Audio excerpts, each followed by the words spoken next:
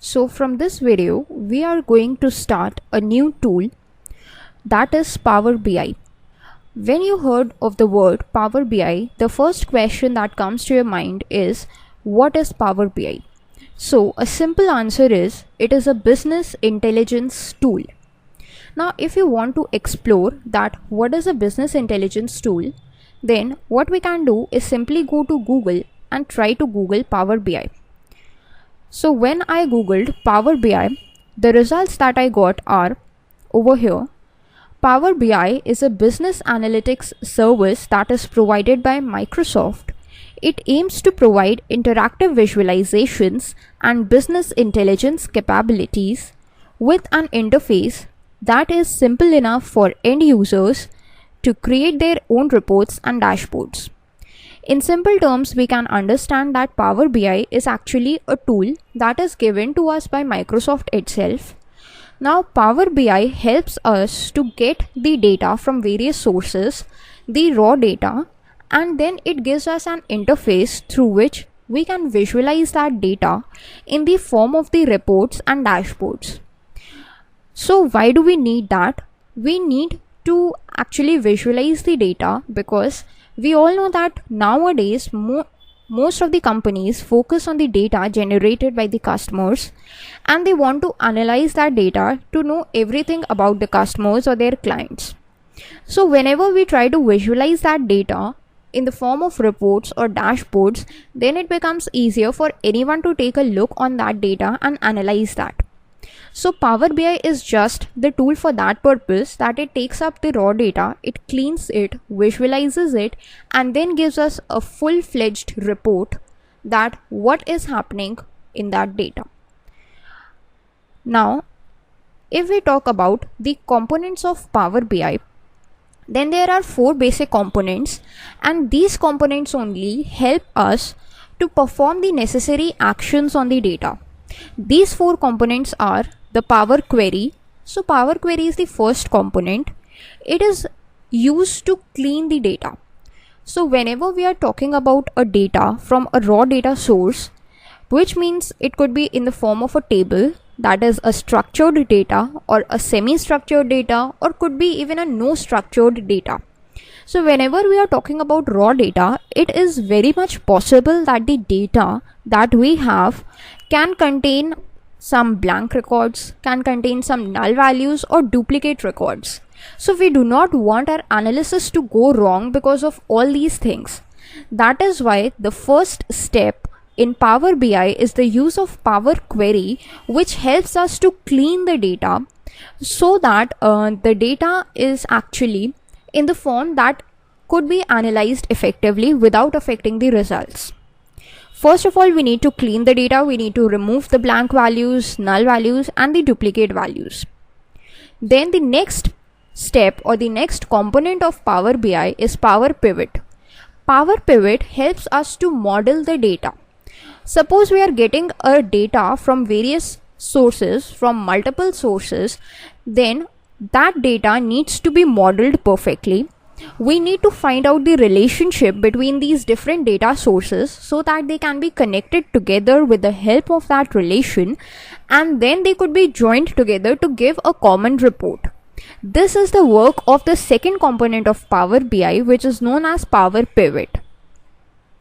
After modeling the data and finding out the relation between the data, our next step is to visualize that data.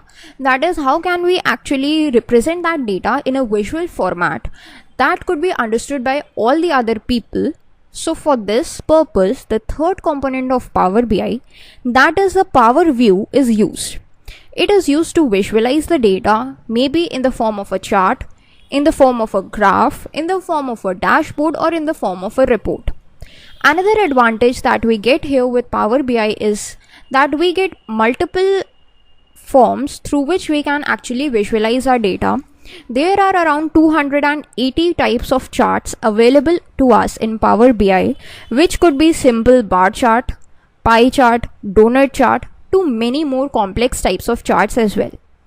Also, with the help of a dashboard templates, we can actually represent the data in a dashboard format as well. Now, after our data is visualized or a report is generated based upon the data, then the next important component is to share that data. Once you have visualized your data, you want to share your data with many other people. So this is possible with the fourth component of Power BI, and this component is known as the Power BI service. So Power BI service enables us to share data with multiple people. It doesn't matter if the person is sitting over here or somewhere on the other part of the globe. You can easily share your data with the help of this tool. Now, if we talk about the features of Power BI, that why do we need to study Power BI and not any other software? So the first feature that comes to our mind is its search volume. Search volume is basically the data we have taken through Google. So Google is one of the leading search engines in the world, and that's why we have taken the Google data. Now, if we just try to show that data, then here is actually a report from Google Trends itself, in which we have compared the data for past 5 years of the whole world, in which we have searched the two terms, that is Power BI and its competing software, that is the Tableau software. So if you just look at this graph, you will find out that this line, red line, is for Tableau and this blue line is for Power BI. If we talk about Tableau, then in the beginning, that is in the year 2015, it was increasing. But if we talk about the current trends, which is around over here, that is August 16 to 22 in 2020, the searching popularity of Tableau has decreased over time. While if we talk about Power BI, then you can see that this blue line is increasing rapidly, and over here you can see that there is a considerable difference between the popularities of Tableau and Power BI softwares. So this is one of the most important reasons that is why Power BI is preferred, because the people all over the world are talking more and more about Power BI than Tableau. If we talk about some other features of Power BI, then it provides us maximum features, such as it gives us a large variety of templates for charts. Around 280 charts are supported by it, and there are many other features that you will obviously learn later in the tutorial that helps us to make our task very easy. If we talk about the cost of Power BI, then you will find that Power BI is very cheap as compared to other softwares. Some of the features of Power BI are available at free of cost, so you do not need to worry much about the cost in case of Power BI. If we talk about data connection, then Power BI enables that around from 100 sources we can just take up the data. We can take data from all the Microsoft Office tools like Microsoft Excel. We can take data from PDF, from CSV format, from the web directly. We can take from Microsoft Access database, and there are many more databases. You can just name it and you will be able to import your data source from that particular software into Power BI. This is the power that helps us to actually take up the data from various sources in their own format and use it or visualize it using Power BI. Then the next feature is trust. Power BI is a product of Microsoft itself, which gives us a sense of trust, because Microsoft itself is a leading company, and it gives us a sense of trust that we are actually using the right software and our data is secure, because data is the currency of the 21st century. So it is very important that you must trust the company or the product in which you are actually using your data, and Power BI gives us just that. So how Power BI works? Power BI actually works in two parts. First is the Power BI desktop, and the second is the Power BI service. If we talk about Power BI desktop, so Power BI desktop is a software that you need to install in your computer, and it would carry out all of your tasks. That is, whatever the data cleaning, data visualization tasks are there, it would be done with the help of Power BI desktop. If you want to generate reports, if you want to create a dashboard, then Power BI desktop is your weapon. But what happens when you want to share your data with many other people all around the globe? Then the second component, that is Power BI service, is used for this purpose. Power BI desktop is used to generate reports, but to share those reports with others, Power BI service is used. If we talk about Power BI desktop, then it is completely free. It can be downloaded very easily from the official website of Power BI. How can you download this Power BI desktop? It is what I'm going to show you. Now, Power BI has a very simple interface. So if you have worked on any of the previous Microsoft tools like Microsoft Excel, then you won't be facing any problems because its interface is very simple and very similar to the Microsoft Excel interface. But still we are going to familiarize ourselves with it. So welcome back, and let's start that how can we install Power BI. So this is the URL that you need to follow to make sure that you need to install Power BI correctly on your desktop. The software that we are going to install is actually Power BI desktop. The reason why we are installing Power BI desktop is because Power BI desktop enables us to actually perform all the operations on the data like cleaning, visualizing, and then generating reports based upon that data. So once you are on this URL, you will find that this is the download free option. If you just click on it, then you can download it, or this is the second option. This also you can choose. But if you click on download free option, then it would open Microsoft Store. So I have already opened Microsoft Store over here, and Power BI is actually a Microsoft application. That is why it is available in Microsoft Store itself.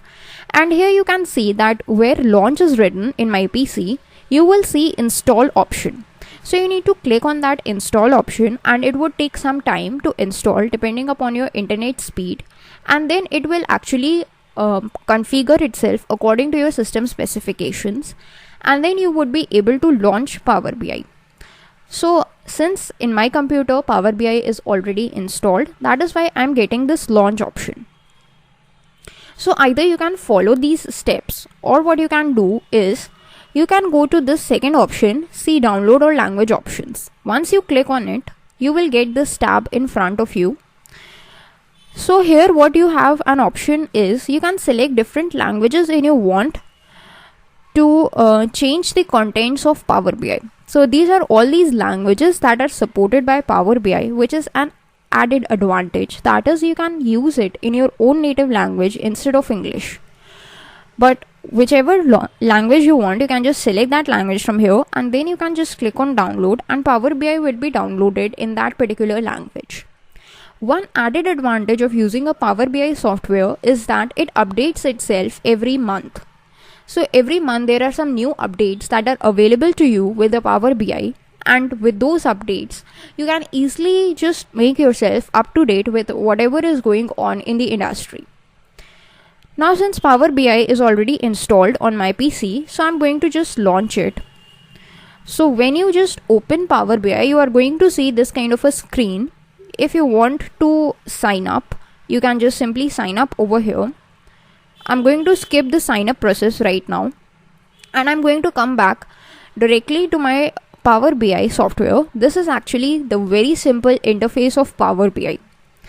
So we need to first familiarize ourselves with this interface. If you see that this interface is having these different kinds of tabs and these ribbons, which is similar to the Microsoft Excel or any of the Microsoft tools that we have seen coming with the Microsoft Office package. Then there is this file option, which is also very similar to all the Microsoft Office tools. So this is similar. Now the new things that we have over here is actually this filters pane, visualizations pane, and the fields pane. If we talk about these panes, then right now visualizations pane is something that is to be addressed primarily, and this visualization pane has these different types of charts. So this is actually a small sample of the charts that are available for use in Power BI, and if you just click on these three dots, you will get this get more visuals option, so which means you can obviously get more and more visuals in Power BI, but for that you need to sign in. so I'm just going to skip.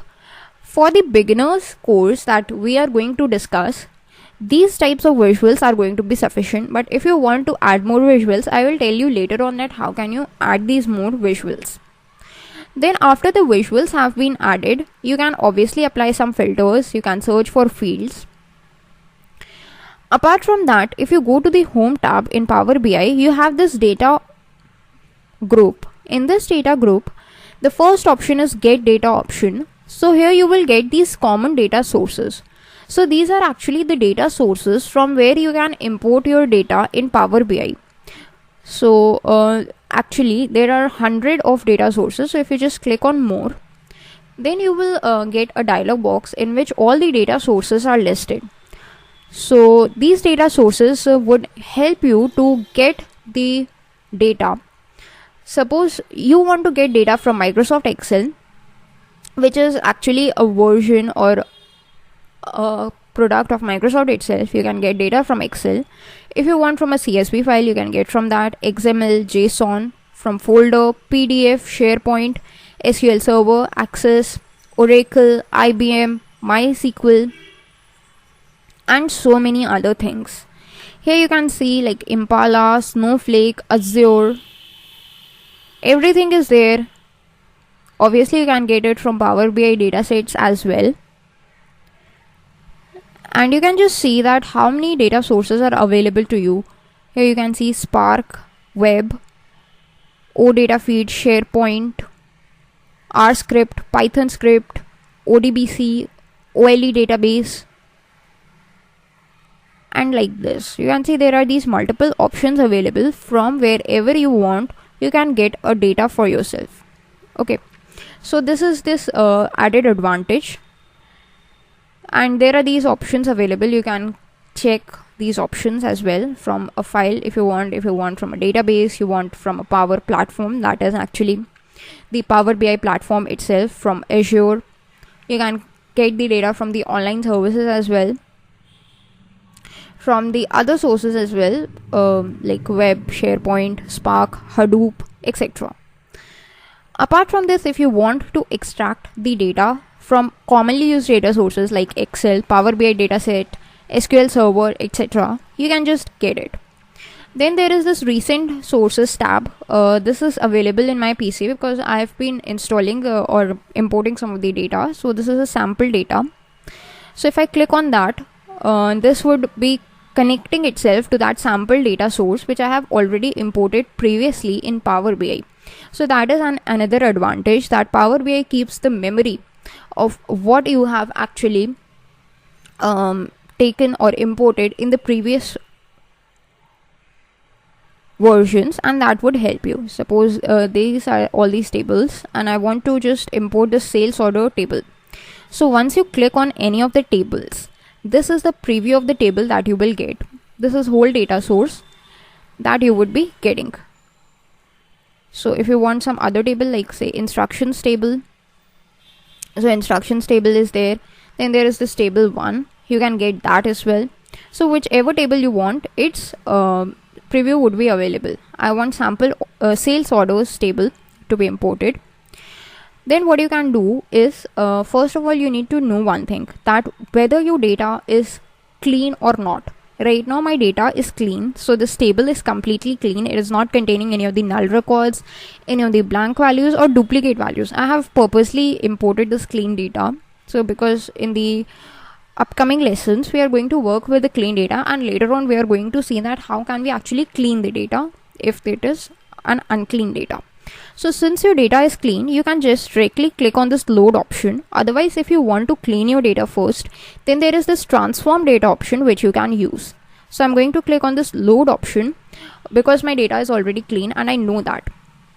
So what would it do once you click on load is it would take some time to load that data into your Power BI. So you can see that some of the changes, I'm going to just stop right there because I don't want the changes to be applied. I don't want any changes in my database. So it may take some time. Like here you can see it is importing the data. Okay, so now our data is imported, and once your data is imported, you can see all of these fields are available, which were the fields of the sales order table. So let's just create a very simple chart to say that how it works. So suppose I want to create a stacked column chart. Let's just bring it here. You need to drag that particular visual that you want to use, or you can just double click on it and that visual would be available for you. Okay. Now the thing is, you want to add some fields. So here, as soon as you add a visual, this thing changes. You have an axis, your legend, values, and tooltips. So in the axis, I want to drag this items field. So from the fields, you can simply drag the items into the axis fields. And this total, I want to drag in the value field. So what would happen is, it would take some time and you will get all the items sold, like binders, you have pen sets, pencils, pens and desks sold by the number of items. Right now it is very small, but if you want to just increase its size, then you can do that as well. So it is all a part of data manipulation or visualization manipulation, which we are going to see. In this video, we are going to see that how can we import the data from an Excel data source in Power BI. Then using that data, we are going to create a clustered column chart. Then we are going to see that how can we just change the way this chart looks through Power BI. And then we are going to see that how can we create the different types of charts in Power BI. So all this is going to be covered in this video, so make sure that you watch it till the end. So let's start with the video, and the first thing we are going to do is actually import our data from an Excel data source. In the previous video, we also used an Excel data source, but what we did was we used this recent sources option because we had already used some of this data source previously. That's why it was available in the recent tab and we used it. But since you all are beginners, so it is very much possible that you are using this Power BI for the first time, so your recent tab would be empty. In that case, how can you just import the data into your Power BI is what we are going to see. Since we have already made up our mind that from where we want to import our data, and that is an Excel sheet. So first of all, you need to make sure a clear image in your mind that from where you are going to import your data. Okay, so once you've got that, you can check for that option present over here. Since Excel is present, I can just click on Excel over here. But if you do not find your desired data source over here, you can just go to this get data, click on this down arrow, and you will get a bunch of more options that are used widely. If you are not satisfied with them, then you can just go to this more options and there would be a ton of other options available to you. Okay, so I'm simply going to click on Excel. Then what happens is I have got this sample data, and then when you click on Excel or any of the data source, it would open up a folder from where you can just go to your desired place. This is exactly the place where I wanted to end up. So this is my sample data and I'm just going to select it and click on open.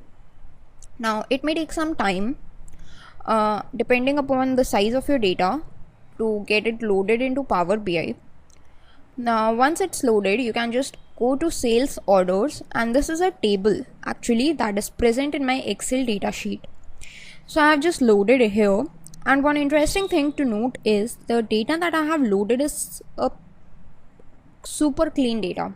There are no empty records, there are no null values, and there are no duplicate records. Purposely I've loaded up because we do not want our data to get cleaned right now, because it is a somewhat tiring process. So you need to be well versed with some of the concepts before going into that part.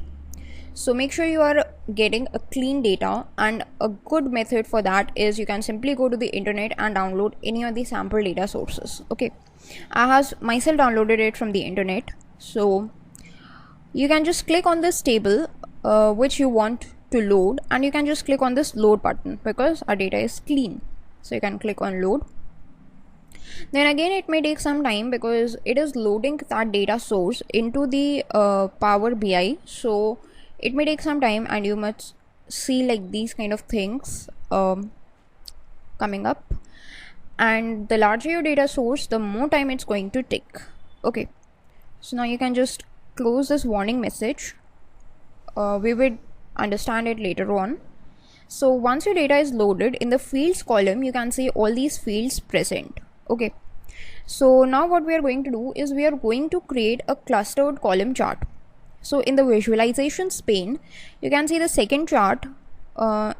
Actually we are going to create a stacked column chart instead of a clustered one. You can create basically any chart, so we are going with a stacked column chart. Okay, so whichever visualizations you want to create, you can simply click on it, and what happens is there is a sample of this visualization available in your Power BI.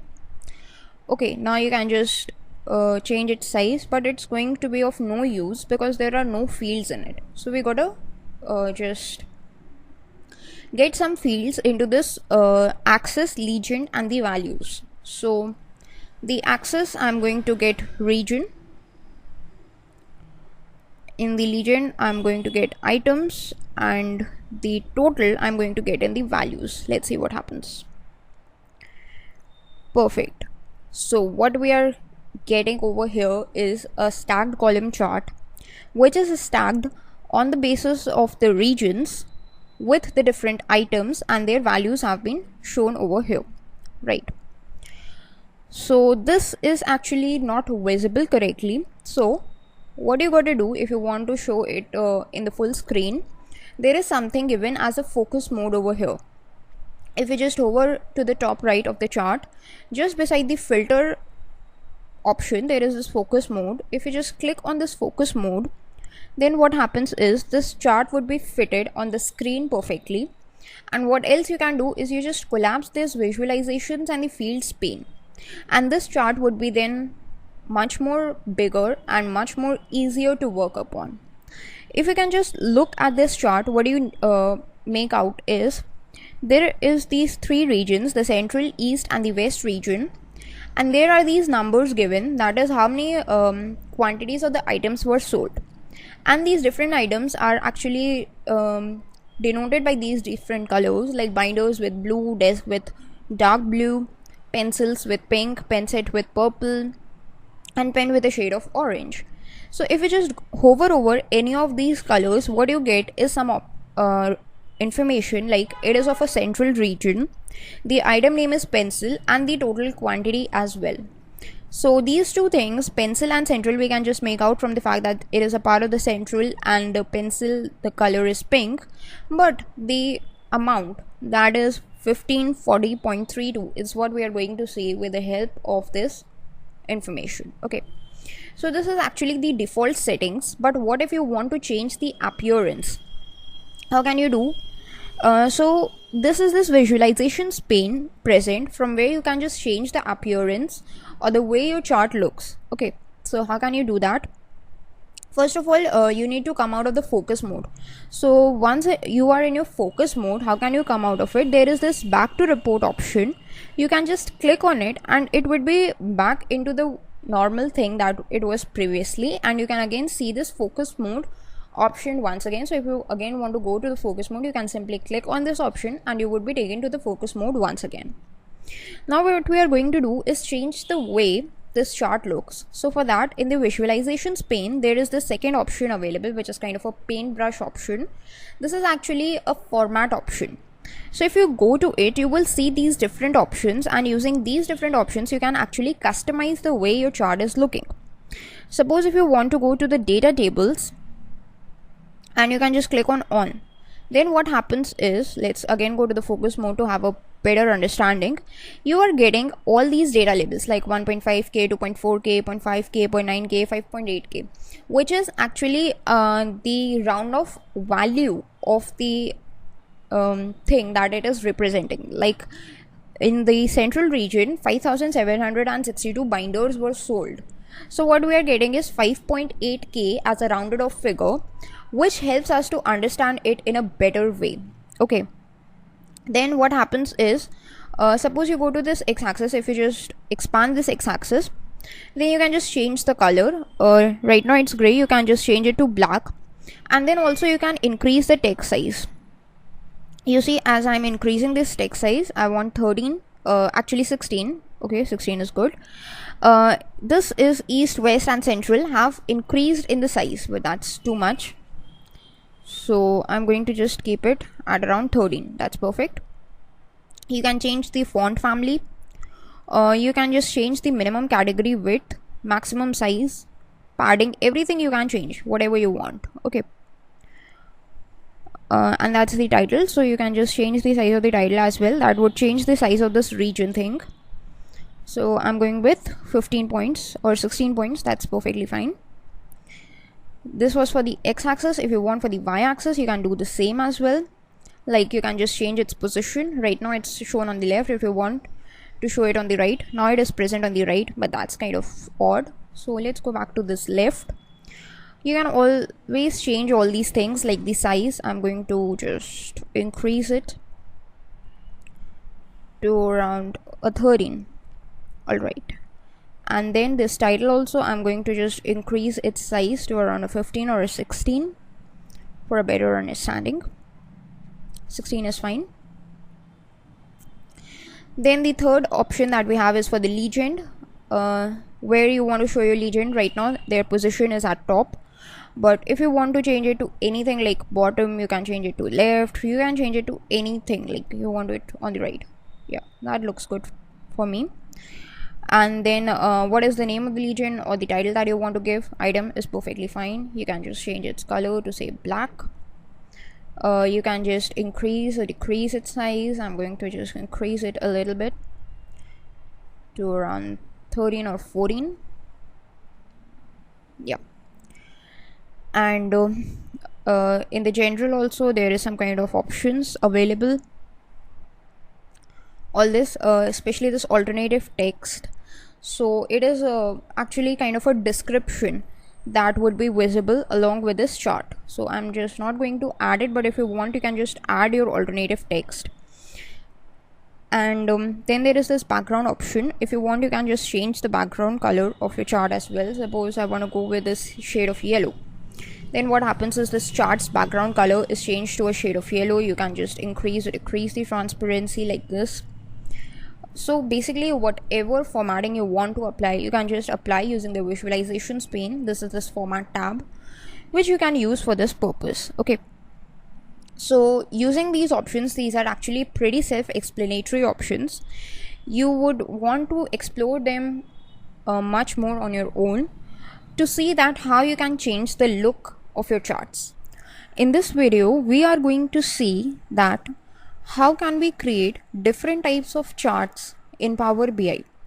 Now, the process of chart creation in Power BI is very simple, and it is the same steps that you need to follow for each and every chart to get created. There is nothing extra effort that you want to pick it up into those charts. It is a very simple process to create literally any kind of chart that you want in Power BI with the minimum efforts. So this was the chart that we created in the previous video. In this video, we are going to create different types of charts. The first type we are going to create is known as the donut chart. So first of all, let's click on this back to report option. What would it do is it would just adjust the position of this chart into the screen, and then you can see that there are these different pages available. So page 1 is where we have this chart right now. Page 2 is an extra page which is currently blank. So if you want, you can just add any number of pages that you want in Power BI. This is similar to adding like sheets in Microsoft Excel. So if you just click on this plus button, you can add any number of pages that you want. Okay. So in page 2, what I'm going to do is create a new chart. So we know to create a new chart, we need to go to this visualizations pane. And first of all, we need to make sure that what type of chart we want to create. So we want to create a donut chart. So for that, you can just go to this donut chart and you can click on it. So this donut chart is not now available for creation. Then you can just expand this fields option. We are going to drag this item thing into legend, and the total we are going to drag into the values. Now what would happen is a sample donut chart is created like this. Okay. And if you want, you can just expand it like this for a better view, or simply what you can do is just make it of its original size and go to this focus mode. This focus mode will automatically just expand it into the size or into the position which is fitting into the screen. Now here from the donut chart, what we can do is we can format it like we did in the previous chart, that was the stacked column chart. If you want to format anything for the donut chart, what you can do is go to this format options, and what options all you can format is suppose you want actually this is showing the value and the percentage of the item, but it is not showing the name. Like we know that blue color is noted by binders, so this blue thing is of binders only, but we are not sure about that. We want it to be shown over here. So what we can do is we can go to this detail label, we can just expand it, and in the label style we can just choose all detail labels. So what would happen is we would get the name of the item, its value and its percentage. If you want, you can just change its color. Suppose I want this shade of black for a better view. You can change its text size like this. I want to increase it. That's perfectly fine. Okay. Then we have data colors. So these are these different colors for like binder, pen set, pencil, desk and pen. If you want to choose any other color, you can simply just toggle it. Suppose I want this shade of purple for the binder. It's perfectly fine. I can just go with it. For the pen, that's a kind of odd color, so I want the shade of pink for the pens, so that these colors are of the same family, that is pinkish, purplish, bluish family. For the desk also, I want to change this color to this kind of an aqua blue, so that's what I'm going to go with. So basically you can just change the colors as per your choice. Then we have this shapes option. In shapes, what you can do is you can just control this inner radius of your donut chart. Right now it's this much, but if you want to just decrease it, you can decrease it using the slider, or if you want to increase it, you can increase it like this. Okay, so this is kind of a pie chart if the inner radius is 0, but I want a slight inner radius like around this much. It's looking good to me. So it's basically the formatting options or the visualizations that you can do as per your choice or as per the requirement. The next thing that we have is a title. That's total by item. This is the title given to us, but if you want to change its title, you can simply type anything that you want, like I want total chart as my title. So you can see total chart is now, or totals chart, that's an apostrophe s over here for the totals chart over here. Okay, so you can just change the title, you can change the way the title is looking, its alignment. I want it to be on the center aligned. I can just change its size as well. So you can see it's applying these changes, so it may take some time for these changes to be incorporated, and once it's incorporated you would be able to see them. The background we have already seen, that you can just change the color of the background to anything that you like. I want the shade of blue for the background, so here it is blue, but that's kind of odd, so let's just go with the shade of pink. That's looking good. And then we have like borders. If you want borders, you can just click on and you can see that the borders are applied over here. You can change the way their colors, you can change the radius of the border, just increase it. You can see the rounded corners present over here. Then you can apply shadows as well, so that's the color of the shadow, position outside, preset like on the top like this. Okay, so that's how you can add the shadows, but that's not looking good, so you can just click on off. Then again, if you go to this detail labels option, there is one more thing that you need to know, is where you want this label position. Right now it's on the outside, but if you want to change it to say inside, you can go with that as well, or whatever you like. Outside is a little better, so I'm going to go with outside. Okay, now this thing over here is known as the legend. So if you want to just change the way of this legend, then you need to search for an option called legend like here, and what you can do is change its position. Suppose you want it on the right, On the above, you can toggle the title as well. So I'm just going to click on off. You can just change its color, say suppose black or a darker shade, and you can just change the size of the text as well. So that's how you can just customize the donut chart. And there is one more thing. If you just hover over any of these items, you would get this kind of a tooltip. So if you are happy with it, then it's okay. But if you want to turn this tooltip off, then what you can do is just go to this tooltip option and you can just click on off. So none of the tooltips are visible right now. Okay, so that's how you can customize your donut chart. Let's go to any other chart. Let's go to page 3 and we are going to add another chart. This is a funnel chart. You can just click over it and you can see this funnel chart is being added over here. So again, you can add like items and total in the group and the values option.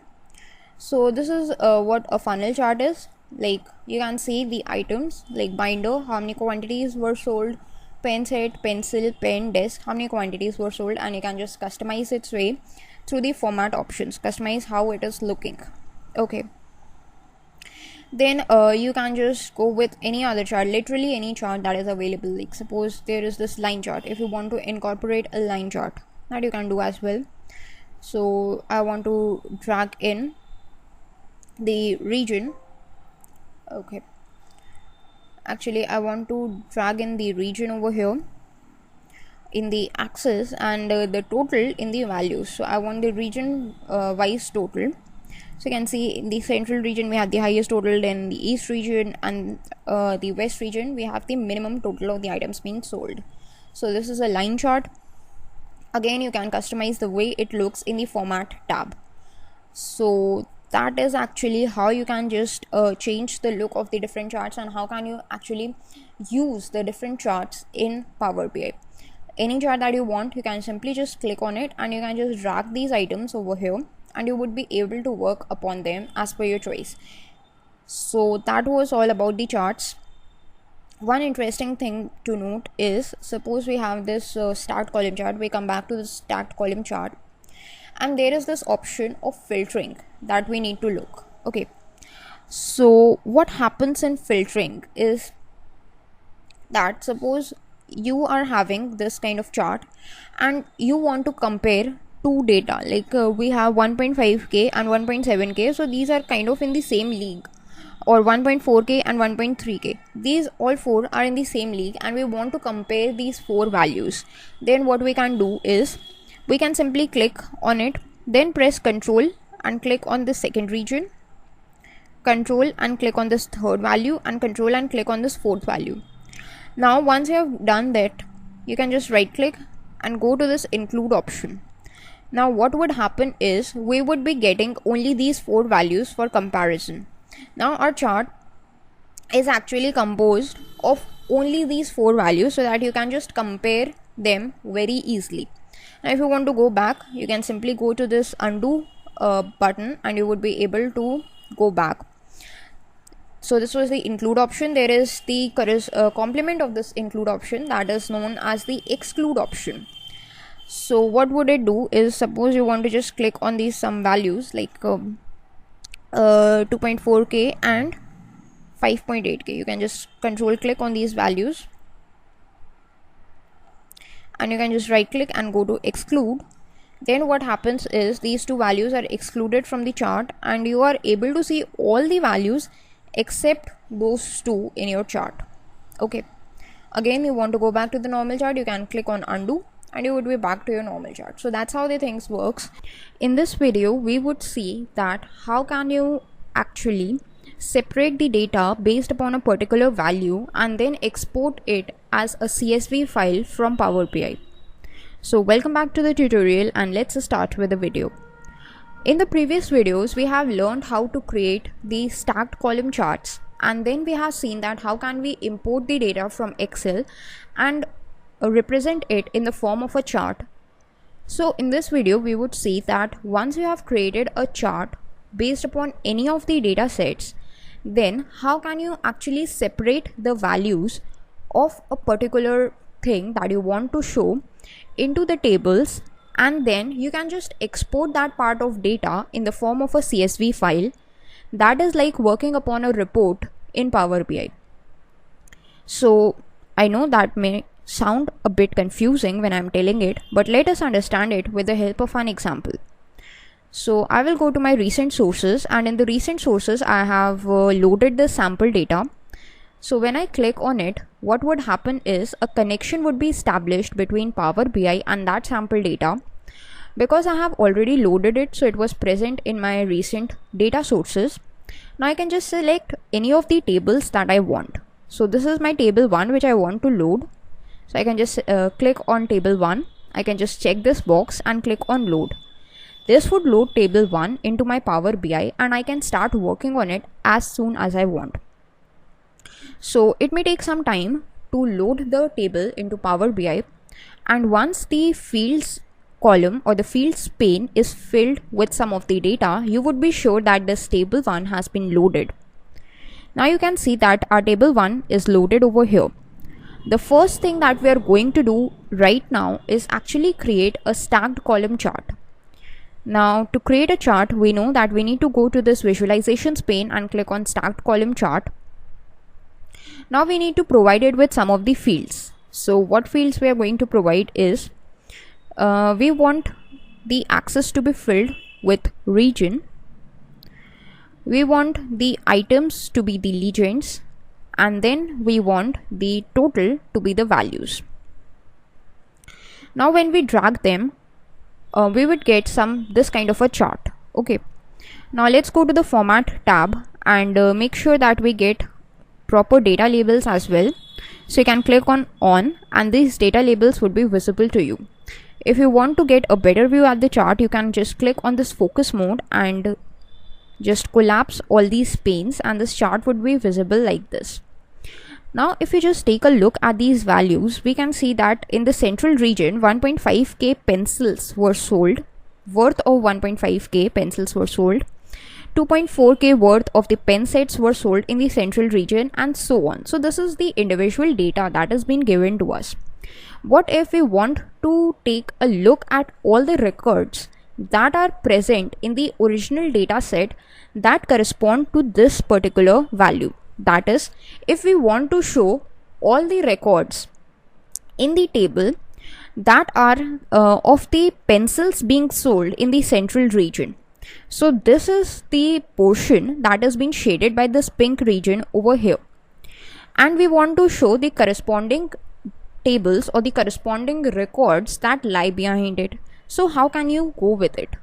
A simple approach in Power BI is very simple. What you need to do is just right click over here, and then you will get these different options. So this is this first option, show data point as a table. So this value is actually considered as a data point, or it is called a data point in Power BI. And if you want to show the records behind it, what you got to do is simply click on this first option, show data point as a table. When you click on it, what would happen is you would get all the records in the form of a report. If you just cross check it, so if we take a look at the region, these are all of central region, and for the item, these are all of the pencil items. Means we have got all the records over here that are of the pencils being sold in the central region. This is exactly the thing that you would do with the help of the filters in Microsoft Excel, but in Power BI you have got a much simpler approach. All you got to do is click on that particular data point, and you can just go and see that in the form of a table. The reason why Power BI is more preferred over Microsoft Excel is because of its simplicity, and this thing is a live example of the same. You can click back on report and you would be back to your chart. Here, whatever options you want, you can simply just click on it. Right click, show data point as a table, and you would be able to get their options. Okay, so this is pretty simple. Now what happens if you want more than one record at once?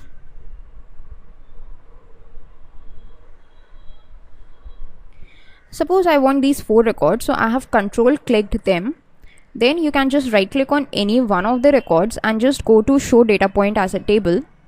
And then what you would get is, despite the fact that you have been clicked on the 4 records, you would only get the records of the thing that you had right clicked on and not any other thing. So it is pretty it is not possible for you to get like the records of all the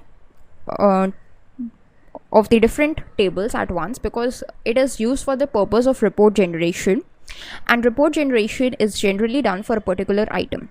Suppose you want a different approach, like I want to just get rid of this region from this or I want to just get rid of the items in this legend field. What would happen is I would get the total value, that is total worth of the sales made in the particular region, that is in the central region, in the east region, and in the west region. Okay, now if I just right click on any one of them and go to show data point as a table, then I would be able to see all the records of the central region.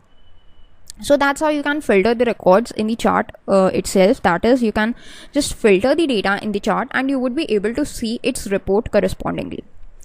Apart from this, if you want, like instead of region, you want it by the item. So we want for the items, that is how many items were sold. And if we go back to our focus mode, then we have got for the binder, for the binder, pen set, pencil, pen, and desk. And I want to show all the records of pencil. Then I can right click on it, show data point as a table, and I will get all the records of the pencils being sold in the different regions, be it central, west, east, any other region. Okay, so that's how it works. That's pretty simple. Now the thing that must cross your mind is how can you actually generate a CSV file out of it. So that's a pretty simple thing to do. All you got to do is first make sure that for which record you want to generate a CSV file, or for which record you want to generate a report. Suppose this is my current chart and I want a report for the binders only. Okay, so I can just go to this data point option by right clicking on it, and once I am over here, then I have got an option that I can just generate a report out of all these options. That is, I can just create a CSV file that contains all these records. Okay, so for that, what I can do is I can just click on these three dots, that is for more options, and the first option that I've got is export data.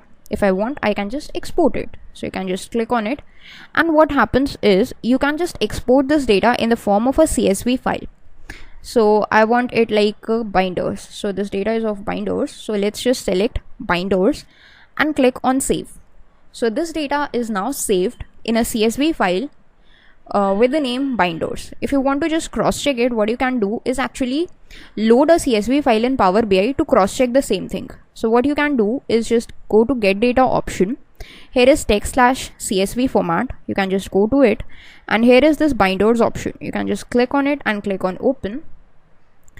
Then of course you gotta wait for some seconds, and then you can see that this whole data is present, and you can just compare it's same despite the fact that it is a CSV file and this was a Excel file. So that's how you can actually use this data in Power BI again and again.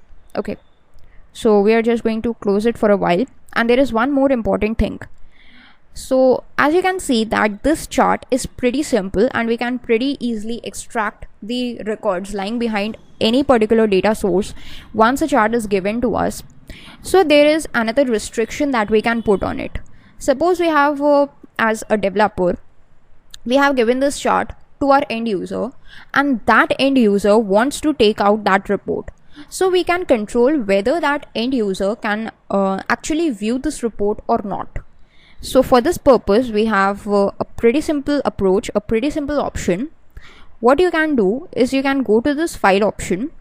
Here is this options and settings, and once you go to this options tab, you gotta wait for a few seconds to get this option dialog box in front of you.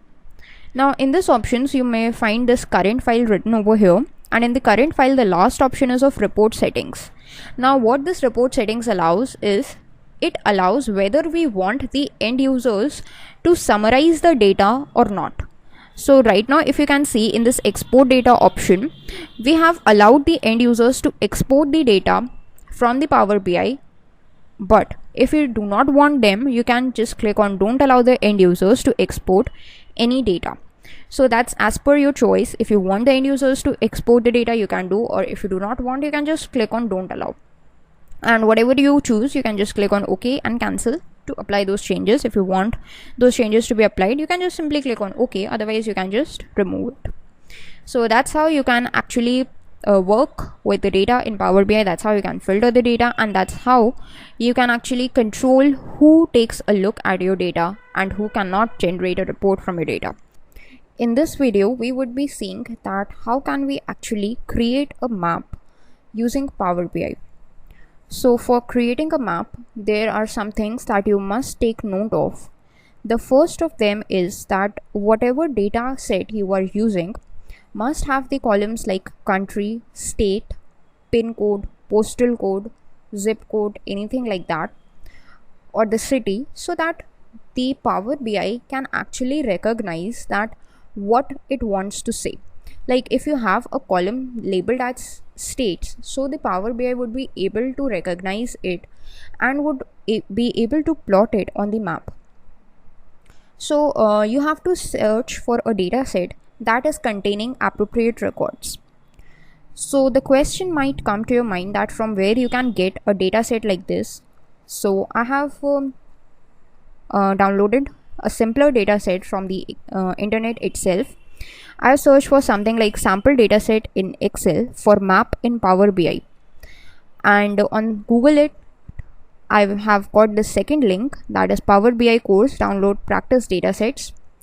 And on going to this link, this is the section 4 maps and scatter plots, and this is this Excel sheet given to us. And if you want, you can just download it from the same link. The link or the URL is given over here. I will also share it in the description box. So you can just go to this link and download this dataset, or you can just search for the dataset that suits your needs. So I have already downloaded this dataset, and let us load it into our Power BI to see what it looks like. So this is my Power BI, and the data that I have downloaded is in the form of an Excel sheet. So I'm going to import it in the form of an Excel sheet. This is the data, that is P6 Amazing Mart European Union 2 Geography, that is for the European Union or Europe itself, and click on open. And of course you gotta wait for a few seconds till the connection is established with the data. And we have got two sheets, that is list of orders sheet, and if you just go over it, so we have got the regions or the fields like city, we have got country, and we have got state over here. So if you just take a look, so we have got three deserving columns, or the three columns which could be used in the map, that is either the city, either the country, or either the state. So this is a preferred data set, we are going to use it. So you can just click or check it and click on load. Then what we are going to do is create a map out of it. So you must be wondering how to create a map. So there is a very simple method of creating a map in Power BI.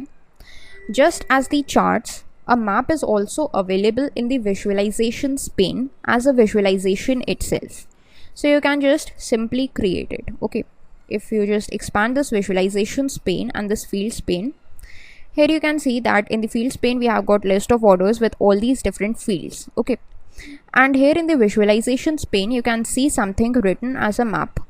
So that is actually what we are going to do. We are going to just click on this map, and a map would be available on our Power BI page.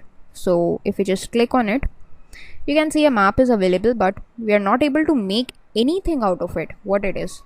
So to make sure that it makes sense, we have to drag some of the fields. So the interesting field given over here is location. In location, you can just drag the city, country, state, or if the postal code or the zip code or the pin code is given, you need to drag it over here. I want the records to be filtered by the country, so I'm going to just drag and drop this country field into the location. And after that, you can see that this pointer is glowing, and after a few seconds this kind of a map would be loaded. Since this map was related to Europe, so I have got all these kind of bubbles over here. Like I have got entries for Finland, Sweden, Norway, United Kingdom, Ireland, Germany, France, Spain, Portugal, Italy, etc. So all these countries which were present in my data set are now being identified in this particular map. Okay, now what do I want to do is I want to actually take a look that how many orders were placed. So for that I can just drag the order ID. So this order ID column would be able would allow me to identify that how many orders were placed in which country. So this order ID column is dragged into the size field, and after a few seconds you can see that the size of the bubbles is now distorted. In France we have got a bigger bubble, and if we just hover over it, there is a tooltip with count of order ID, that is 991, meaning a total of 991 orders were placed from France. If we go to UK, 700 orders were placed. Then there is a smaller bubble in Norway because 37 orders were placed. In Sweden we have got 100 orders, and in Finland we have got 34 orders. So that's how you can actually represent the data in a map. One of the advantages of representing the data in a map is that you are able to interact with it in a better way. If you're showing this data to any of your clients or to your customers, they are going to be attracted more by a map rather than by a normal table or a chart. Okay, now there is one more thing. We have got a legend column. So luckily we have also got a region column in our data set. So if you want, you can just drag this region into the legend, and what would happen is now you have got colored dots like this dark blue for the north region, the central region is colored by a lighter shade of blue, and orange is what is representing the south region. So if you want the different regions to be highlighted on the map, you can do that as well. Now one more thing, that right now it is location that is used to represent the country is used to represent the location. But if you want cities to be represented, you can just drop this column and you can just drag the city column over here, and after a few seconds you would be able to see the different cities being mapped over here. So you gotta wait for a few seconds, and yes, you have got all these cities present over here, but it's actually not looking very good because we have got these different cities tagged all over the place because the cities' name are identical. Okay, so we cannot get city for a very accurate database, so let's just drag state and see what happens right now. So yes, state is pretty more accurate than the city. So you can see the states over here, and if you want to have a bigger look at it, you can just go to the focus mode and you can just minimize the visualizations and the fields pane to get a better look at it. But there is actually one more thing, that is of zooming. Right now it is set at the zoom level, but what if you want to control the way the zooming occurs in the map? So you can do that by using this visualizations pane and formatting the way the map looks. So you need to go to this format tab, and if you just go to this map controls, here we have this zoom buttons option, which is currently set to off, but if you click on then you get these two zoom buttons, the plus and the minus one. You can just zoom in. Suppose I have zoomed in into Germany, and I can see these different states which have been highlighted, and I can just hover over it and I would be able to see that which region it belongs, what is the name of the state, and how many orders were placed in that particular state, like this. Okay, so that's how it works, the zooming buttons. Now there is one more thing in map, like you all must have used Google Map. So there are different options available in the Google Maps, like there is this 3D mode, there is this street mode. So what if you do not want this plain looking way for the map and you want to change the way it looks? So you have got this option of map styles and visualizations for yourself. Right now the theme is set to road, but if you want, you can just change an aerial theme, and after a few seconds you can see that we have got this aerial theme, and now you can just zoom in with all your details and you would get this like terrain kind of a view. You want any other theme, you want like a dark theme, so the dark theme would be available to you. You want any other theme, it is very easy to set that particular theme. I'm going to go with an aerial theme. Okay, now you can also just toggle with or play with all these options, like I don't want tooltips to be there, so no tooltips are there. But if I just click on then this tooltips would be visible now, like this. Okay, so that's how you can work with these maps. You can actually go on, say, data colors. You can just change the colors with which these regions are being highlighted. I want a grayish kind of for the central region. For the north region, I want, say, kind of again a black for the central region, or for the north region I want black, and for the south I want, say, white, 30% darker white. So these are the three shades that I have chosen, that you can just click and select. You can choose whether you want to show legends and where you want to show legends. That is basically how you can customize the way that your chart is looking or your map is looking. So that is how you can work with maps in Power BI. In this tutorial video, we are going to explore more about the maps in Power BI. In the previous video, we take a look at this map in which we created a map and then we dragged the different fields into the map and then tried to show it with the help of these bubbles. So this was a kind of map that is a simple map in which bubbles or circles could be used to represent the data. But there is another map in Power BI, and that is known as the filled map. You can see its icon in the visualizations pane just beside the globe map icon that we used previously. This is known as the filled map. And the difference between these two maps is that while a normal map helps you to show the data with the help of bubbles or any kind of figure like a circle, on the other hand, the filled map fills that particular region with a color and then it tries to show that particular data. So in this video, what we are going to do is we are going to create, first of all, a filled map, and then with the same data set we are going to create a simple map, and then we are going to compare both of them. So for that purpose, what I have done is I have downloaded a sample data set from the internet. If you just go to Google and Google this simple sample data set in Excel for map in Power BI, then this is this link present, that is of superdatascience.com.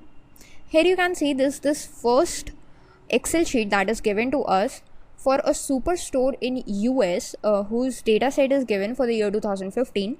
I have downloaded this particular data set, and once I have downloaded, I have got this kind of an Excel sheet in which there are three sheets: orders, returns and users, and I'm going to use this orders table. So this is my sample data set, and let's see that how can we use it. The reason why I have chosen it, because you can see this state or province column is present over here, so I can use all these states over here. And the country, we have got the same country, that is United States only. Okay, so let's just load this data into our Power BI first of all. So we all know that to load the data, what do we need to do is we need to go to get data, and we first have to make sure that which kind of data we are going to load. And since we are going to load an Excel data, so I'm going to select Excel, and this is my data, that is Superstore US. So let's click on open, and it may take a few seconds to load your data into Power BI before the preview is generated. So here we have got the orders sheet, and once we click on it, you can see a preview over here, and you can just cross check that whether the column that you want most, that is the state or province column, is present over here. Then you can simply click on it and click on load, and this data would be loaded into your Power BI, taking a few seconds of your time. Okay, so once it's loaded, you would be able to see the orders in this fields section. So that would tell you whether this data is loaded or not.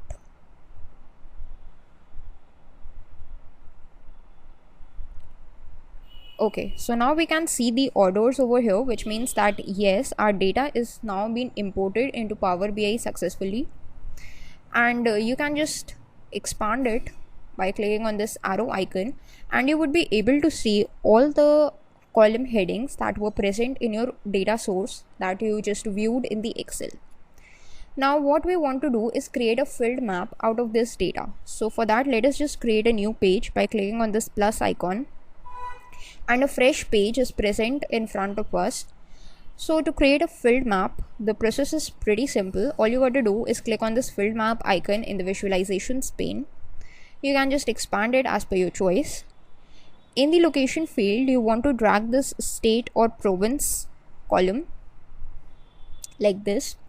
And once you do that, you gotta wait for a few seconds, and you can see that this whole United States is actually colored with a sort of a blue color. The reason why, because we have just dragged in state or province, we are not categorizing it, we are not adding any kind of values, so it is just recognizing all the states in a uniform color. But if you hover over it, you will get a tooltip with the name of that state like this.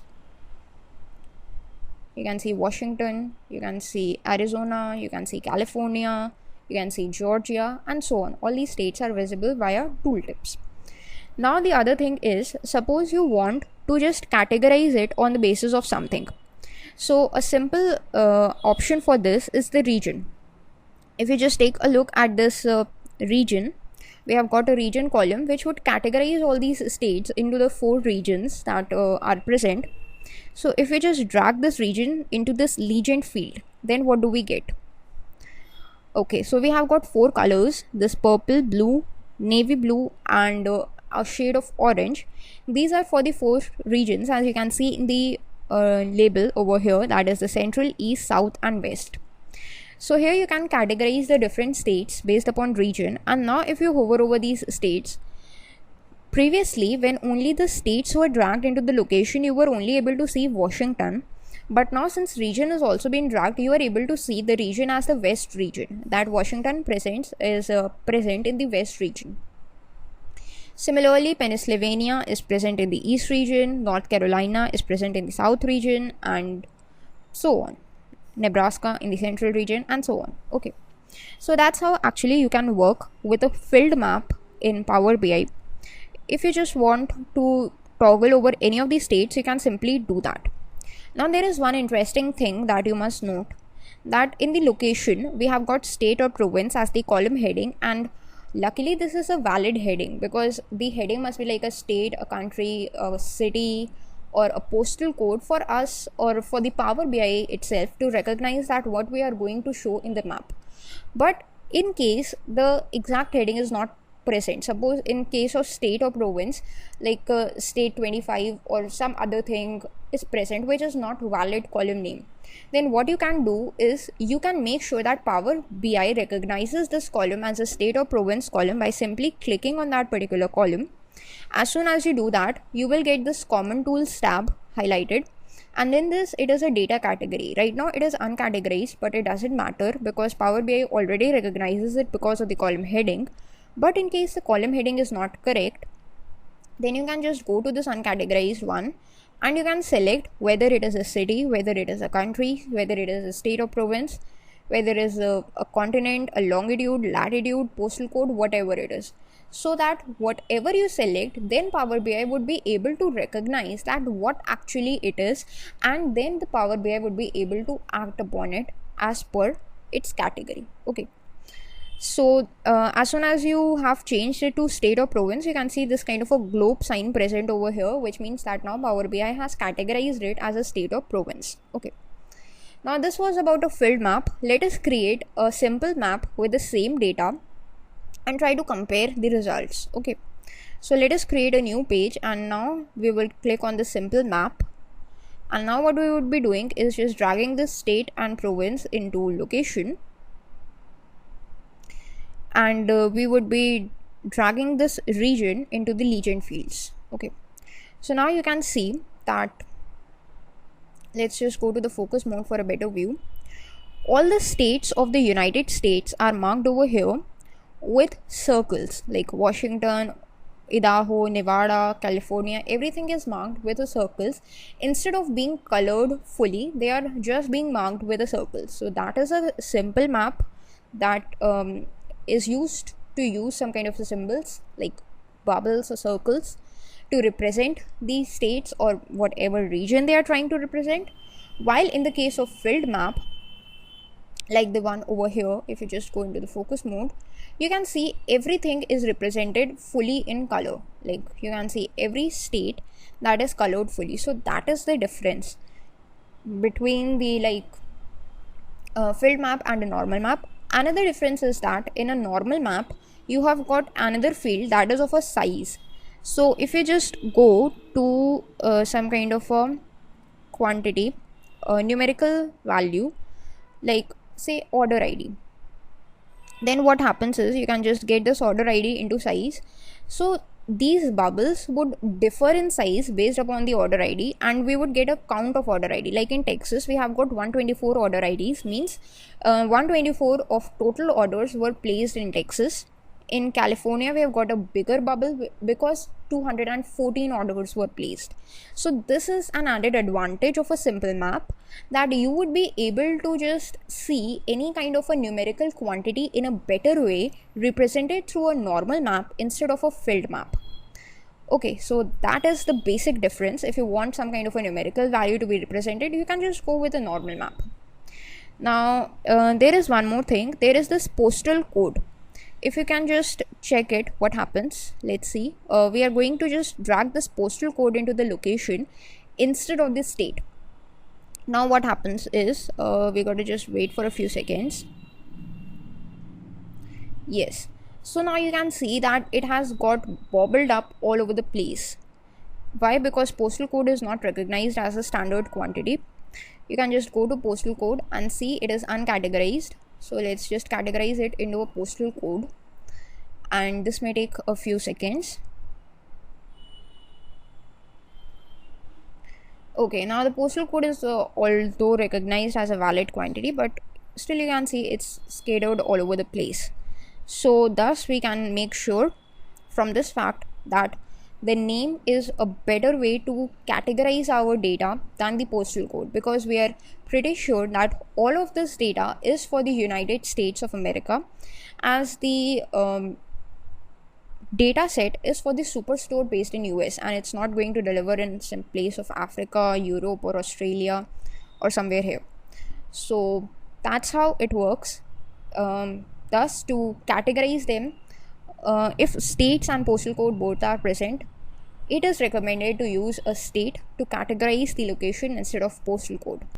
In this video, we will be seeing that how can we create a map along with a pie chart in Power BI. In the previous videos, we have already learned about how can we create a map, either a simple map or a filled map, and try to show some of the data using that map itself. But in this video, we are going to take a step further, and we are going to combine the features of a map in Power BI along with a pie chart. The reason why we are choosing a pie chart is because that it can be represented very easily in a circular form. So it would be easy to locate that pie chart in a map, because here, as you can see, that we have got all these circles or the bubbles that would be used to represent any of the stuff over here, right? So for this, there are some of the predefined requirements. Let us just get into the focus mode and just minimize these panes for a second. So the reason why we are choosing this map or the requirement is that you must need to choose a simple map. That is the one that is represented by a globe kind of a icon over in the visualizations panel. So you need to make sure that you are having exactly this kind of a map, and it would be the only requirement, because for the pie chart we cannot use a filled map. The reason being that in the case of a filled map, you do not have any kind of a bubbles or anything, but you can just use them in this map. So that's why we have dragged this map. And what else I have done is I have imported a data source. So if you just go to recent sources, this one that is of a Superstore US, this is the data source that I have imported in my Power BI, and this is the data source which I have downloaded from the internet. So if you want, I will share its URL in the description box below. And this is all the fields that I have got from this orders table from the US Superstore database. Now in this all the fields we have a column named as state or province, and I have dragged this into the location, and that is why we are getting all these states in the form of a blue color. So let us first understand or perform some of the actions so we are able to understand that what is it going to do in a better way.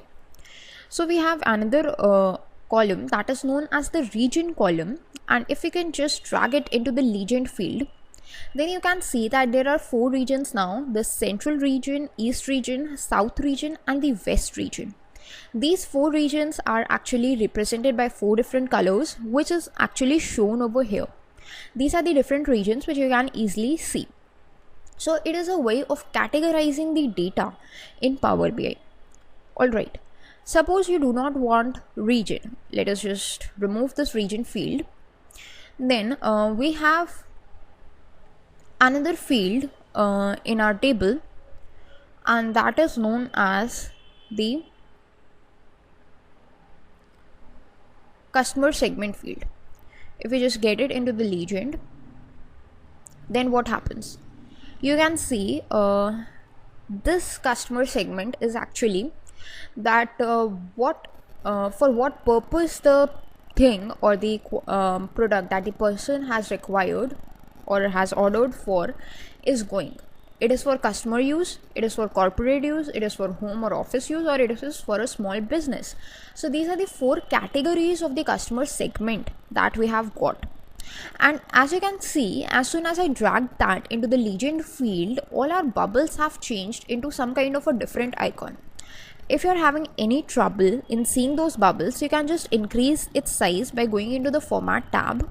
Here is this bubbles option, and here is the size. You can just increase its size a little bit like this. Okay, so now you can see it is all visible very clearly. These are the different states. Suppose here we have Montana. So it has only 2 categories, means whatever the orders are listed for Montana, we have either the orders for small business or for the home and office.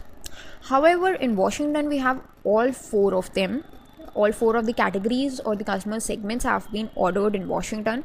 Similarly, in Oregon also, all the 4 customer segments have been ordered. So this is a kind of a pie chart. But as you can see that wherever this is 3, the 3 customer segments have been listed, we have got the same angle everywhere. For the 2, we have got a 50-50 proportion, and for the 4 ones, we have got a 25% proportion. So with the help of this customer segment in the legend, we are able to get that how many customer segments are ordered, but we are not very sure on the fact that actually how much of them were ordered. Like we can easily make out from this chart or from this map that in Washington all the 4 of the customer segments were ordered. That's perfectly fine. But we cannot make out that how many of the small businesses were ordered or how many for the corporates were ordered. We cannot make out a proportion for that. So for that purpose, what we can do is we can just come back to our place where all the fields are listed, and there is the size field. In size, we are going to just get something, and that is known as the we must have something called as say unit price.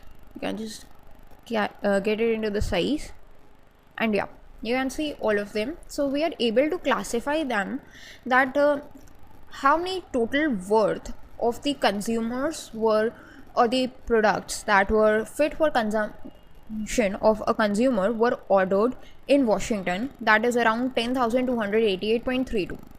Similarly, for the corporate, we have some other value, that is 5579.06. And for the small business, we have 779.62, and for the last one, that is home or office, we have 141.21. So that is the total price of the units that were ordered for each and every customer segment. So if we just go to the format tab once again and just decrease the size of the bubbles a little bit, so you can see that we have got these different proportions all over the place, and we are able to make out that from which customer segment we are getting most orders out of the state. Similarly, if we try to go to California, then we have got the corporate customer segment placing most of the orders. In New York, we have got home and office segment ordering the most of the stuff, and similarly we can easily make out from this chart or this map along with the pie chart that which thing or the which you can say which customer segment is being ordered the most in which state. So this is how you can just use a pie chart in a Power BI map. This is a very simple process in Power BI, but if you can see it in the competing softwares like Tableau, it is a very advanced process. It would not be as simple as we just learned over here. That is why Power BI is more preferred, because it is very simple to use. We have used it for say unit price right now. What if we just remove it, then all things would get back to normal like this.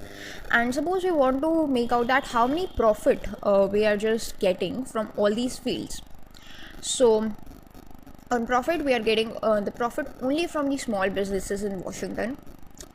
In California, the most of the profit we are getting is from the home and office businesses. In here we can, like in Oregon, we can get the profit from corporate sector and the consumer sector. So we are getting profits from three sectors, but most of the profit is coming from the consumer sector. And this is the kind of the data that we have got, that from which consumer segment in which state we are getting the maximum profit. So this is the actual use of Power BI. This is the actual use where you can just make out different kind of stuff, where you can analyze the data and gather different kinds of information which was hidden if we hadn't used this tool. So that's the actual goal behind using Power BI, to get some of the insights into the data. So that's how you can just create a pie chart along with a map in Power BI. And I hope you all have understood that how can you just use this along with the pie chart. And if you want to make any other things, like suppose instead of profit you want a sales, that how much sales was done in each and every sector. So you can see we have got all these bubbles again, and they are of different proportions. So in this video we will be seeing that how can we work with tables in Power BI. Now we all know that Power BI is a software from where we can do a variety of things, and mainly it is used to analyze the data. But since the fundamental of this data is a table, so Power BI gives us the opportunity to actually work with tables in Power BI itself. There are two ways through which we can actually use the tables or create the tables in Power BI. One is from the scratch, and one is if already you have some kind of a table or a data set loaded into Power BI, then you can create a table out of the fields available to you. So the first step is creating a table from scratch. So we are going to see that. So for that, what do you need to do is, first of all, make sure that you have opened your Power BI. Then in this data group, you will find something called as enter data. So if you just hover over it, there is this small tooltip given to you that you can create a new table by typing or pasting in new content. So this is one way through which you can actually create a table for yourself in Power BI. If you just click over it, then what happens? You will get this kind of an option. So this is column 1, which is representing nothing but a table for you. So if you just can give it some kind of a heading like region, and if you see, this is the star option. If you just click over it, so you would be able to add one more column. So as many times as you click on star, those much columns would be added. So let's just right click and delete it. You can just delete any column by right clicking over it, and let's just double click over here and just change its name to sales. Okay, so I'm going to create a very simple table with just two columns, that is the region column and the sales column. All right, now in the region columns, let us just type in the west region, the central region, the east region, and the say south region. Okay, now in the sales, I'm going to give some of the values. These are the random values that I am giving, so it doesn't really matter. Okay, so these are the 4 random values that I have given. Similarly, if you just click over this star for this rows, so a number of rows would be added as well. And if you don't want the rows, you can just right click over it and delete them, right? Now we have created a very simple table. This is one way of creating the table from scratch. The other one is you can just go to some source, say Excel, and if you have created a table in Excel, you can just copy it and you can just paste that table over here, and you would be able to get that table in Power BI itself. Now you can give your table a name. So I'm going to give it as region wise sales, and then you can simply click on load. Now this may take a few seconds to just load this table into Power BI. Now one thing you must note over here that this is actually a table that you have created in Power BI, and it has no relation with any of the external data sources. Alright. Now you can just see that we have got 2 tables in this field section. One is the orders table that we had loaded earlier, and this is the region wise sales table that we have just created. If you just drop it, there are 2 fields, region and sales, which we have just created. So let us just use a chart, a simple say column chart, to just depict this data. We can just get this region into the axis one and the sales into the values. Okay, now you can see we have got these 4 options. Actually that is not correct, so let's just get this chart again. Region in the axis fields and sales in the values field, right? So you would be able to get this, but I'm not very sure why it is not getting the correct thing. That is because I think we're getting the count of sales. Yes, so what we can do is just click over it in the sales and just categorize it as the sum. I think it should work. Let's get the column chart again. Region is already there, and values for sales. Yes. So we have got the sales, that is for the west region we have got 8007 sales, for the east region around 7969, for the central region, and for the south region. Okay, so this is a very simple way of creating a table and just using it directly into our Power BI. Okay, the next method or the next way of creating a table is using this visualizations pane. If you just go over here, just below your filled map, you will find something called as a table, and just beside it is a matrix.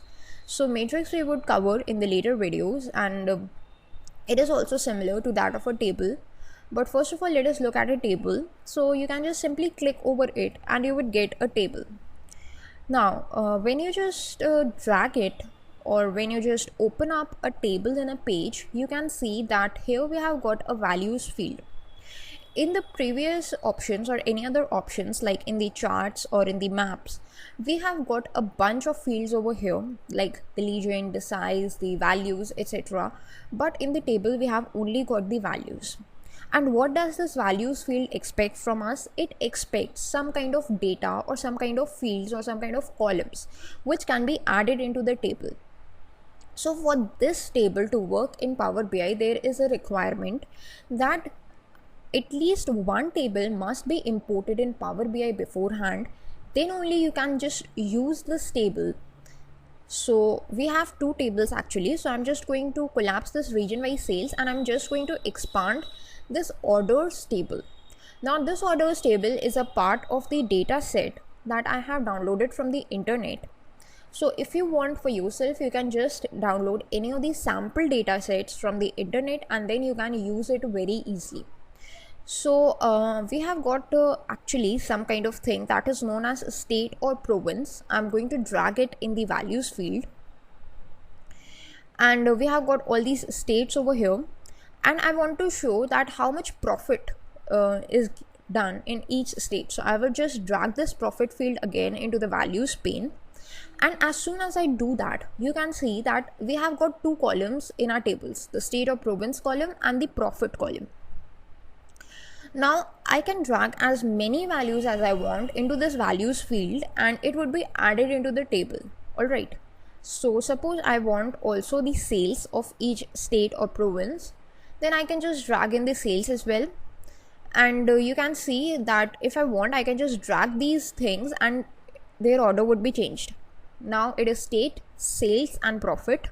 If I want sales to be coming at the end, then I can just drag it and its order would be changed in the table itself like this. Okay, then if you want any other thing, suppose you want how much discount was given, you can just drag and drop this discount as well. Alright, so we have got all these options, and one interesting thing to note over here is in this table we have got these four headings, and along with them we have also got a total. So this is the default layout of a table. If you just go to the focus mode, then you can see it in a clear way that all of them are visible now in a much more good way, in a much more way that is readable, in a readable form. So here you can see that the total and the heading column, that is the topmost row and the lastmost row, is fixed. That is, these headings are fixed and this thing is also fixed. So that is the beauty of Power BI. In Microsoft Excel, if you have read Microsoft Excel, we had to do all these things manually, but in Power BI everything is fixed. Alright, now one more thing, you must have noticed that in state or province we have got different states like Alabama, Arizona, California, etc., and they all are by default arranged in an ascending order. Like you can see, all in the ascending order. Okay, so if you just click on this arrow, this is what is used for this purpose. That is, if your data is not arranged in a predefined format. Suppose in the profit it's not arranged, so we can just click on this arrow and you can see that now the table is arranged on the basis of profit, that is the maximum profit values we have got over here. And if you just scroll down, this is the value we have got the most of the loss, that is in North Carolina, and it is present at the bottom. Similarly, if you want to arrange with the help of the sales or with respect to the sales, you can see that it is also arranged into the format, that is the topmost or the state in which the most of the sales were made, it is present at the top, and at the state where the least of the sales were made, it is present at the bottom.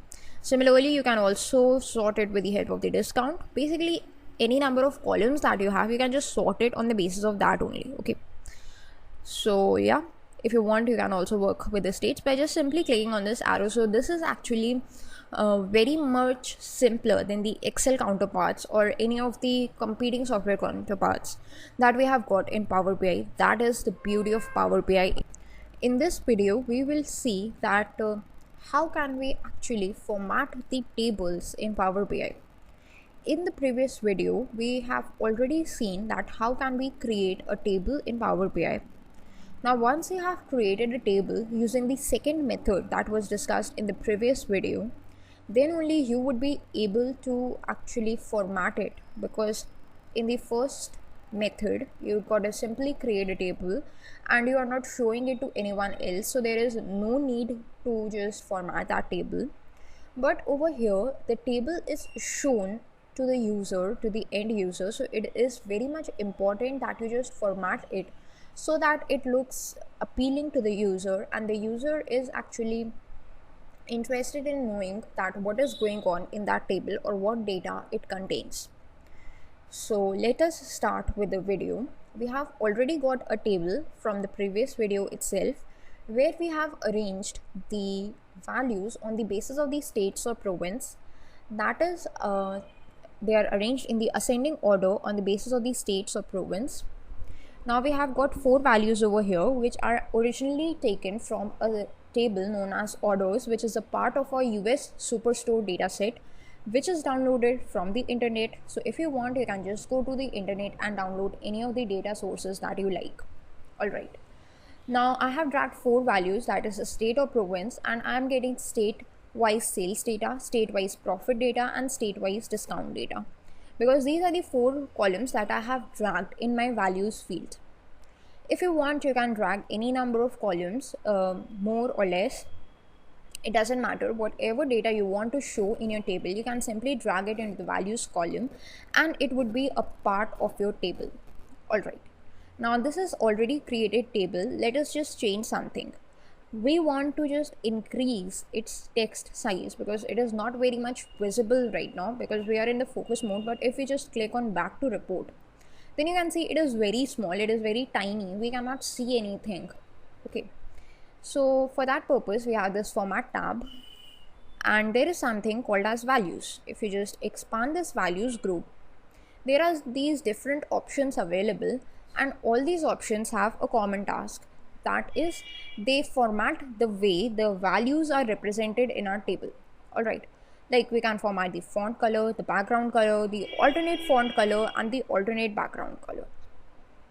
Similarly, if you just scroll down, there is something known as text size. Right now it is 10 point, but if you want, you can just increase it using these options, these arrow buttons, and I want say a text size of around 20. Let's wait for a second, and you can see that we have got now 20 for our values. But what about them? What about the headings? So there is a separate way through which we can actually change the way the headings looks and their size as well. So we would be doing it afterwards, but simply we are going to be focusing on the values right now. Alright, so if we talk about font color, so what font color do we have is black.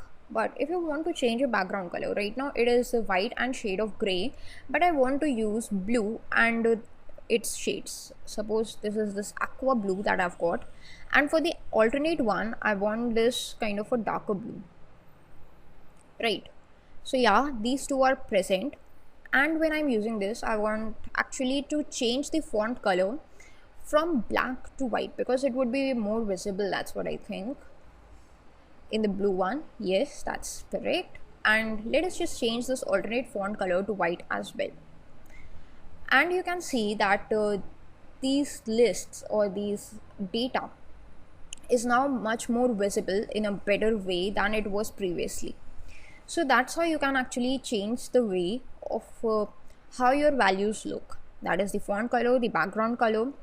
Then you can also choose if there must be an outline. So if you just select on frame, what would happen is you would get all the 4 sides of the outlines. But if you don't want a frame, you want only for top only, bottom only, left only, these are all pretty self-explanatory, so you can explore them for yourself. And if you want to change the font family, suppose console us, so yeah, it's changed over here as well. Okay, so that was all about the values, that how can you work with them. Then there is this column headers. So whatever things you did in the values, that is the same things present in the column headers as well. Like you can change the background color if you want. I want it with the lightest or the second shade darker of the blue, and the font color I want to change to say white. Yep. And then what I want to do is actually I want to change its size to say 22 points. So yeah, that's looking pretty good to me. And also you can work with the alignment, like I want center alignment, so you can just provide it with the center alignment as well. And similarly, that was for the column headers. There is another section that is known as the total section. So if you want, you can just work with total section as well. We have got this total section over here. You can control whether whether you want to show this totals column to the end user or not. If you just turn it off, then this totals column would vanish away. But if you want to show it, you can just turn it on, and everything you can change, like instead of total, I want the column heading or the heading as sum. So sum is present over here. You can change the cosmetic part, you can change the outlines, you can change the size, everything that you want. So that was for a bunch of similar options. The other things that we have is known as a grid. Like you can see right now the horizontal grid is on, but the vertical grid is off. If you can just turn on this vertical grid, it is actually now visible, but since our outlines were already there, so you cannot make it very sure. You can obviously change its color, so you can just choose a black color, and you can see that this vertical grid has changed its color to black. So that's how you can work with it. You can also increase its thickness to around, say, 3 points. Similarly, for the horizontal grid also, you can just change its color to black. You can just increase its thickness to 3 as well, and you can see that the table is looking more clearly. Also, you can just change this row padding as well, like this. Okay, and all these things for the grids. Then we have this styles option, so that is a default style, or these are actually how much or what style you want for your table. You want a minimal style, so this is a default style. Instead of just working on the cosmetic part, you can simply work with the styles. Like you can go with a minimal style, you can go with a bold header style, alternating rows, that over here contrast alternating rows. So these are all these things like flashy rows. You can just work with them as per your wish. So that is how you can manipulate a table in Power BI. You can just change how it looks. In this video, we will see that how can we apply conditional formatting over the tables in Power BI.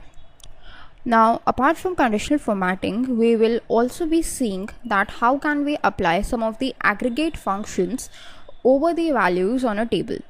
So let us start with the video. In front of your screens, you all could see this table. This is the same table from the previous video in which I taught you about how to create a table in Power BI. So this is the same table that I have taken up. You can take up any table that you want. Now once you know that how you can create a table. After this, what we are going to do is actually apply conditional formatting over the different values in this table. So before working on it, you must need to know a few things about conditional formatting. First of all, the conditional formatting can only be applied over the numerical values in a table. So if we talk about this table, we have 3 columns of numerical values, that is the sales column, profit column, and the discount column. So only these 3 columns can be applied with conditional formatting, and the state or province column cannot be applied with the conditional formatting. The second thing is what is conditional formatting? So it is actually a formatting that is done based upon some condition. Usually when we see this table, it is kind of plain. Now if we just sort this table on the basis of sales, then what happens is we are getting the sales value, like the largest value on the top and the smallest sales value on the bottom. We all know that, but there is no visual representation of the fact in the table. So if we want to visually represent something, some numerical value, then we make use of a concept that is known as conditional formatting. Conditional formatting can be applied on a number of criteria. What are those? We would see just now. So to apply conditional formatting, what do you need to do is make sure first you have got a table for yourself, and then in this format tab, what you can do is just scroll down. Here this is something written as conditional formatting, and this is exactly where we wanted to end up.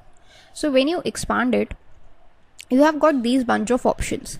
The first one is the heading of the column on which conditional formatting could be applied. Okay, so if you just see the drop down, there are these 4 columns, all the 4 columns of the corresponding table. But we know that conditional formatting cannot be applied over state or province because it is a textual value. So these 3 column headings are actually valid to apply a conditional formatting. First of all, let us apply it on sales. So whichever column you need to be formatted conditionally, you need to select that first, and these are the different parameters on the basis of which you can actually apply conditional formatting. These are background color, font color, data bars, icons, and web URL. First of all, if we talk about background color and if we just turn it on, then what happens? You can see that the sales value is now formatted conditionally based upon blue color, which is by default the color for Power BI. So what does it do is it has actually uh, mark this topmost value, which is the highest value, with a dark blue shade, and then this shade is lightening as the values are decreasing. You can see that at the bottommost value, like this one, this is the least dark blue, or it is the lightest of the blue. So this is a very simple type of conditional formatting, in which there are the different shades of the colors available, and you can just apply them over a column using background color. Now what if you want to just change the color? You do not want this blue color, you want some other color. What you can do is, you make sure that as soon as you turn this button on, there is something known as advanced controls is present over here. You can simply click on it and you will find this kind of a pop-up menu in front of you. All these things you can just keep the same. The thing we are going to focus on right now is this value. So the minimum, which means the lowest value, would be shaded by this shade of blue. But suppose you want some other color. I want like a shade of red, so I can just go to custom color and get a shade of red. And for the highest value, instead of blue, I want a shade of green, so I again go to custom color and just select a shade of green. Instead of this, I can also enter a particular value in case I want that value to be associated with that particular color instead of the highest or the lowest values. Like here you can see either the custom value or the highest value for maximum. This is the format by option, in which the color scale is selected, but there are other options also, like rules or field value can also be selected, which we would be discussing later on. But once you are happy with it, you can just click on OK. And after a second or few, you can see that the highest value is now represented with kind of a green color, and these are the brick red colors all associated with it, and the lowest value is represented by a reddish color. So that is how you can actually work with it to make a contrast very easy. We know that the highest value is the green and the lowest value is red. So that was about background color. Let us just take a look on other methods as well. So right now we have applied it on sales. Let us go to profit. And now what we're going to do, we can apply a font color, so that if we just turn it on, you can see that it is now changed on the basis of the font color. We can sort it on the basis of profit. We can go to advanced controls, and here is the same thing that we did on the basis of the background color itself. So I'm not going to repeat it, but you can just work on it similarly as you did with the background color. The third one is the discount column. Now we have sorted the table on the basis of the discount column. And let us just apply some conditional formatting over it as well. So we can just select discount column, and here are the different things, like you can apply a data bar, and these are the data bars that can be applied, which is the length of the bar that is showing you that what is actually the value of the discounts. Then what you can do is you can just select two bars, either positive or negative, and you can just give its direction. Suppose it's right now left to right, you can just change it to right to left, and once you click OK, the direction of the bar changes. And suppose you want to work with the positive and negative values, then for that what we can do is instead of profit, for profit we have to use this data bars option, because in profit only we have negative values, we do not have any negative values in discount. So let's just turn this font color off and just change this data bars option on, and we can just go to advanced controls, and there are this positive bars. We want positive bars with say green color, and negative bars with red color, and we can click on OK. Then what happens is all the positive values in profit are there with green, and the negative values are with red, which means that's a loss instead of a profit if the color is red. Then the next option we have is of icons. Suppose instead of data bars, let's just turn that off, we apply icons over profit. So these are the icons, that is these green ones with a higher profit, these yellow triangle ones for an average profit, and these red diamond ones for a loss or a negative value or below average profit. So that is how you can apply conditional formatting for the different options in Power BI. Now next thing is how to apply aggregation. So for that we can just go to fields, and here you can see in the values where we have dragged these columns, you can see something written as profit. If you just click on this arrow, you can see these are the different aggregations or different values that we can apply. So suppose I want to show the percentage of profit. So I can go to show value as, and I can go to percent of grand total. Then what happens is, instead of the exact profit amount, I'm getting the percentage of the profit, that how much percent of the profit I have made from the sales done in that particular state or in that particular province. Suppose you want to show something else, like instead of the percentage of profit, you also want to show its numerical value and the percentage as well. Then you can just drag this profit once more into the value column, and you can see now the value is shown as well as its percentage is shown. You can just change its order as well. Suppose for the discount you want to show on the basis of maximum, then what happens is, actually there is no change because there is this change on the basis of the maximum discount, that what is the maximum amount of discount, and that has been presented over here.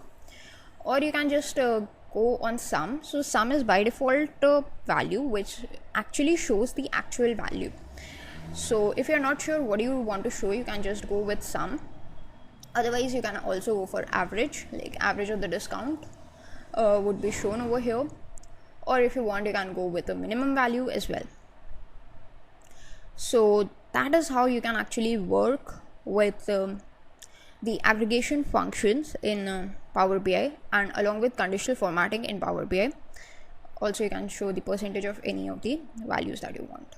In this video we will see that what is a matrix and how can we create a matrix in Power BI.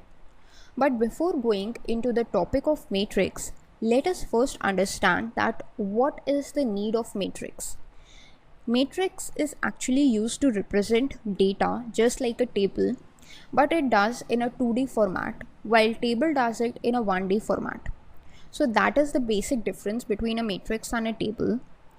Now the question that must come to your mind is, why do we needed the matrix if we already had the table? So there are a few shortcomings of representing the data through table, which were actually solved by the use of a matrix, and that is why we are using matrix as well as table nowadays. So what are these shortcomings? We will see it with the help of an example. First of all, you can see in your screens that I have opened my Power BI. Now I'm going to create a table. So for that I need to go to this visualizations pane and click on table. Then I'm going to add some of the columns to it, like the region column, the item column, and the units column. So this is my table, in which what I have got is the region. There are 3 regions, the central, east and the west region. Then I have got the items. So if you take a look at these items, then what I am getting is, for the central region I have got the list of binders, that how many units of the binders were sold. Then again for the binder, there is a separate entry for the east region, that how many binders were sold in the east region. And again for the binders, there is an entry for the west region, that how many binders were sold in the west region. Okay. Now if I just try to sort this table on the basis of the item itself, so I've got these 3 separate entries for binder, 2 for desk, 3 for pens, and so on. So there are separate entries for the same product, that is separate rows have been taken. Now what is my concern over here is, suppose I want to show that how many total number of binders were sold, despite of the fact that the region I cannot make out. I have to just manually calculate this sum, and then I would be able to tell that how many total number of binders were sold. But this is only a small quantity, so I can just calculate it manually, but this is not the case in the corporate world. There are millions of entries and you need to calculate the data from it, so manual calculation is just out of context. So for this purpose we have the use of a matrix. A matrix is a 2-dimensional form, so it would just organize this data into a 2D format, and this data would be represented in a much more user-friendly way. How? So first of all, we will see that how can we create a matrix from the table that is already created. Right now this table is already created, so what I'm going to do is make sure that my table is selected, and then I can go to the visualizations pane, and here is this matrix option that is just beside the table option. And if I just click on it, then what happens is you see that the table that we had just now is now converted into a matrix. Now I can make sure that this is my matrix. I have got the entry for the region, and I have got the entry for the items, and I have got the entry for the totals. So from this matrix I can very easily find out that how many number of binders were sold in the central region, how many number of binders were sold in the east and the west region, and then I can make out that how many total number of binders were sold, that is 722, in these three regions. Then there is another interesting thing. I can find out that how many total sales or how many units were sold totally in a central region, that is 1199 units were sold totally. Similarly in the east region and the west region as well. So that is the beauty of matrix. It gives you insights into data that were not possible with a table. Some of the interesting insights that table was not able to give you. Now this is a two-dimensional format of data. We are getting the entries for the region and the items as well. But suppose you want the heading of the region for the columns and the heading of the items for the rows. Then you can see over here that in the rows we right now are having region, but you can just drag region into columns and you can drag items into the rows. So basically that is how a matrix works. A matrix has three values: the rows, the columns, and the values. In the rows field you can just get anything that you want, and it would bind the rows like this, in the columns over here, and the values are what is represented over here. Now here we are only having units. Suppose instead of units you want the totals as well. Suppose you want it to compare on the basis of two values. Then what you can do is you can just drag more than one value into this values column, and then what you can see is we are getting two columns over here. In the central region, that is a super heading, we are getting two subheadings, that is the units and the total, that is total of 424 units were sold, which is worth rupees 5762.63.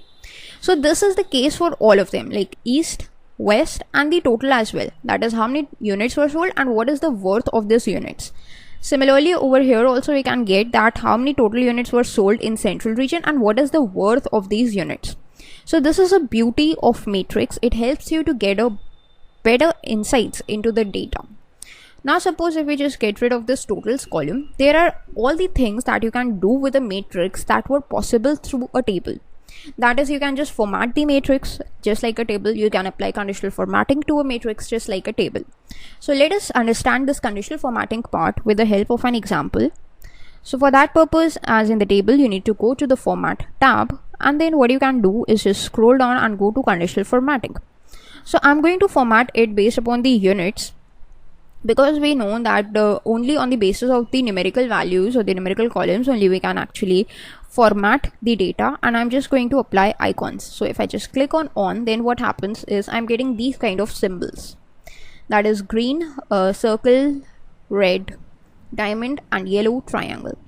But what if I want to customize it? Now we know that to customize anything, to customize the conditional formatting, we can go to advanced controls.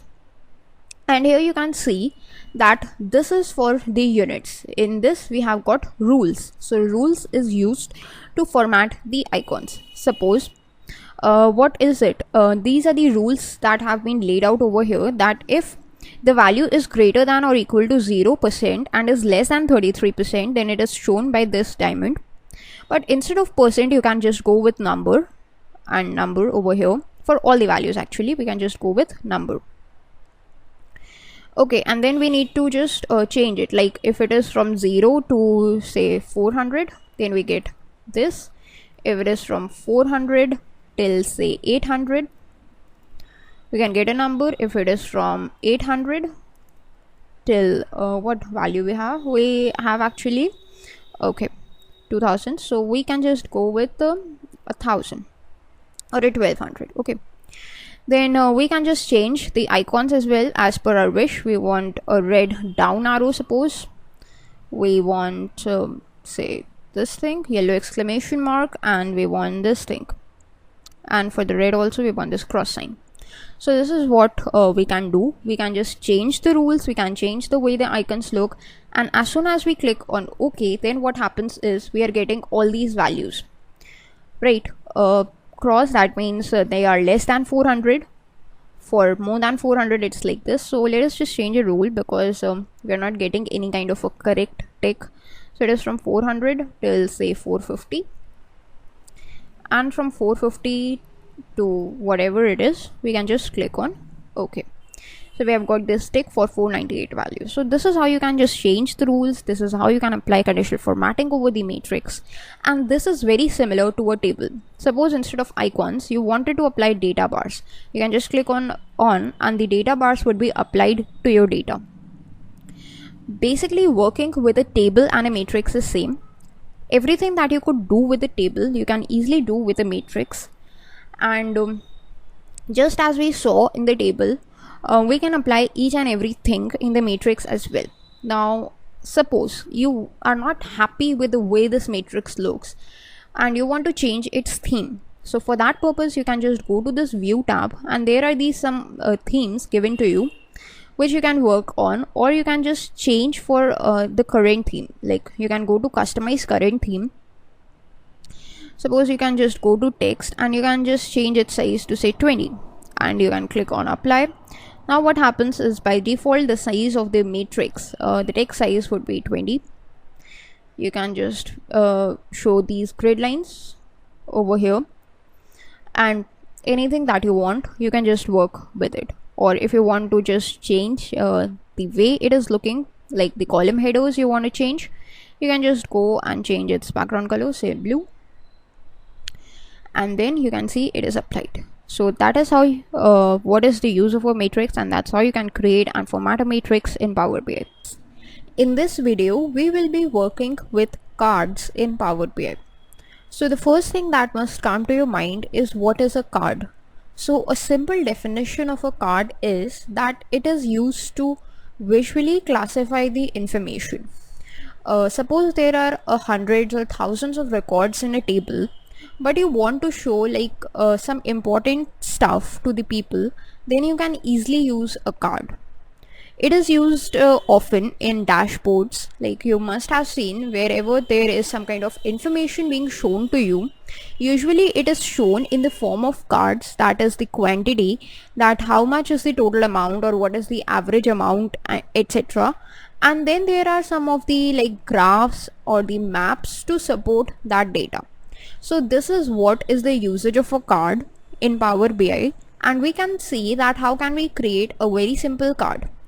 So let us start with the video, and here is my Power BI page. You can see these different types of grid lines. So if you want to make sure that these grid lines are also visible on your screen, you can just go to the view tab and make sure these grid lines are on, or you can just turn it off like this. So I'm happy with the grid lines on, so I'm just going to keep it on, but it totally depends upon you. Then I'm going to show you that how to create a card. So for that, card is also a form of a visualization that is present just above this R script visual in the visualizations pane, and you can just click on it and a card would be added. Now the question is, what information you want to add in a card. Suppose I'm working with the orders table right now. Then I have these different types of options with me, and I want to show that how many total sales were done according to that table. So I can just drag the sales option into my fields value, and you can see that yes, I am getting the total number of sales made. So 1.92 million rupees worth of sales were made, and I'm able to see that information in a classified format, in a kind of a visual format. So that is a card.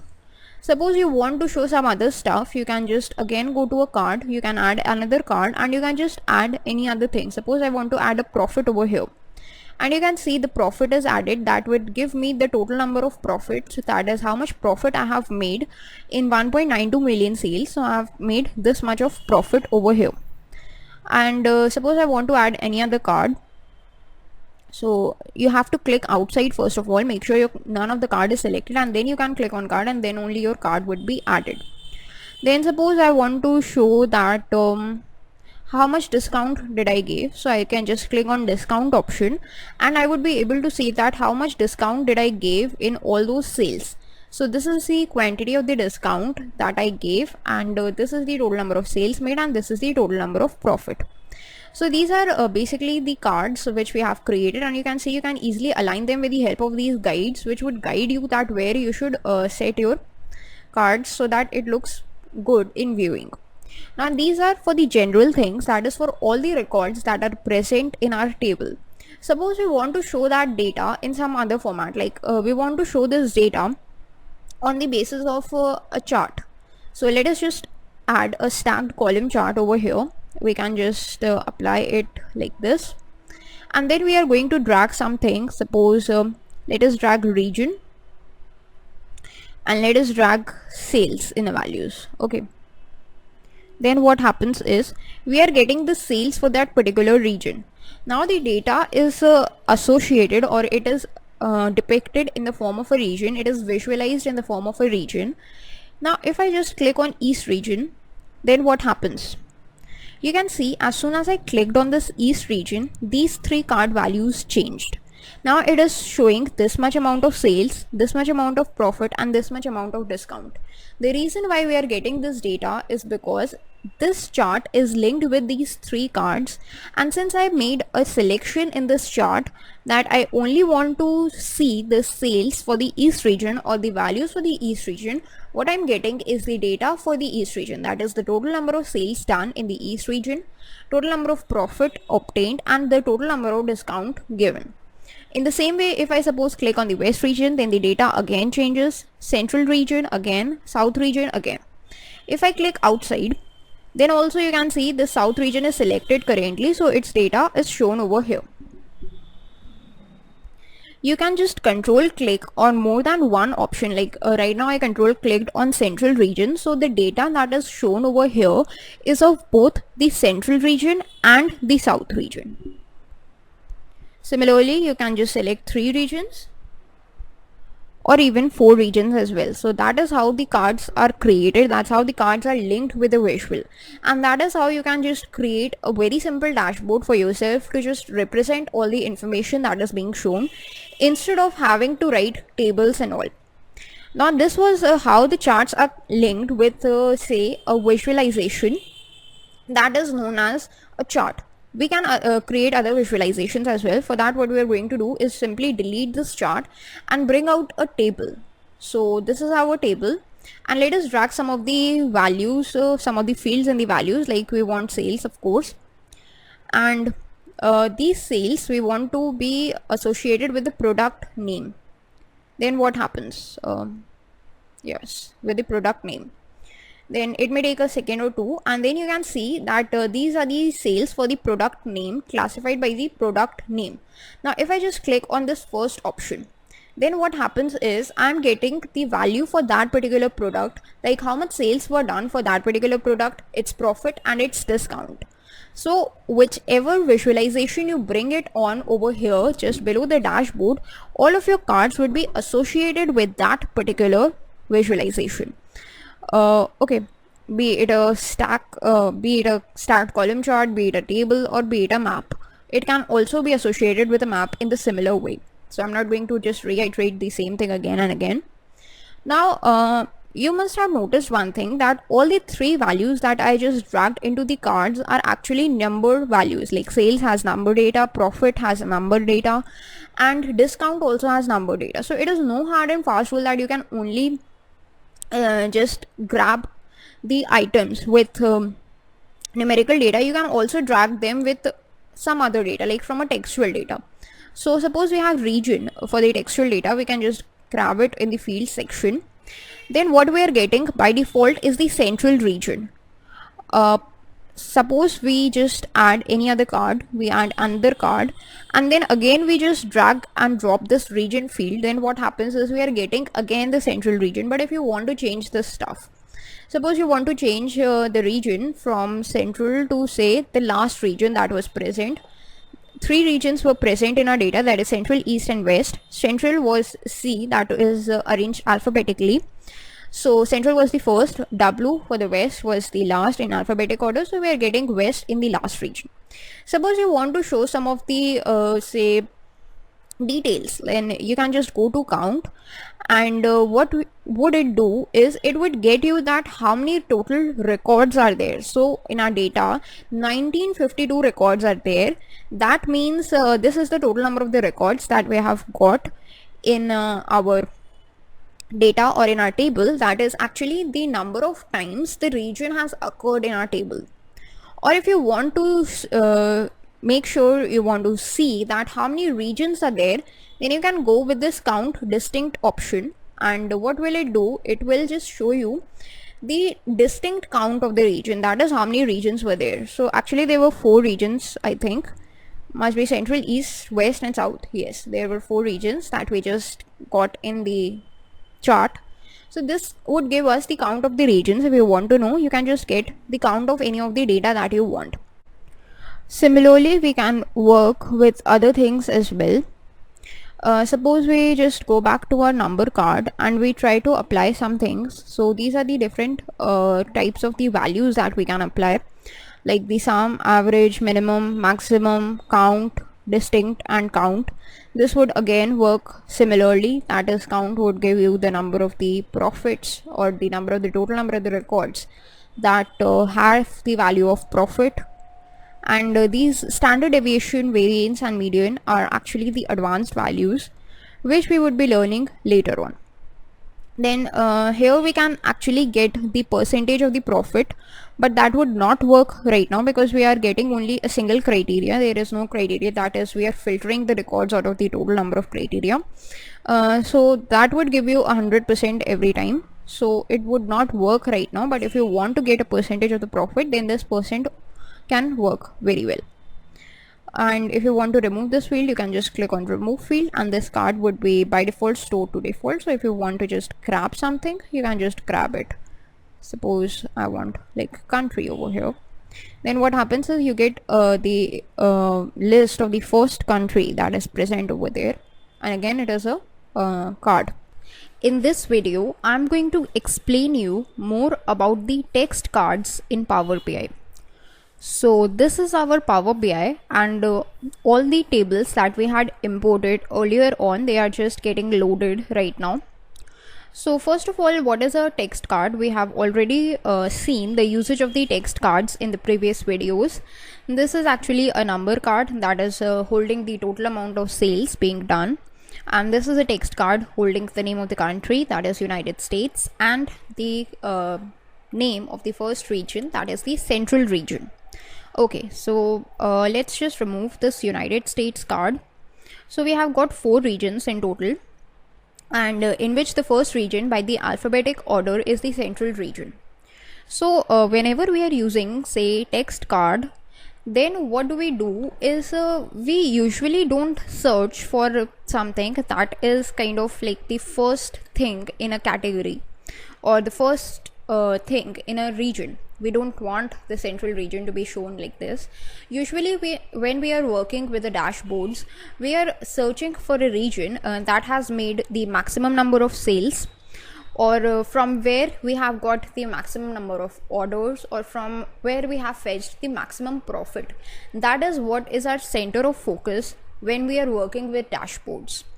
So how can we work with it? I'm going to show you a simple example. Let's create a new page, and we are going to create a table over here. So that's a table. Yes, so the table that I referred to in the region section was this orders table. And if we just drag some of these things like say region, sales and profit into it, okay, so what do we get is region wise sales and the region wise profit over here. Also we can just get the count of order ID, so that is how many orders were placed in that particular region. If we just sort it with the sales, so we are now getting that east region has given us the maximum number of sales. Okay, If we are sorting with the help of the profit, so again it's the east region from where we have got the maximum profit. Now if we just want to sort by order ID, that is from which region we got the most number of orders, so that is the central region. So this is a criteria which may be used while depicting the cards in a dashboard.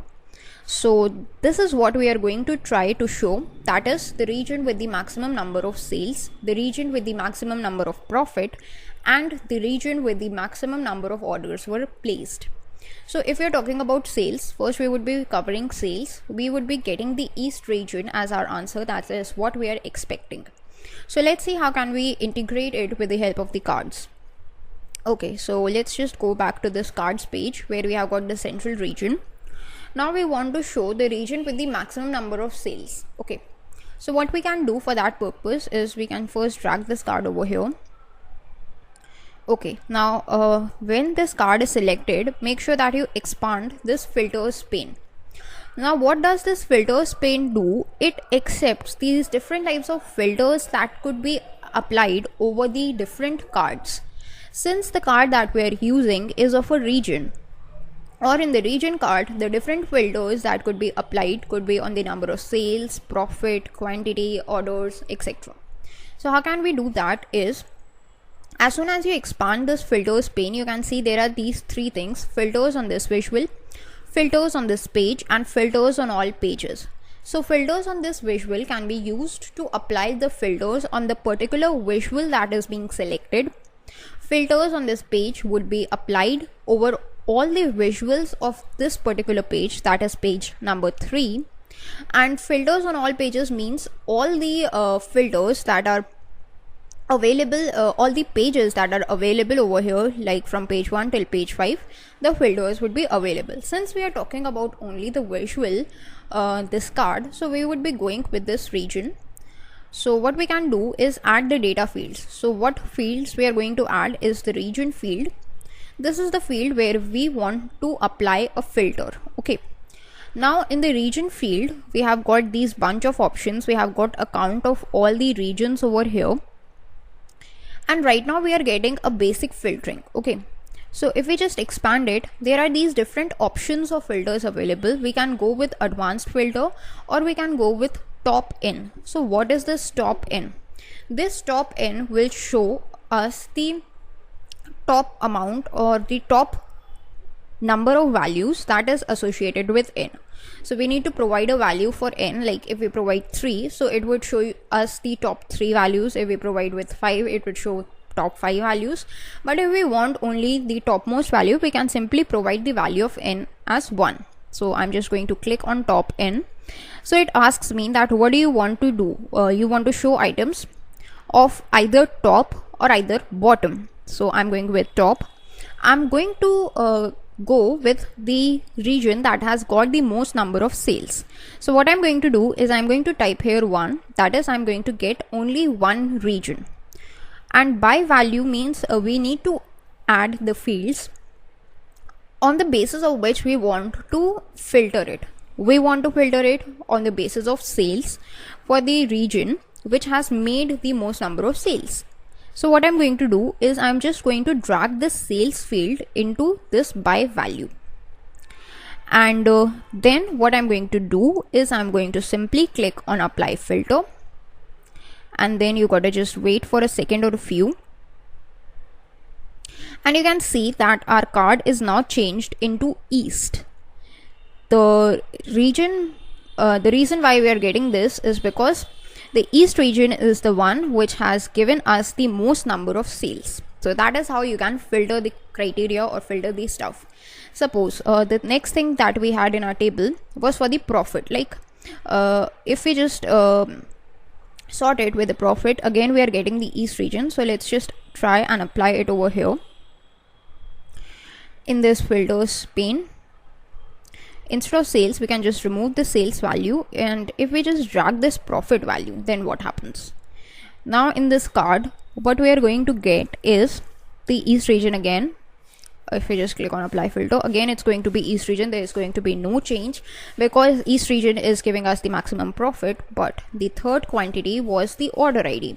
If we just drag this order ID over here and click on apply filter, then what happens? We get the central region as the answer. The reason why?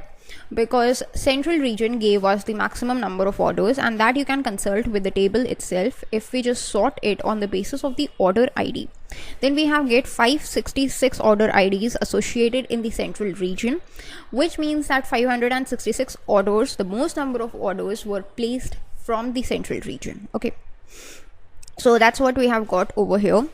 Now there is one more thing. Right now we are getting the quantity for the top items. What if we want the bottom items? There is usually a contrast where you can get like the region which has got the most number of orders and the region which has got the least number of orders. So we can work with it as well. Only with this top end filter only, we can just go to the show items, and instead of top we can simply select bottom. And now what we are going to do is, since n is set to 1, we are going to get the region which has the least number of orders. So see, this region is changed to south, and if we just consult back from our table, so yes, that is correct. South has given us the least number of orders with a total of 442 orders only. Simply that is how you can work with the cards. That's how you can just filter these cards. And if instead of the order ID you want to make sure to know that which region has generated the minimum amount of sales, you can just drag this sales field again and click on apply filter. Then what happens is you would get the region which has given us the minimum number of sales. That's again the south region, I think. Yes, that's again the south region. So the south region has given us the minimum sales, the minimum profit, and the minimum orders. So if you want to show the maximum stuff, you can just go with top in the items for the top end filter. If you want to go for the least amount or the least value, you can just go with the bottom filters, and that's how it works. That's how you can just work with the filters using the cards. Also, you can just actually work with more than one value, but since the card is used to store, or it is used to show only a single value, say suppose if you just provide it with 3 and apply the filter, then there must be no change, because see here, if you just go with sales, okay, what happens right now?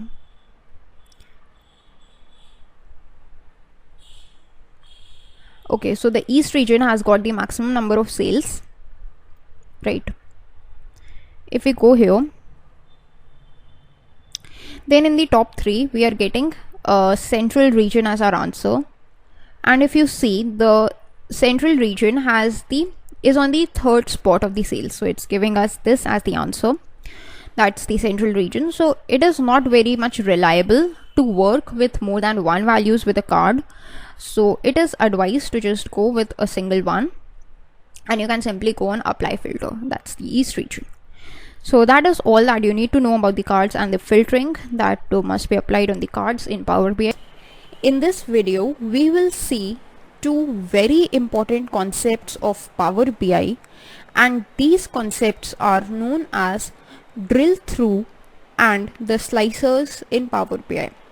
Now both of these concepts are used for the purpose of filtering the data on the visuals, and how they are different from the traditional filters that we have already seen.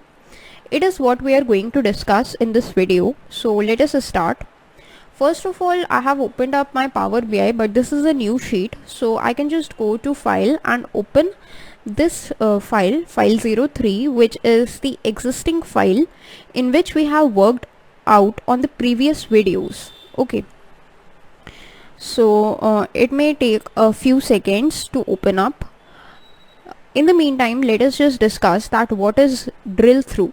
So drill through is kind of a filter which is applied over multiple visuals that could span through multiple pages. Right now what we have seen actually that how can we apply filters over a simple or a single visual. Now we are going to see that how can we actually apply or select some value in a visual that is present in one page, and how will it be applied over the visual present on the second page. Okay, so we are basically going to connect the two visuals present in different pages and apply filters with the help of drill through. So for that purpose, what we are going to do first of all is a simple thing. Let us just create a bar chart and let us open up our orders table. Now in the orders table we have different things, and one of them is known as region. So what we are going to do actually is we are going to just make use of this region thing. We just scroll down. So here is this region. We are going to drag this region into this axis field, and the values it is going to be of sales. So sales will be dragged in on the values. Okay, so what we have got in our bar chart over here is the region wise sales of the different items right here. Okay, now this is what is a simple bar chart. What we are going to do next is, in a separate page we are going to create a visual. We are going to actually create a pie chart. Okay, and in this also we are going to add region and we are going to add sales. Okay, so right now what is happening is we are getting all the four regions and how many sales were done in all those four regions. Okay, so this is a simple approach how you can work with it. Now with the help of drill through, what we can do is we can actually just use this kind of the bar chart that we created. We can select any kind of region from there, and only the value of that particular region will be shown over here in this pie chart, or vice versa. That is, we can just select any region from the pie chart over here, and that corresponding sales value will only be shown over the bar chart. So what we can do is, first of all we need to go to that particular visual and that particular page which we want to filter. Okay, so we want to filter the values of the bar chart, so we need to just select this bar chart. In the visualizations pane there is something written as drill through, so you need to go to that. Just scroll down and you will see there is an option called add drill through fields here. So we need to add the fields through which we want to do the drilling. So the field is going to be the region field. So you need to just select this field and bring it over here in the region column. Okay, so that is it. But right now you cannot see any change. How you can just see the change? You can just go to page 7 where our pie chart is residing. Now what you can do is, if you just hover over any of these options, you can see east, region is given, sales is given, and another option, that is right click to drill through, is also given. Now this option ensures that actually we can right click on any of the options, any of the regions over here, and we will be able to drill through them. Why? Because we have added region as a drill through field in that bar chart. Okay, so if you want to drill through, what you got to do, suppose I want to drill through south, so I can just right click over here simply and I will get this option of drill through. When I expand it, there is the name of the page, that is page 6, where the bar chart is present. So as soon as I click on page 6, then what happens? In an instant I get to page 6. This bar chart is now only having this south as the value. There is no other value present, only the sales of the south region are shown to me. So this is the advantage of drilling through. Actually the main thing about drilling through is that it helps you to create links between the visuals present in different pages.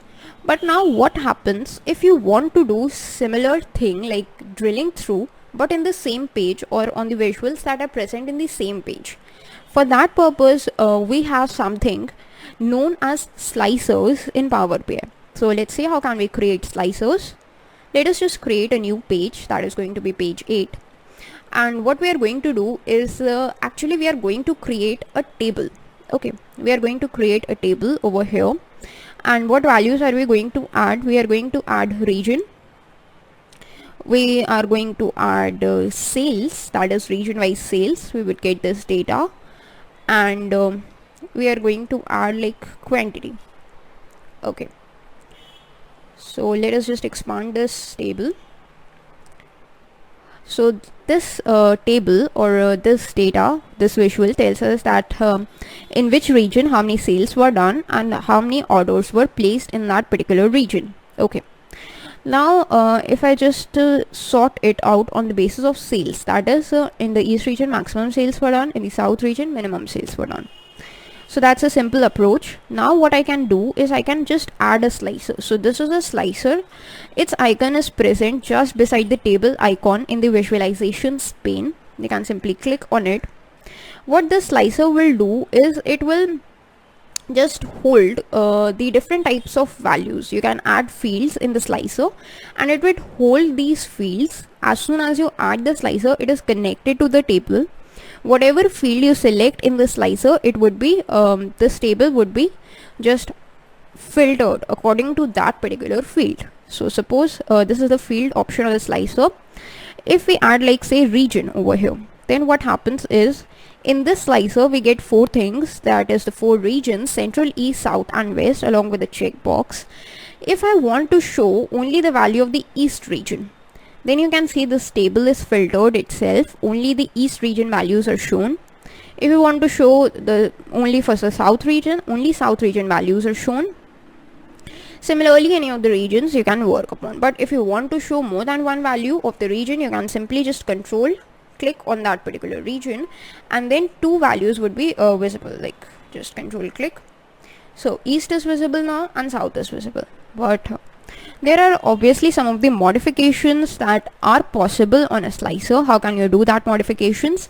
You can just go to this format tab of the slicer and here is the selection controls option. If you just turn this multi-select with control option off, then what happens is you are able to select these multiple options once again. Like if you just uncheck all, now none of them are selected. If you just click on south, then the south is shown. Now if we click on west, then both south and west options are shown. So this is how you can just go with multi-select. But if you do not want to go with multi-select, you can just go to again this selection controls option and you can make sure this single select is turned on. Now this all turns into the radio buttons, which means you can only select one option from the list of the available options. Now you can either select south region, west region, east region or the central region. Okay, so this was for about the text data, that is we had this text data in the slicer. Let us just delete the slicer and our table would be restored to all of the values. Now what we are going to do is create a quantity slicer. That is, for this quantity we are going to create a slicer. So let us just again bring up a slicer. And now instead of a region, we are going to drag our quantity in this field. So let's just click on this quantity and we have got this quantity over here. Okay, now this quantity is between 1 to 167. That is because it is for the orders, not on the basis of the region. So basically what I wanted to tell you is if we just use the slider. This is a slider that is available in a number or in any of the quantities that we get. So we will be able to get the filtering of this slicers with the help of this slider. Like you can just select any of those values and the corresponding values would be filtered. So this is how the slicer works. We have seen the text slicer, we have also seen the quantity slicer or the numerical slicer. In this video, we will be seeing that how can we insert the different types of buttons in Power BI and what are the different types of actions that are possible through these buttons. So basically the different actions are possible, but we will be focusing mainly upon the web navigation, the page navigation and the back or the forward buttons. Okay. So first of all, let us see that how can we insert buttons. So buttons are basically, as you know, are used to accept the user events, that is the click event, and are used to perform any action. So to insert a button, you can simply go to this insert tab, and these are the different elements that you can insert, either text box, button, shape or image. But we are going to work upon buttons, so you can just click on this drop down, and these are the different types of buttons that you can actually insert in your Power BI, like the left arrow button, the right arrow button.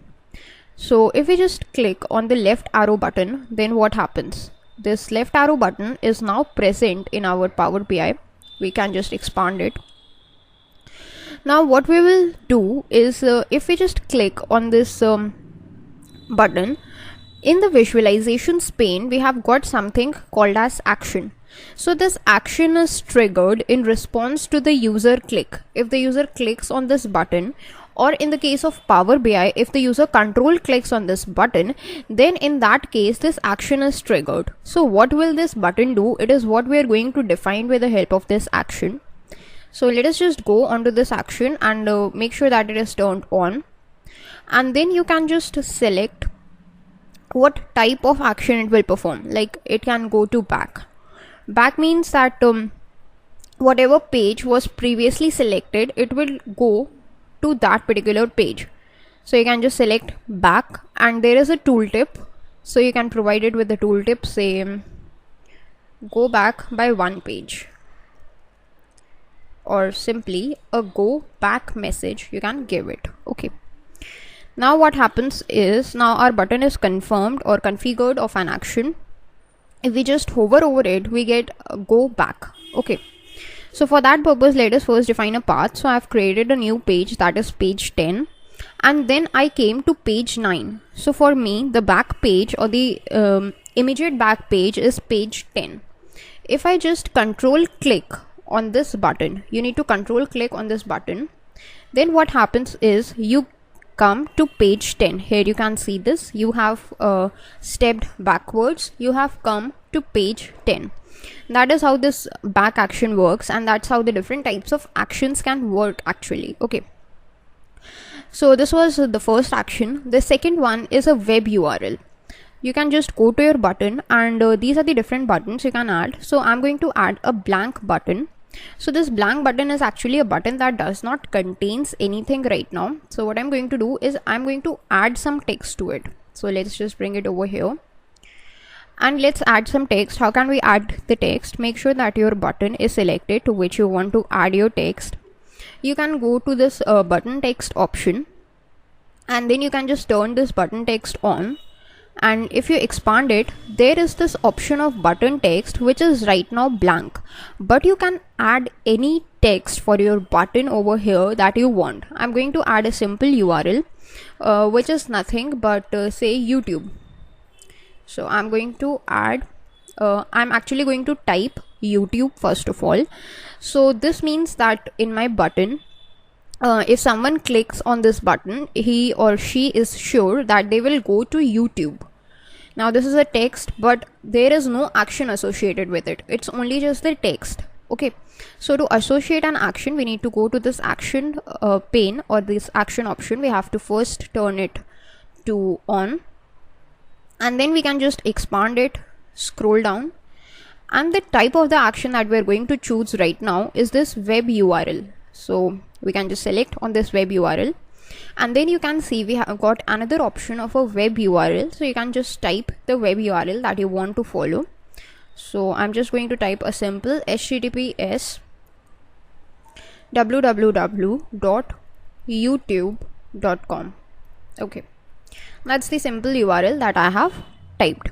But you can obviously copy paste the URL from to which you want your user to go, and then you can just configure your button to that particular URL. In the tooltip, I am going to just give it that it is going to be YouTube website. That's simple, and that's it. That's how your button is now associated with the YouTube. If I just hover over it, what do I get is YouTube website, which means that now my button is configured to the YouTube website. You can simply just control and click over it, and then what happens is your default browser window will open and you would be taken to this particular URL. You can see the URL over here, that is youtube.com. But right now I'm not connected to the internet, so it is not opening. But as you can see that the URL is now copied in the window, and you would be taken to the page of the YouTube if you are connected to the internet. Okay. So this was about the second type of button, that was the URL action button or the web URL button in Power BI. The next button that is very important is known as the page navigation button. So as the name suggests, the page navigation button is a type of a button that helps you to navigate between the different pages. Okay. So for that, what do we need to do is we are on page 9 and we will be adding the page navigations button on this page only. We have created a page 10, which is a blank page, and we have again created a page 11, again a blank page, and page 12.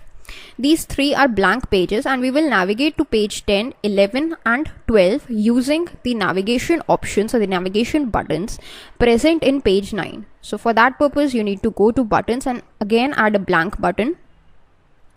Now what you can do is you can just change its text slightly. So first of all, make sure the button text is on, and I'm going to just select or add the names of the pages, that is P10 for page 10. Then what you can do is you can simply just copy this and you can just simply paste this. So what happens is this page is or this button is duplicated. Now all you got to do is just simply change 10 to 11. Okay. And then for the 12th page, we again got to paste it. It's already copied, so we can simply just paste it, bring it down and just change the button text to P12. Okay.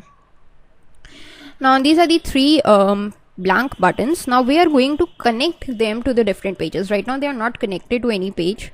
So I'm going to show you for page 10. If we just click on this page 10, go to action, turn it back to on.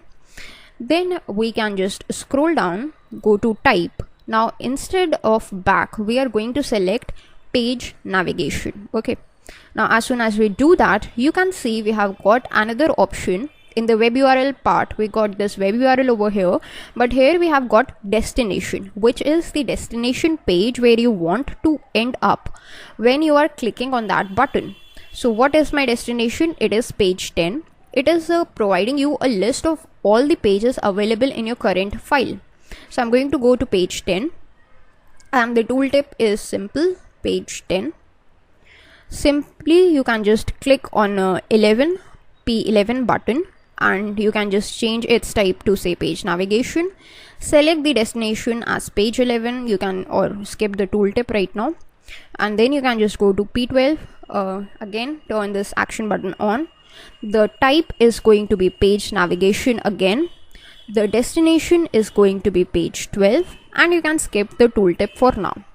Now what happens is if we just hover over it, so we have given the tooltip for page 10 or P10, and that's why we are getting this tooltip. If we just control click over it, then you can see we have navigated to page 10. Again we can go to page 9, and now this time what we are going to do is we are going to go to page 11. So you can see as I control clicked over it, page 11 is what we ended up, and again back to page 9. And this is page 12. Again you can just control click over this page, and you can see that now you are on page 12. So that is how the page navigation works. That's how you can navigate through different pages. Okay. Now this was about the buttons. All of these options can be done with the help of shapes as well. So let us just take a look at this. Suppose I enter an oval shape. Okay, that's simple. While it is selected, we can just format its line, fill, everything. We can provide it with a title. Suppose we just provide it with a title, say oval, like this, simple title. Then there is this action button present. If you just turn it on, all the actions that you performed with the help of buttons are possible in this shape as well. You can do everything through this shapes as well. And similar is the cases with images. If you want to insert any image and you want to perform any of the actions that we just saw, you can do that with the help of images as well. in this video we will see that how can we create a report in Power BI. So this report is going to be a very simple report. This is basically the application of all the things that we have learned up till now in Power BI.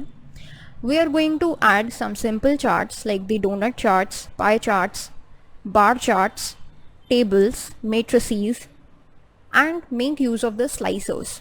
Okay, so with the collection of all these things, we are going to actually create a report format in Power BI to make sure that you all understand that what is a kind of a report and how can it be created.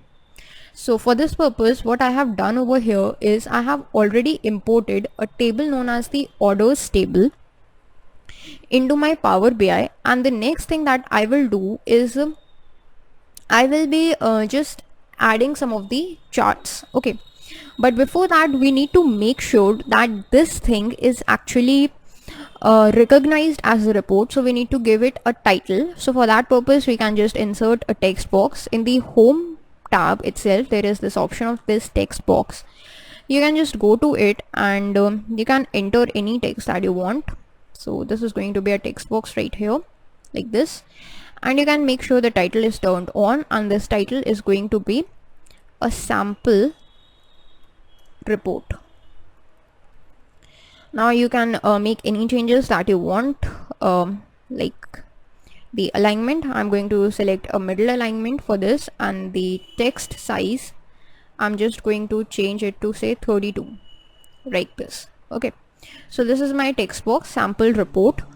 Now what I'm going to do is I'm going to create this report on the basis of region. Okay, so first of all I'm going to create 3 donut charts. These charts will be about the region, and the thing that I'm going to show is the sales by region, the number of orders by region, and the quantities of the items ordered. Okay, so first of all for that we can just create a donut chart like this. We can just resize it like this, and then we need to drag in the region field over here.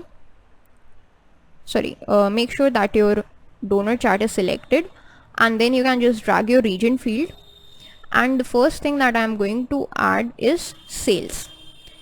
So region and sales. So this is the donut chart of region wise sales. This is looking good, but I'm going to just change something. That is, I'm just going to turn this legend off, and in the details labels I'm just going to select all detail labels. The color is good. I'm just going to increase its text size a little bit by scrolling it down. So let's just change it to say 14 would be good, right? Or we can just resize it like this. Okay, 14 is too much, so let's just change it to 10. Okay, yeah, that's looking good, and I'm happy with this chart. So what I can do right now is I am just going to change its title, or I'm just going to, sales by region is good, I'm just going to align it to the center. Okay, so you can just go to this title option, align it to the center, and increase its text size to say 15 or 16. Right, so this is my donut chart, and I'm just going to bring it over here like this. Okay, now what I'm going to do is I'm just going to actually, okay, that is something that I must get rid of. This is the donut chart that I have created, and I'm just going to actually duplicate it right now so that I can just change, instead of sales I can bring up the quantity and the orders. So once it is selected you can just press Ctrl C and Ctrl V. It would be copied and pasted. Then you can just drag it upwards like this. Okay, now instead of the sales field you can just uncheck the sales field, and you can just select or just check on this quality field. So quantity ordered by region. I just want to get rid of this new thing, so quantity by region. That's what I want, not ordered, not new. You can just change the title, quantity by region. Then you can just again, it is copied, so no need to copy it again. You can just simply paste it, and you can just drag it upwards like this. This time it is going to be the order ID. So I'm just going to change its let us just resize it a little bit.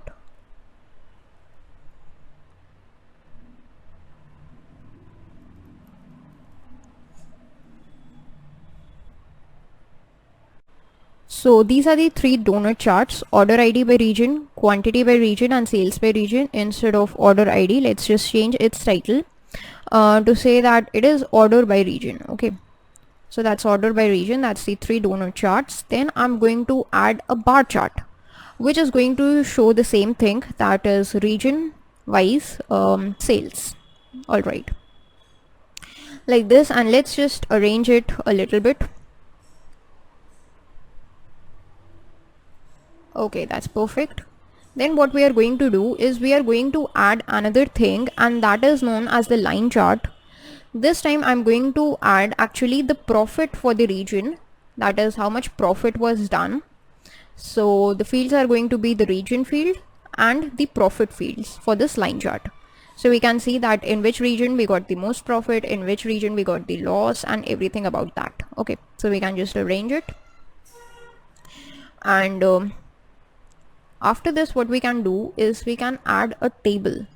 So this is the table that I'm going to add over here, and this table is going to hold some of the values, like instead of the region or instead of the table, I can just add a matrix in which I will be adding cities, I will be adding some kind of regions, and I will be adding the sales. Okay, so what is this matrix going to contain? It's going to contain city. Okay, so that's the thing here is you need to select this visual, and then you can just click on city, you can just click on region, and then you can just scroll down and select on the sales value. Okay, now you can just expand it a little bit like this, so that you are getting everything over here. Scrolling is possible, everything is there. That's perfect. Now what we can do again is we can just simply add a slicer. That is, if we want to just slice something, if we want to just show something, so I'm just getting rid of this bar chart right now, and I'm just going to add a slicer. Okay, so let us just add a slicer. This slicer will be for the city, so we will be just covering the city, or basically for the region would be good. So let's just create a slicer for region. Now what happens is we have got 4 regions into the slicer, and let's just arrange it back like this. So this slicer will help us to just slice these regions. Okay, now whatever region we select, only its stuff would be visible. Like if we just select the central region, only the central region would be visible in all of these, but that is not looking correct. So what we are going to do is, instead of region, let us just create the slicer for something called as city. We have got the list of all the cities in this slicer, and we can just select or view the values in a city wise fashion. Like if we want to view the value of any of the cities. Now another important thing in a report is that of cards. So what I'm going to do is I'm going to get rid of this slicer, because cards are extremely important. They are more important than these slicers. So I'm going to add some of the cards in the report as well. So this is a card. I just can click on this card, and what I'm going to get is the total sales. So or the profit. I can also create a card for a profit. So that's the profit card. Let's just resize it like this and change its position. So that's for profit. I'm going to create another card. I can simply just copy this card and paste it to duplicate it, and instead of profit, I'm going to show the total amount of sales. So this is going to be the sales value that is going to be added in this card, but before that we must remove this profit, and this sales would be added. So it is showing me that the total amount of sales done, the total profit obtained, the line chart for the profit, orders, quantity, sales through donor charts, and this whole table from where I can get any information that I want. So this is a kind of a report which you can create very easily in Power BI based upon all the things that you have understood up till now.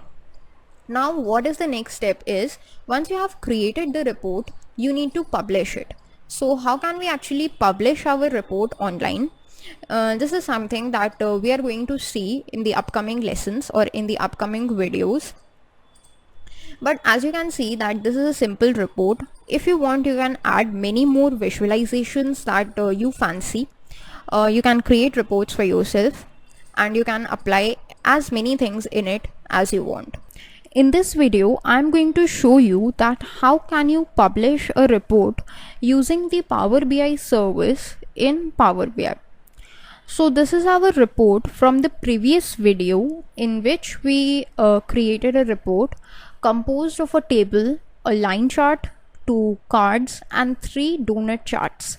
This was a report about region. Now in this video we are going to see that how can we actually publish this report to Power BI service. So for that purpose we have an option called as publish right over here. We can just click on it and you are required to sign in. Now one important thing that you must know is that for signing in purposes, you need to go with a corporate email ID and you cannot go with like a Google ID or a Yahoo or Gmail or anything. You need to have a corporate mail ID for that purpose. So I have got a corporate mail ID just like this, and this is for if you have already signed in. So I have not signed in, so I need to go for a free account. I need to create an account in Power BI, and here we can just provide with our corporate email ID. I can click on sign up and it would ask me to wait. Okay, so I can click on yes, and you need to just provide your details. So what I'm going to do is just provide programming knowledge, programming here, and last name as knowledge, and the password I'm going to create a simple one, and again a password. So let's just confirm it. A verification code, so that is 800544 is my verification code, and you can just scroll down like this and you can just click on start. Now this would help you to create your account and you can either save it or not save it. So I'm not going to save it right now. And if you want to invite more people for your workspace, you can just write their email IDs and you all would be clustered together. Either you can just click on skip. If you do not want to send invitations like I just did, I clicked on skip. Now what I'm going to do is just wait for a few seconds while this sign up is getting complete. And once the sign up gets complete, you will be able to see something like this for yourself. Okay, and this is from where I just got my mail ID, that is a corporate mail ID. So you can just follow this link as well to get a corporate mail ID for 10 minutes.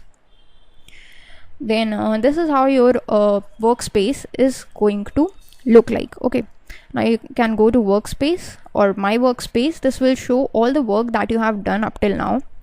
But since I have not done anything, I have not got anything, so it is not showing anything. Okay, now I can go back to my Power BI and I can again sign in by providing my email ID, clicking on sign in, and it may take a few seconds before it asks you to sign in for Power BI. And after you are successfully signed in, you will be able to publish your report into the Power BI service. Okay, so we can provide a password over here and then click on sign in. Okay, so what happens after this is you will be able to publish your report. Like you can see, first of all it asks you that where you want to publish. So yes, I want to publish to my workspace and that's the only destination that I have got. So you can simply click on select, and there it would take some time to publish your file. Now one interesting thing is whole of your file would be published, which means if you contain a number of pages, all those pages would be published over the Power BI service. So you can see that we have got a success message, and if you want you can just open your file from here in Power BI service itself, and it may take a few seconds and you will be able to make out that actually your file is now published. Actually your report is now published. Like this, you can see whole of your report is available in Power BI. Now why we have done this, like why we have published this report in Power BI service? The reason is when you are working in a cluster or with a number of people, then you may require to share your reports with others. It is not mandatory that you are the only person working on the report. You may need to share it with multiple peoples, only with a few people, whether inside your department or into people spanning through multiple departments. So this is the purpose by which the Power BI was set up. This Power BI service was set up. It allows us to do different kinds of things with these reports. Like it allows us to download this report. If you just click on download, you have got these bunch of options. Like you can download in Power BI desktop. This means that if you have got this report, if you have not designed this report, but if you have got this report from any other colleague, you can simply download it in Power BI desktop and then it would be available for you. Or you can go with Power BI for mobile, which will help you to just view that report in your mobile phone itself. Now another important feature or another important thing is this report is kind of interactive. Like right now you see all the regions are visible, but if I just click on this East region, then what happens is I'm getting in these three donut charts only the data of the East region. In these two cards I'm getting the sales obtained from the East region and the profit from the East region, and in this table I'm getting all the records for the East region itself. And actually this line chart is distorted right now, but I'm getting the profit for the East region, which is 85,291. Simply if we can just click on South, or if we can just click out, all of the regions are there, and if we just click on South, then we get all the reports or all the things about the South region. Simply we can go with the Central region, we can go with the West region, or any region that we want. This means that this report is active as well, or it is interactive as well. Okay, now another thing is if you want to just edit this report, if you want to do anything with this report, you can do it very easily. You can just go to this edit report option, and there will be a possibility from where you can just edit your report. You will get all these things, that is the fields, this orders table, and this visualizations pane, just like you got one for yourself in the Power BI desktop. This means all the features of the Power BI desktop that were available to us are now available through this Power BI service. All the possibilities that were there are now possible through Power BI service, with an added advantage that you can just save it, you can share it, you can perform as many operations that you want on this Power BI report. You can just perform them very easily. In this video we will see that how can we use Power Query. So up till now we have seen how to use this Power BI desktop app to use some of the basic Power BI controls, and then using this Power BI service account we have also published one of our report online which was created in this desktop app. Now the next thing that we are going to start from today or from this video is the Power Query. So the first question is, what is Power Query? According to the official Microsoft documents, Power Query is a data transformation and data preparation engine. It comes with a graphical interface for getting data from sources and a Power Query editor for applying the transformations. So in simple terms, Power Query is nothing but it is a method through which we can transform our data with the help of a GUI interface. And then there is something known as the Power Query editor, which helps us to apply the changes or the transformations over the data. Alright, so before going into that Power Query stuff or seeing its practical example, we will first take a look at our data source, which is going to be imported into our Power BI. Okay, so I have this data source which is named which is in a form of an Excel worksheet or an Excel workbook. The name of this Excel workbook is data source underscore unclean, and I have two sheets over here. The first sheet is by the name of concat, and the second sheet is by the name of split. So if we take a look at this concat worksheet, then we have got three columns. The first column is first name, the second column is mid name, and the third column is last name. I have got 8 entries of the different names like this over here, and what I'm intending to do is no matter that these all columns are actually separated in Excel, but when I want to import them in Power BI, I want to transform them as a single name column, which means I want only one column of name in which all these three columns, that is first name, mid name and last name, will be concatenated or merged together. This is what I'm intending to do with this data. Then in the second sheet I have some data, the second sheet by the name of split, I have some data in which there are two columns, address and quantity. So here you can see that the address is given in a comma separated values. I have the name of the state, the name of the country and the name of the continent.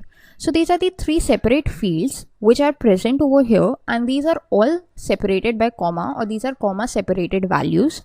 For this data source, what do I want to do? When I want to import it into Power BI, I want three separate columns to form. The first column should be of state, the second column must be of country, and the third column must be of the continent.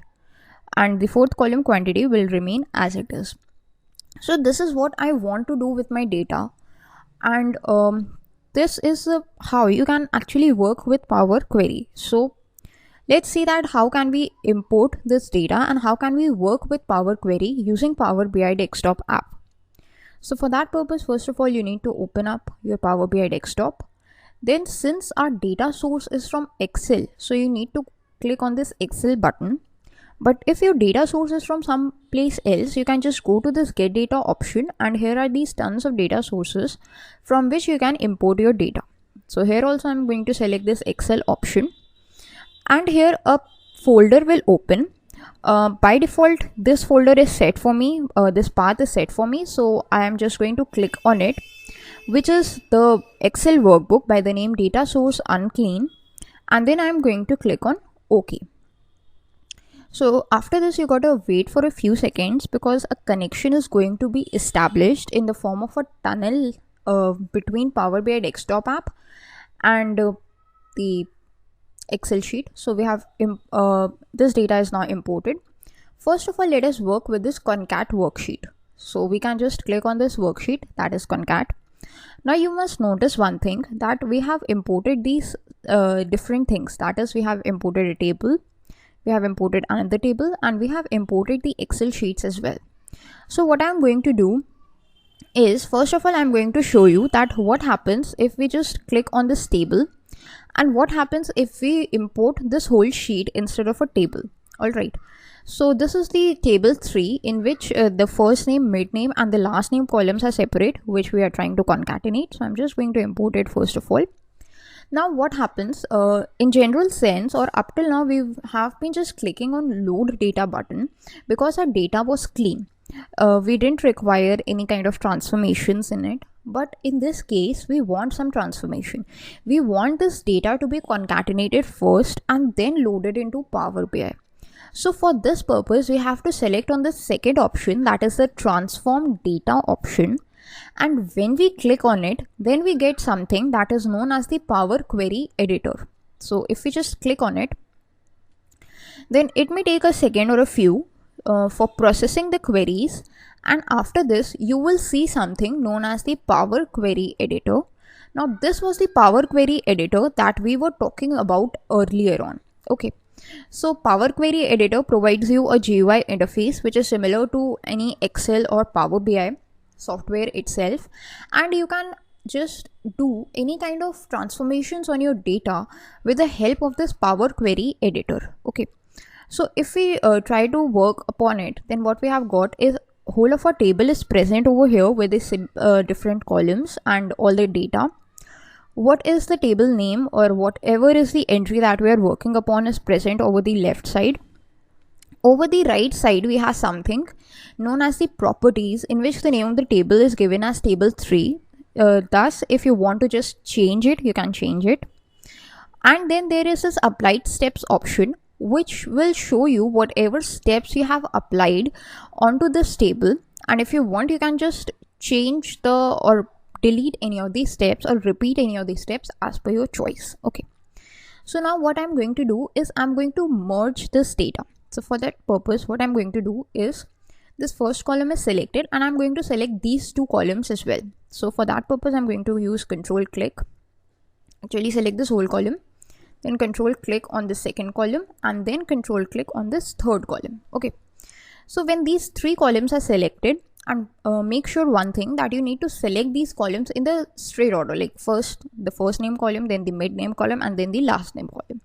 Then only this will work, otherwise the results would be distorted, right? Then you can go to this transform option or this transform tab. Here you have this option of text column. In this, there is this merge columns option. If you just hover over it, there is the tooltip, concatenate the currently selected columns into one column. So that's exactly what we wanted to do. So you can just click on it, and then what you see is you need to use a separator. So generally a space is a separator, but I don't think we have space in our data, so I'm not sure about it. So let's just go with space. And then the second option is, which is optional, the new column name. So if you want to give your column or the new column that is formed a name, you can just give it. I'm just going to give it a simple name, and then you can click on OK. And here you can see that instead of those three columns, now I have got only one column by the name of name, and whatever the data was there in those three columns, it has been merged into a single column here. All right, so this is how it's done. And now after you have just made some changes into your data and you have merged the columns, you can see in this applied steps option that this merged columns is now present, which means that yes, you have applied this step over your columns. Then you can click on this option, close and apply. Now what will it do? It will just close your Power Query editor and it will apply those changes onto your table. Now when the table is loaded into your Power BI desktop app, this table would be merged into a single column instead of three separate columns. So that's exactly what we wanted, right? So that is what we will get. Here you can see that since this table is loaded, table 3, and we have got only a single column, that is the name column. If you want to just view it, you can just select a table visualization over here and you can just display this name. Alright, so it may take a few seconds, and if you just change its size, or you can just go into this focus mode, you can see we have got this name column with these entries that we just created. Okay, and since we just imported it into Power BI desktop, it's already just sorted into the ascending order. So that's how the Power BI works. In this video, we are going to learn more about Power Queries. In the previous video, we saw that how can we use Power Queries to transform our data that was unclean, or if we wanted to just perform some of the operations over our data, then how can we do that with the help of a Power Query editor. So we just combined the different columns of data into one in the previous video. In this video, we are going to learn some more functions that are possible on a data with the help of Power Query. The reason why we are stressing so much on this, or why we are covering 2 videos over this, is because Power Query is a very important feature of Power BI. And whenever you are working with data in real time or in any kind of organization, then it is a 90% chance that your data is unclean. It is not going to be like cleaned with the all records present, no null values, or everything in a proper format. That's rare. So you should know how to work with an unclean data, how to clean it first, and then how can you load it into your Power BI. That is why we are going to cover this video also with Power Queries. So let's start. First of all, let us take a look at our data source. So these are the three sheets on which we are going to work today. Split is the name of the sheet. Okay, so here we have some 5 records, and all of them have a uniform status, or a uniform data is present on them. There is first the name of the state, then there is the name of the country, and then is the name of the continent. So these are the 3 values or the 3 fields that are present in this address field itself. And then we have quantity. So what we need to do when we load this data into our Power BI is that we need to split them into 3 different columns: the state column, country column, and the continent column. Okay, and then this quantity column is going to be as it is. So let's see how can we do that. Let's go to Power BI and import our data from Excel. This is my data, that is data source underscore unclean, which is just a Excel workbook, the name of the Excel workbook. So you gotta wait for a few seconds till this data is loaded. Okay, so we have got table 2. If you just select over this, okay, not this one, not table 3, not table 4, it's actually table 1, I think. Yeah, so table 1 is what we are going to work upon. So you can just click on this table like this and you will be able to see its preview. You can just check it and click on transform data so that we can go to the Power Query editor window. If you directly click on load, it would be loaded into Power BI and Power Query editor would not be visible, so you would not be able to make any of the changes in your data, right?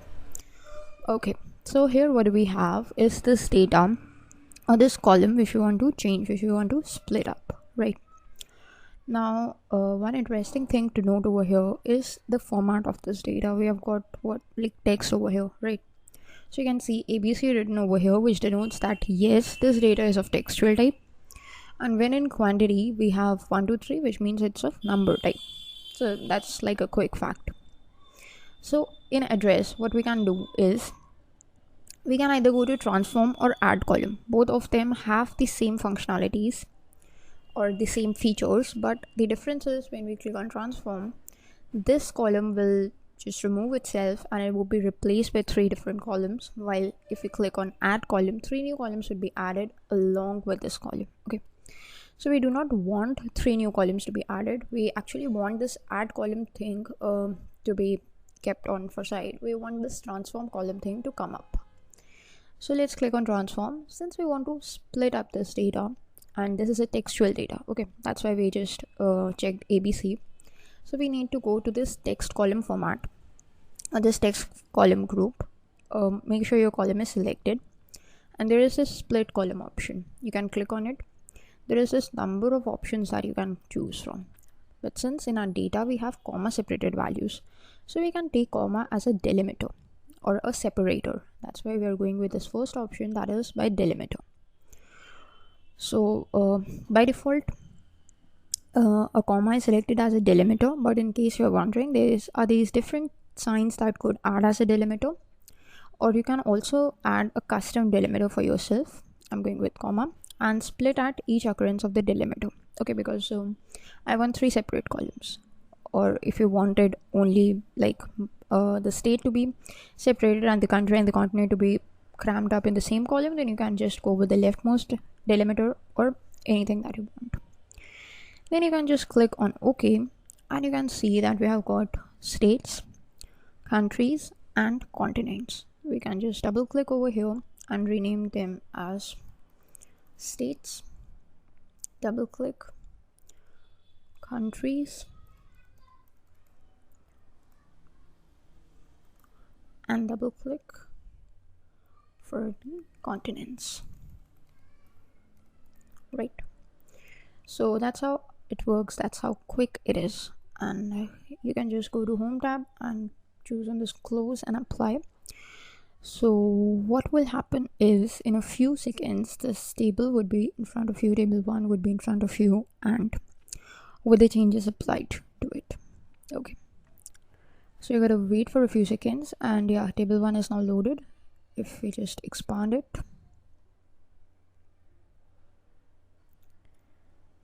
so you would be able to see the columns, okay, like continents, countries, quantity, and states. Now let's work upon the next sheet. So we can go to recent sources, that is data source unclean. Here what we have is a table 2, in which what we're going to work, we have a product ID that is made up of like 2 letters, 2 alphabets, then there are 4 numbers, and then there are these 6 alphanumeric characters. So what we want to do is we want to separate these values. Although a delimiter is given to us, but we do not want to work with the delimiter. We want some other way to separate them. So how can we do that? Let's just select this table, click on transform data to transform it, or to make sure that the Power Query editor is opened. Excuse me. Okay, now so we have this product ID column. If we just go to this transform tab, so we have, okay, so before that you must make sure that your column is selected, and since it is a text column, that's why we are going here into the text column. You can go to extract. So how many characters you want to extract by length, first characters, last characters, or range of characters, whatever you want to extract, you can just go with it. But since there are these 3 values, so we need to go to this add column option. If you just go to this add column option, you will find that there is the same function available for the text again. You can go to extract, and let's see that how can we extract the first characters. If we just click on the first characters, then what happens is we get a count, that is how many characters starting from the left you want to extract. So I want to separate these 2 alphabets, so let's just say 2 and click on OK. Now what happens is I get 2 characters from each record. Similarly, if you want to extract like the last characters, so last 6 characters I want to extract, I can simply click on 6 as a count and click on OK. Okay, so that is kind of a problem. Let's just again work with it. I want to extract last characters. Oh, sorry, I just gave 2. So if you want to just undo your work, you can just go to applied steps and undo it from here. I want to extract the last characters. How many last characters? I want to extract 6 last characters. So yeah, 6 last characters are present over here. Similarly, if you want to extract between the delimiters, this middle portion could be extracted between the delimiters. Okay, so you can go to delimiter. So the start delimiter is a hyphen and the end delimiter is also a hyphen, and you can click on OK. So yeah, it's now working. Let's just check it once again. Start delimiter is hyphen and the end delimiter is hyphen, and click on OK. Okay, so I don't know why it is working, but yeah, it should work. So you can just go with if you want to just check this middle thing, you can just go to text between delimiter, and usually it works. I don't know why it is not working right now. And once you've done that, you can just go to close and apply, and these changes would be applied. Or if you want to just discard these changes, you can just exit this Power Query editor and you can click on not now if you do not want to work upon with these changes. Okay, now again to the recent sources, that is the data source unclean, we have another sheet available with us, that is or another table available with us, that's table 4, which is having like kind of names, the first name, the last name, but the difference is that we have not a proper case. They are not in a proper uppercase, they are not in proper lowercase, they are not in proper sentence case, so we have kind of a problem here. So for that purpose, what you can do is you can just press Ctrl A to select whole of this table, go to transform, and here you have like format. So in the format, a common convention for a name is capitalize each word. That is, the first letter must be capital and all the rest are small. So you can just select on this one, and you see all of your names have been changed. If you want to just convert them all to uppercase, you can just click on all to uppercase. Then we have trim. What does this trim do? It would just remove extra spaces from the text. Okay, so capitalize each word is what I'm going to go with. So this is how you can work with Power Query. In this video, we are going to see that how can we use the Power Query and the Power Query editor to manipulate the date and time data in Power BI. Okay, so the reason why we are using this date functions or the date data is because using the dates we can extract the different types of information. What all we can extract? We can extract like the month, year, day, the day of the week of the month, the week of the year, the current age, etc. There are a bunch of things that we can extract from the date data. So wherever we are trying to work upon Power Query or the Power Query editor, whenever we are trying to practice it, then it is always advisable to work with the date data because it can give you so much information. And this type of information is not possible without with any other data source but the date data. Okay. So for this purpose, we have got an Excel workbook by the name Date Data Source. Okay. And the sheet that we have got is date source actually, and we have got at least 9 dates over here. These dates are from different years, different months, different quarters. Okay, so we will be using this data source. Why we have used this is because we have the variety of data over here. Okay, so we would be able to make out a much more information from this data source than from any other. So this is going to be our data source for this video. Let's just close the Excel file.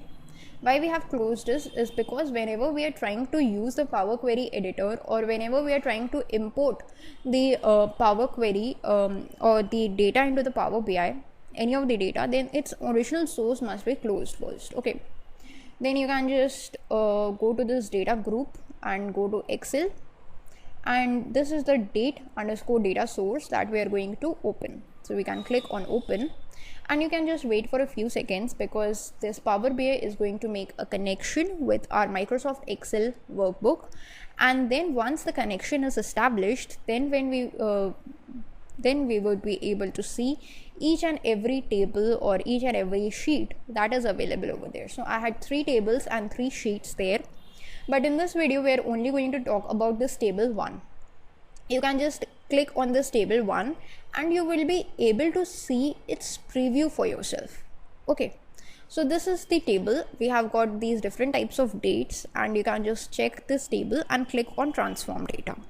Why we have clicked on transform data is because we want to open this table 1 into our Power Query editor. We do not want to load it directly. We want to make some changes to this data, so we can just open up it in Power Query editor. Okay, now you can see that once we have opened this data in Power Query editor, you can see its type is changed to kind of a calendar. Okay, this means that this column is containing date type of data, and it is automatically something that is taken out by the Power Query editor. It is a smart tool. It usually for itself recognizes that what is the type of data, and it could just change that particular data. Okay, so if you just take a look at the applied steps, so these are the 3 applied steps. That is changed type, which means that it recognizes that it is of date data type and change its type to date. Now we have 2 options over here. Either we can transform the data or we can add the columns. Both of the options are same. Both of their functionalities are same. The options they provide to us are same, but the functionality difference is that transform is going to transform this column, while add column is going to add a new column. So we can just click on add column, and what will it do? It would add new columns. Since our column is already selected, this date column, and you can see that this date from date and time group, this date option is enabled, which means we can apply any of the date operations over this data that we want. If we just expand it, we have got these many options. So the first thing we are going to do is we are going to extract the year from this data. So how can we go? We can just go to year and select year. Then after a few seconds, you can see we have got the year 2010, 2020, 1998, 2020, 2018, 2005. Okay. So these are the data that we have got. Now we can just again select this column. I want to extract the month. So you can just go to month and select month. So we've got the month, that is 12, 4, 6, 3 and so on. Similarly, if you want to extract like day, so we can just go to day and day, click on day, so the individual dates would be extracted. Now you can again go to this date column and you can extract the quarter, that is which quarter of the year is this date belongs to. So you can just go to this option of quarter and there is this option of quarter of the year, and if you can just select on it, then you can see we have got like the fourth quarter, that is 3rd December is in fourth quarter. We have some 13th April which is in the second quarter and so on. So these are the different quarters that we have got. Okay. Now there is one interesting thing to note. Whenever we are talking about month, we have got the integer values, and if you just see its type, it is 1 to 3, which means it is a number type or integer type. Okay. Now if I again go to this date column and I want some other data, like if I want the name of the month, if we are talking about month, I want the name of the month. I don't want like 12, 4, 6. I want like December, April, June, etc. So for this purpose, I can just again go to this month, and this is this last option over here, name of month. If I just select over it, and you can see we have got the name of the month, that is December, April and so on. So we can just delete this column. Okay, this is this inserted month step. We can just cross it and delete. So this column would be deleted and we would be getting the name of the month, which is more readable than the number of the month. Okay. Similarly, instead of this day column, let's just get rid of this day. Instead of getting the individual days, we can just get the day, like a Sunday, whether it was a Sunday on that day or a Monday or whatever it is. Okay. So for this purpose, you can again select this date option, go to this date, and here we have day. So name of the day, the last option, that is name of the day. If we just select on it, so we are getting Friday, Monday, Friday and so on. If you want to cross check it, so like 21st August, so we can just go to this calendar. On 21st August here was a Friday. Okay, so what we are getting on 21st August is a Friday. That is absolutely correct. Okay, so this is the accuracy of a Power BI. And there is one more important thing, that you can again go to this date and find out the age. What is this age? Means that whatever the day is mentioned, from that date to this current date, today is 3rd of October 2020. So from that day to the current day, how many days have passed, how many months have passed, or how many years have passed. So this is what we can make out from this age factor. Okay, or this age option. You can just select on age, and you can see that we have got these different types of things. This is like the duration, which means in days. So if you can just go there, and actually I want years from here, so you can just select this age, go to duration. It is currently in days. If you want years, so I can just go to total years. So now I'm getting the years option. Okay, so if I want, I can just delete this age column of the days and I can just get the years. Okay, so we cannot just delete that column because we are getting that from here only. So you can just go to date, again select age, duration, and we get total years. And you can just see it's a decimal number, so if you want, you can just select the whole number. So that is that means someone who was born in the year 2010 is having his age as 10 years, and 2020 is having age as 0 years. Why 0? Because it is some days which is not present in the whole numbers.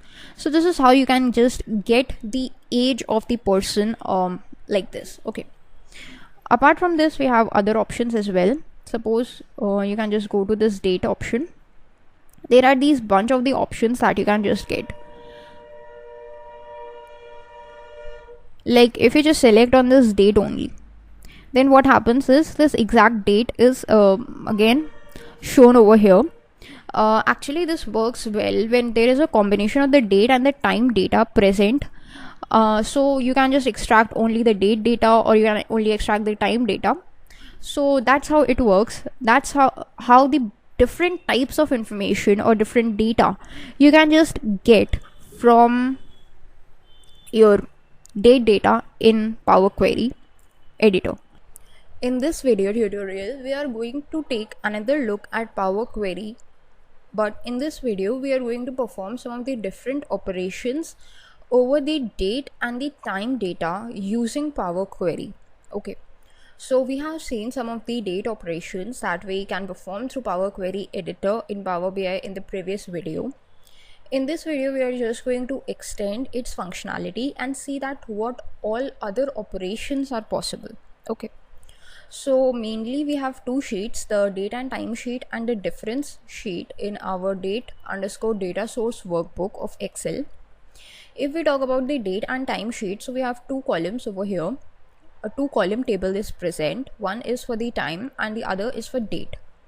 So in this we will be seeing that what all operations can be performed over the date data and the time data in Power Query editor. The next sheet we have is a difference sheet, which is basically just the two dates, like date 1 and date 2. So basically we are going to find out the difference between the two dates. Okay, or how many days, how many months, or what is the duration between these two dates. Okay, so that's the simple thing that we are planning to do in this video. So let's see how can we work with it. First of all, let us just close our Excel workbook and open up Power BI, and let us just import this Excel data as we have recently imported it. So it is present in the recent sources, that is date_data source.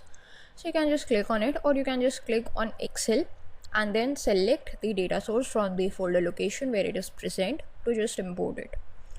Okay, so if we just click on table 2, so this is the table for the time and the date column. This is what I'm going to import first. So let us just check this table and click on transform data. By clicking on transform data, we are ensuring that we can open this table into a Power Query editor for making some of the changes, as we wanted to make some changes over here. Alright, okay, so now the first thing is, let us just check its data type. So it is a kind of a calendar with a clock. So this is kind of a time data type. If we can just say it's date time type. Okay, and if we just click on this one, it's a date data type. Okay, we can just change it to the time data type and click on replace current. So what would happen is the dates that were present has been gone. Actually we didn't route any dates in the Excel sheet, if you just recall it, but the reason why we were getting it, because it was kind of a date time data type taken up by Power Query editor. As we already know that the Power Query editor, being an intelligent tool, itself finds out the type of the data. So it found out to be of date time data type, and by default it added the first date value that it had. So that's why we were getting it, but we didn't want it the date data because we had another column for the date data. So we have just omitted it by changing its type to time. Okay, now there are two options of either transform column or add column. Both of them are used to perform the functions over the time data. And the difference is the transform column would transform or change this particular column, or the add column option would add a new column. So as soon as we clicked on add column, and since our time column is selected, you can see from date and time group, this time is enabled, all the other things are disabled. Like we cannot perform any of the numerical functions over here, we cannot perform any of the date functions over here, or the duration functions over here. That is another advantage of Power BI. Now if we just click over it, we can see there are these different options available to us. Okay, now one interesting thing to note, if we just remove this step, then what happens is we are getting this date and time both in this field. Okay, we can just change it type to date/time. So we are getting date time, that is 31st December 1899. That's the first date in Power BI by default. So that is why we are getting it, and we are also getting the time. But we only wanted time. So one step I showed you that you can just change its type to kind of time, or what you can do is you can just select that column, go to this time column and select on time only.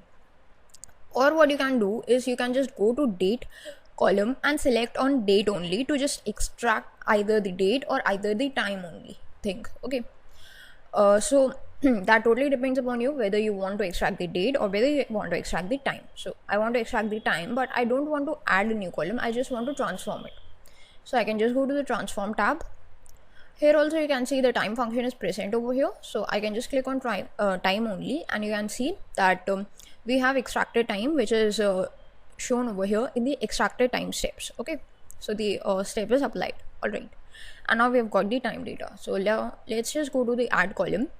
What all operations can we perform on the time, like R? So if we just click on R, what happens is we get a new column by the hours. Like it was 12:30 p.m.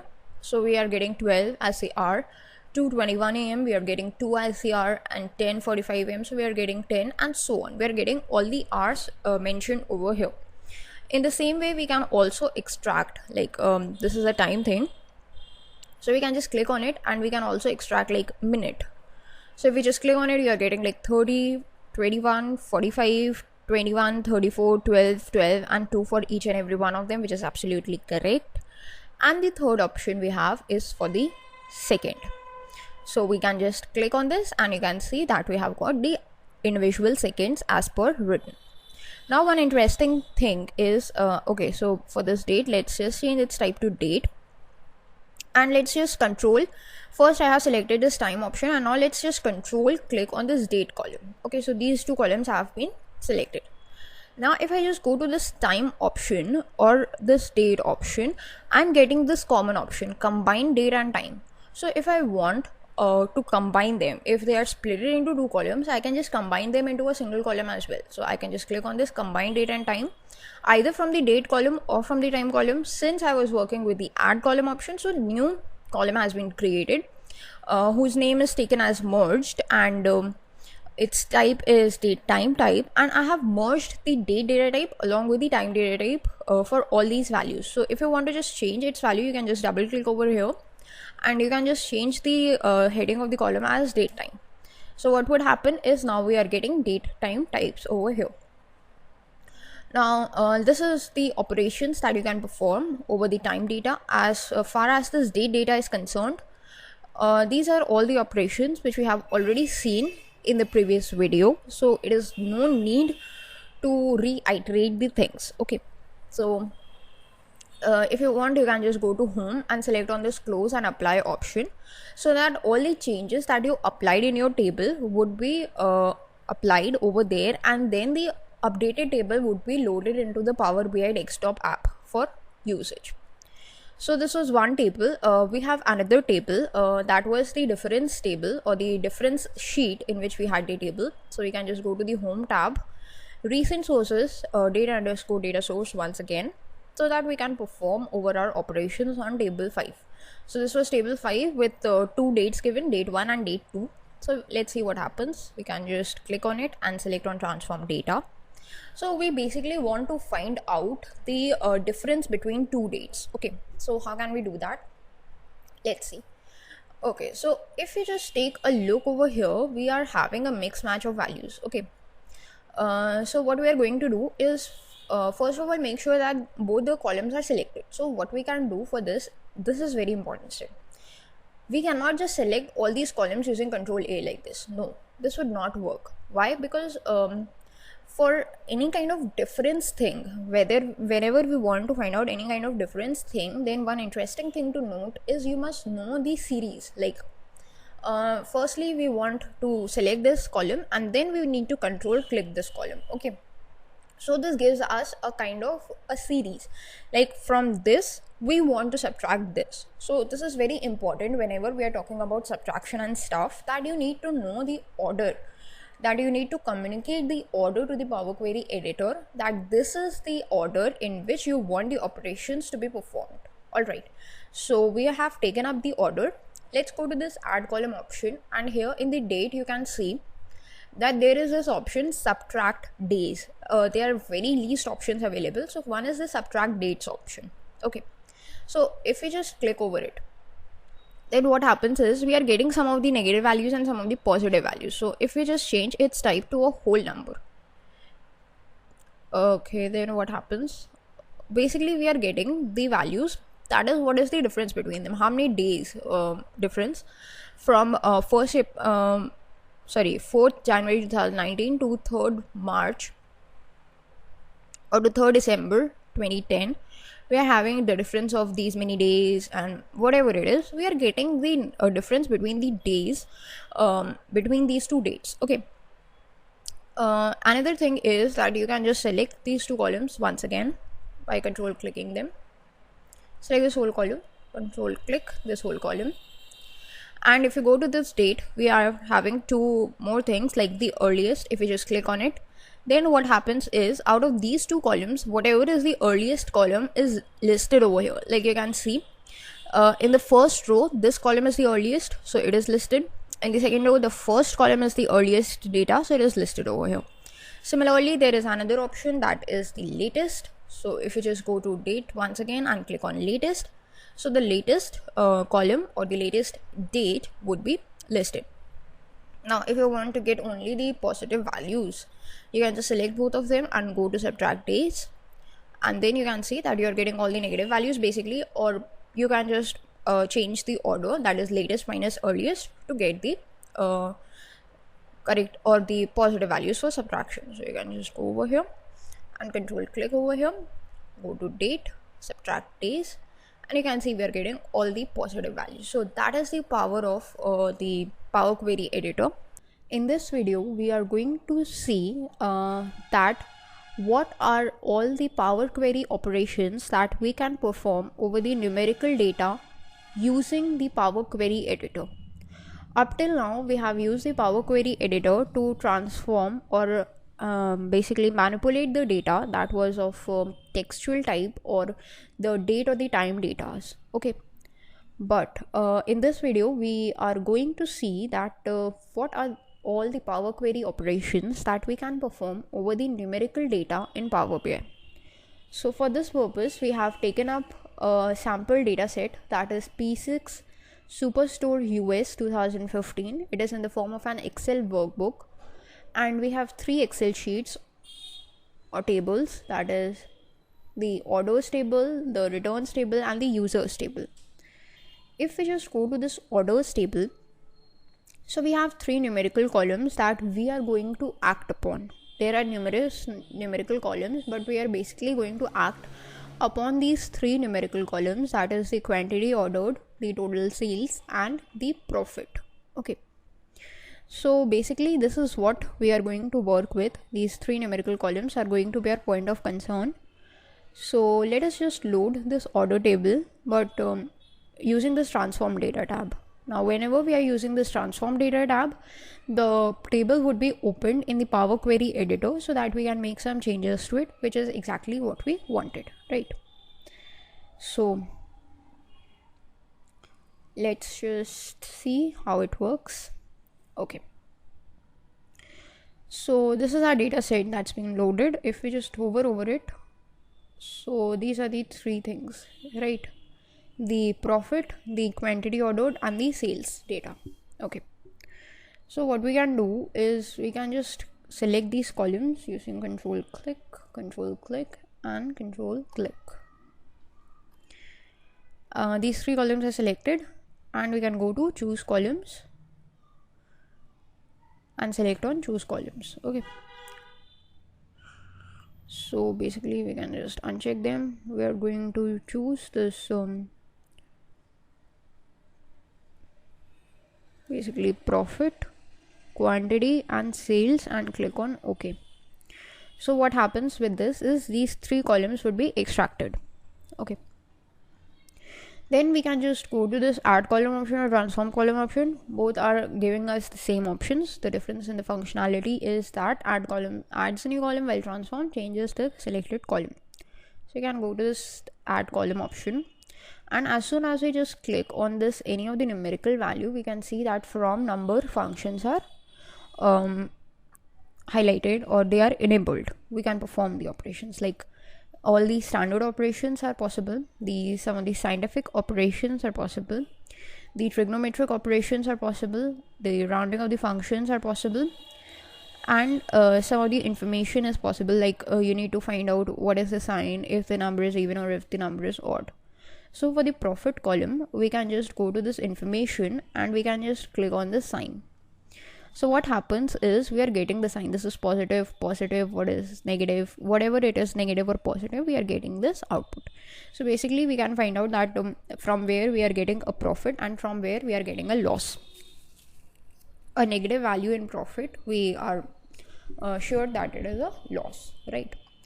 Now what we can do is suppose we want to round off the profit, or basically we want to round off the sales value. Okay, so we can just go to the sales column and we basically want to transform it. We want to change it to a rounded off value. So we can go to this rounding option and we are going to round down. Okay, so you can see now we have got the whole numbers, or basically these values have been rounded down. Similarly, we can also round off this profit thing by rounding it to down values. Rounding down means the lower value would be taken, otherwise the upper value would be taken. If you want to just check it, you can see that 4.56, if we just clicked on this round down, then what happens is this 4.56 changes to 4. Okay, but if we just remove this and we go to this round up option, then this 4.56 changes to 5. So this is the difference between round up and round down. Whenever we are working with the profit or the sales data, general purpose is to round down the values so that we are getting a rough estimate and basically the lower profits. Okay, so that is what we have done. We have rounded down the profit values, we have rounded down the sales values. Basically, okay, so we need to just round down the sales value as well, because we just undid the step. So the sales values rounded off was also undone, so we can just again round down them. And with this, the sign column is also added. Okay, so we can just say that how many quantities were ordered and the total sales value of this particular quantity, that is for one quantity, and this is the total quantity order. So we can just multiply both of them to find out that what is the monetary gain that we obtained. Like one quantity or one thing was sold for like 13 rupees or 13 whatever it is, and there were the 4 of total being sold. So for that, if we want to find out that what is the total amount of the 4 quantities, so we can just write 13 into 4 and we would be getting the output as like 52. So that's a simple thing. And for that purpose, what we can do is we can just select these two columns by control clicking them, and we can just go to this add column option, because we want to add a new column of total sales or the total monetary gain, whatever it is. Then we can just go to the standard option and we can just select this multiply. Now what happens is we are getting the multiplication values of each and everything.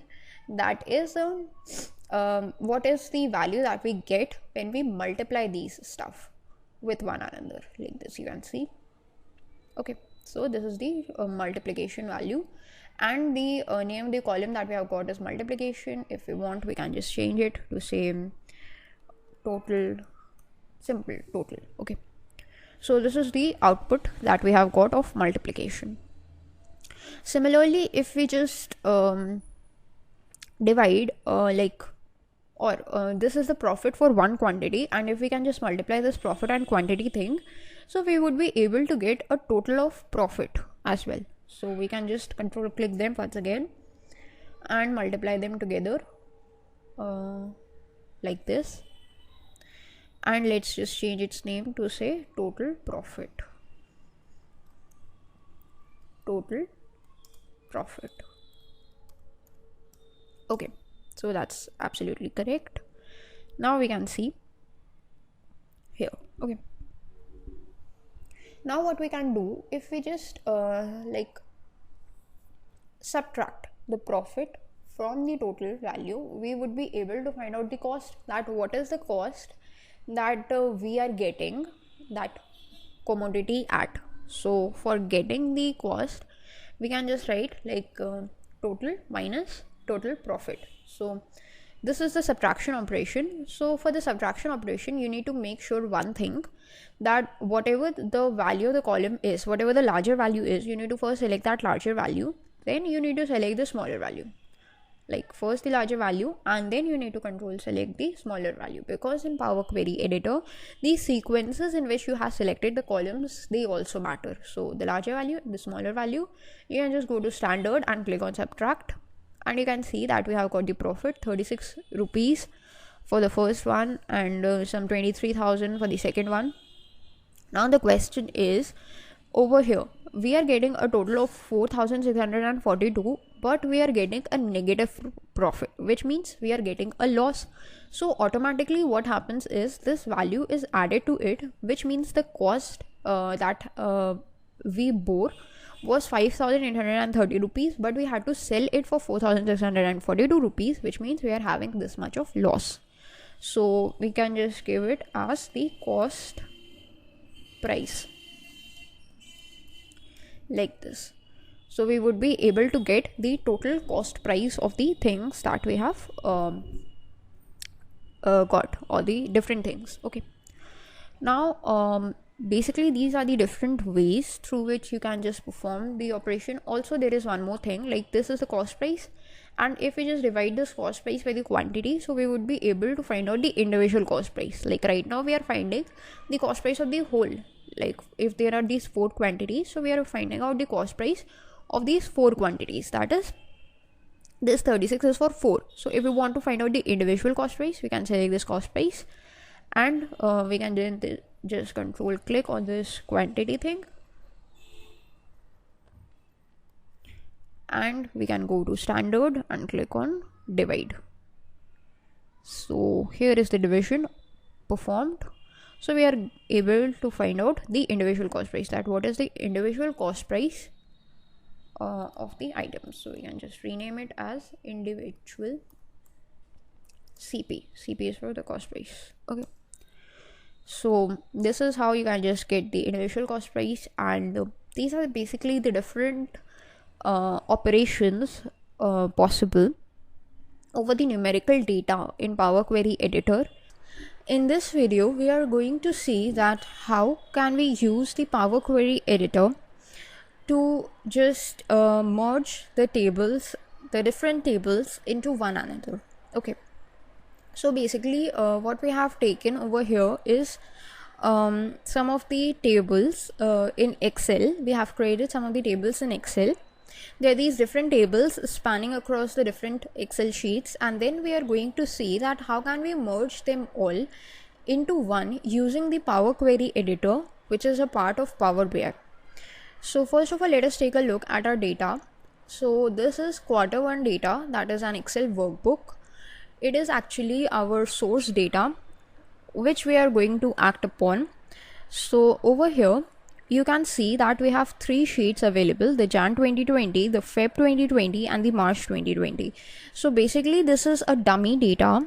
This is not the actual data. It is of the first quarter and the 3 months of 2020. Okay, so if we take a look at this March table, we have 3 columns: the date column, the product column and the quantity column. So basically this is a dummy data. That is why what we have taken is the 3 basic columns: the date column, product and the quantity column, that is a text, date and a numeric column. Okay, and what we are trying to do is we have listed the 7 records for the 7 days of March, and basically what we are trying to do is we are just trying to get the quantities of the different items. Okay, and the format of the date is DDMMYY. So it is the date first, then the month and then the year. Similarly for the February month also we have the same kind of data, but we have the different quantities and the different dates. That is for the February, we have the dates right now, and that's the products are same, but the quantity and the dates are different. Similarly, for the January also, we have the data for the month of January where the quantities are different. So these are the three sheets and the three tables that we have created, or we have in our Excel sheets. And what we want to do is, in Power BI, we want to import all three of them, but we want to get the data of the whole of the first quarter. Like, we do not want these three different sheets to be visible to us. We don't want these three different tables to be visible to us. We only want these all this to be clustered together in the form of one single table, and using that table only we are trying to just view our data. So this is what we are trying to do. Okay, so let us see that how can we do that in Power BI.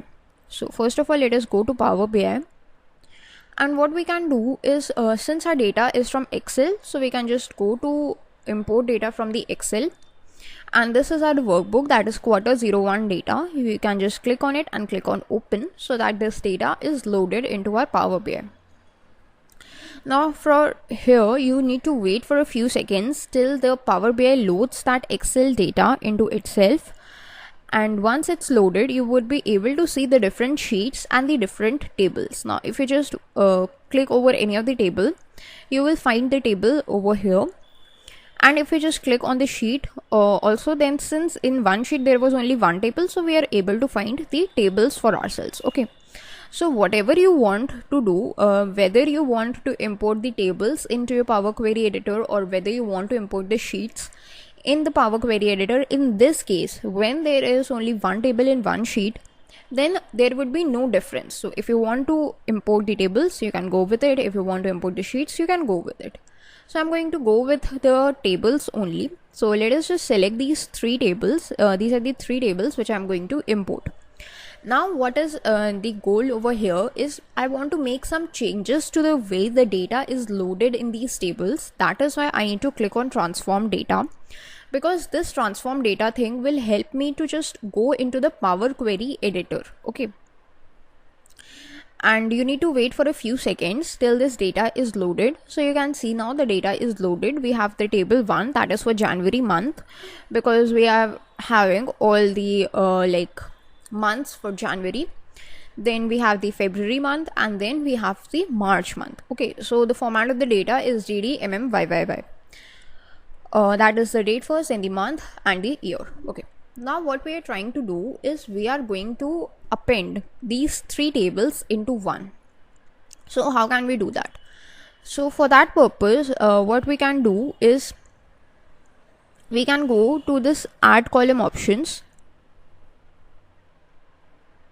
and here we have the option, or we can just go to this home tab only, and in this home tab we have this option of append queries. Okay, so this is actually a part of the combine group. What is this combine group? This combine group actually helps us to combine the different tables or the different data into one another. Okay, now here we have two options, the merge queries or the append queries. Now whenever we are trying to append the queries or append the tables into one another, we can go with append queries. What does appending means? It means that you can list one table, then the second table, and the third table one after the other. So that's exactly what we want to do, right? So that is why we are going for append queries. If you just click on this drop down, we are having two options, the append queries and append queries as new. So what happens when we click on append queries is, an existing query would be appended and the existing query would be changed, which we do not want. We want to create a new query because we do not want our original data to change. That is why we can just go to append queries as new option. If we just click over it, and then you need to wait for a few seconds for this dialog box to appear. This is this append dialog box, which allows us to concatenate rows from two tables into a single table. But the question is, we are not having two tables, we are having three tables. So not a problem. We are having the data or the option button here as 3 or more tables, so we can just go to this option, 3 or more tables. Okay, now as soon as I click on that, what happens is you must see that over here in our Power Query editor, this table 1 was highlighted, or we were just viewing that table 1. So this table 1 is present by default over here. Okay, next we have table 1.3 that is having the data for the month of February. If you want to just cross check, you can go to Excel and go to this Feb 20 sheet, and here you can see that table 1.3 is the table which is containing the data for the month of February. So you need to make sure that the correct order of the things is also known, because then only the tables would be appended in the correct format. Okay, so we know that table 1.3 is the second table for the month of February. We can just click on it and click on add button. So this table would be added in this column, that is tables to append, or you can just double click over in the available tables option and that table would be added as well. If you want, you can add any table multiple times, so that that table would be appended that number of times into our final query. But if you don't want that, you can simply just delete that particular table like this. Okay, or if you want, you can just change the order of the tables as well using these arrow buttons over here. So I'm happy with the order of table 1, table 1.3 and table 1.3.4, that is for the month of January, February and March, and you can just click on OK. And now you can see that we have got a total of 21 records. That is because each of the sheets had, or each of the tables had 7 records each, and there were 3 tables, so we were supposed to get 21 records, and that's exactly what we are getting, 21 records. First 7 are for the month of January, then the 7 are for the month of February, and then the 7 are for the month of March. And we have got all the products listed over here, and we have got all of their quantities. Okay. Now if you want to make any changes to this data, like you want to only show the binder data or the beanbag data, binder and the beanbag data, you can just select that and click on OK. So only that data would be visible, so all the filters etc. could be applied, right? And basically this is the query that we have created. Now if you want to load your query, so you can just click on close and apply. So this Power Query editor would be closed, and whatever changes you have applied into your query, it would be applied, and it would be loaded into your Power BI. Like you can see, we are getting table 1, table 1.3, table 1.3.4, that was the original tables, and the append 1. This append 1 was the name of the query that we had just created by appending the tables. So you need to wait for a few seconds, and then you can see that this append 1 is present over here. So if you want, you can just drag this. You can just expand it, and then you can just drag it. Okay, like this date, product and quantity we are having. So if you want, you can just get this date here, and you gotta wait for a few seconds till it is loaded.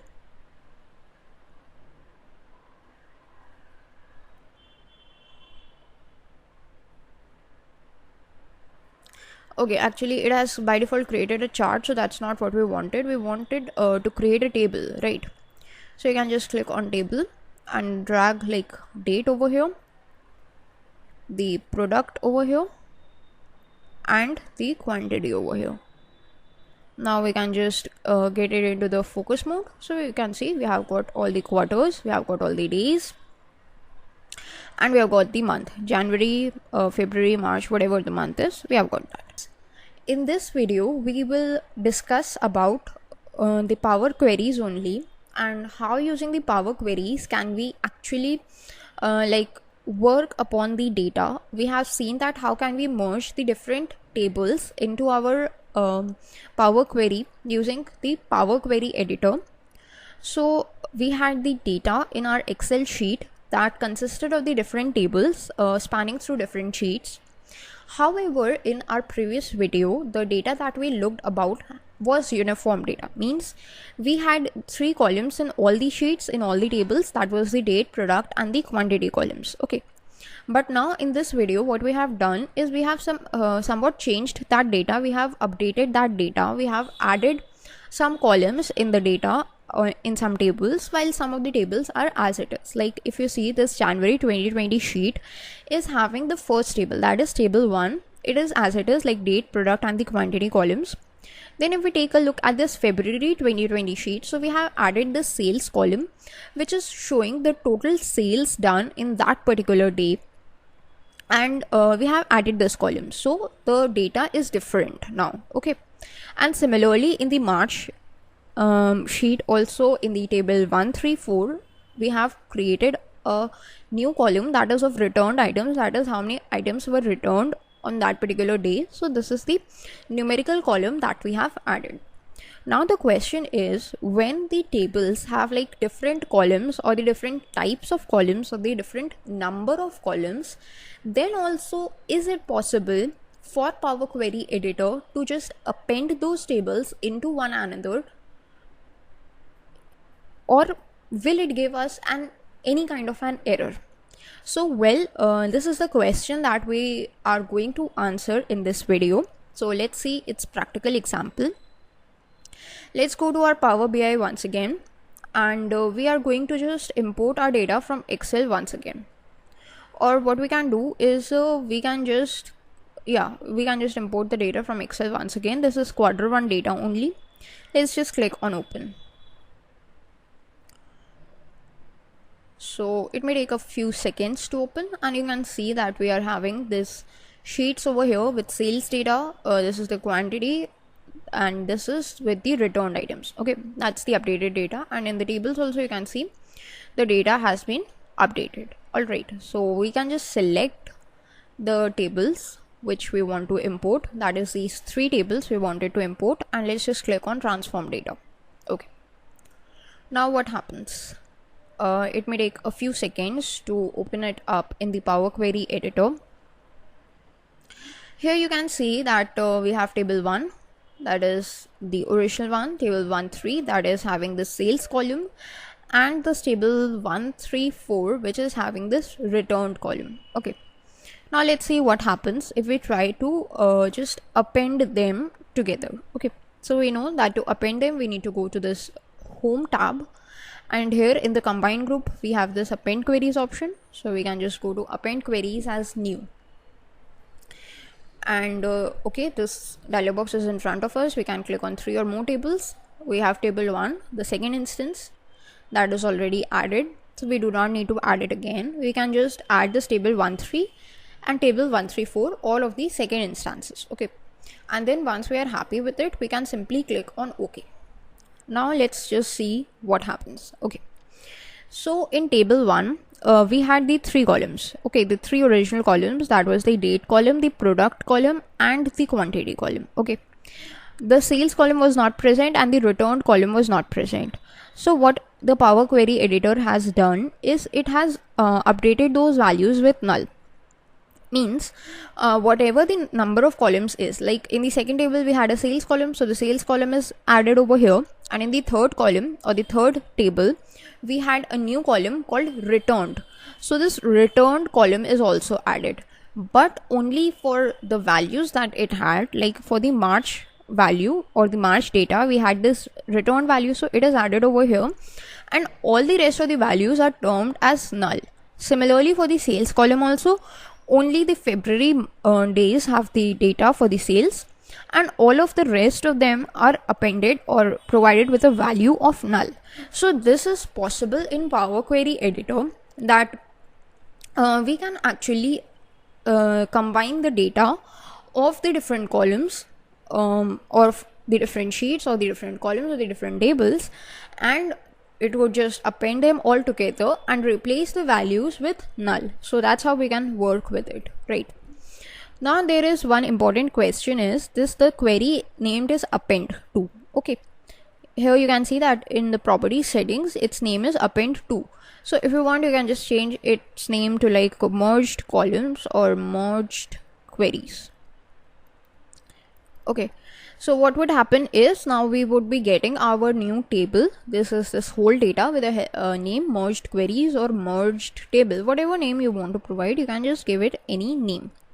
Then you can just click on this close and apply option, and the changes must have been applied. Okay, so you need to just wait for a few seconds until and unless this merged table is created. So after this, there is one interesting thing to note, that we would be just getting this if you just take a look at this fields table.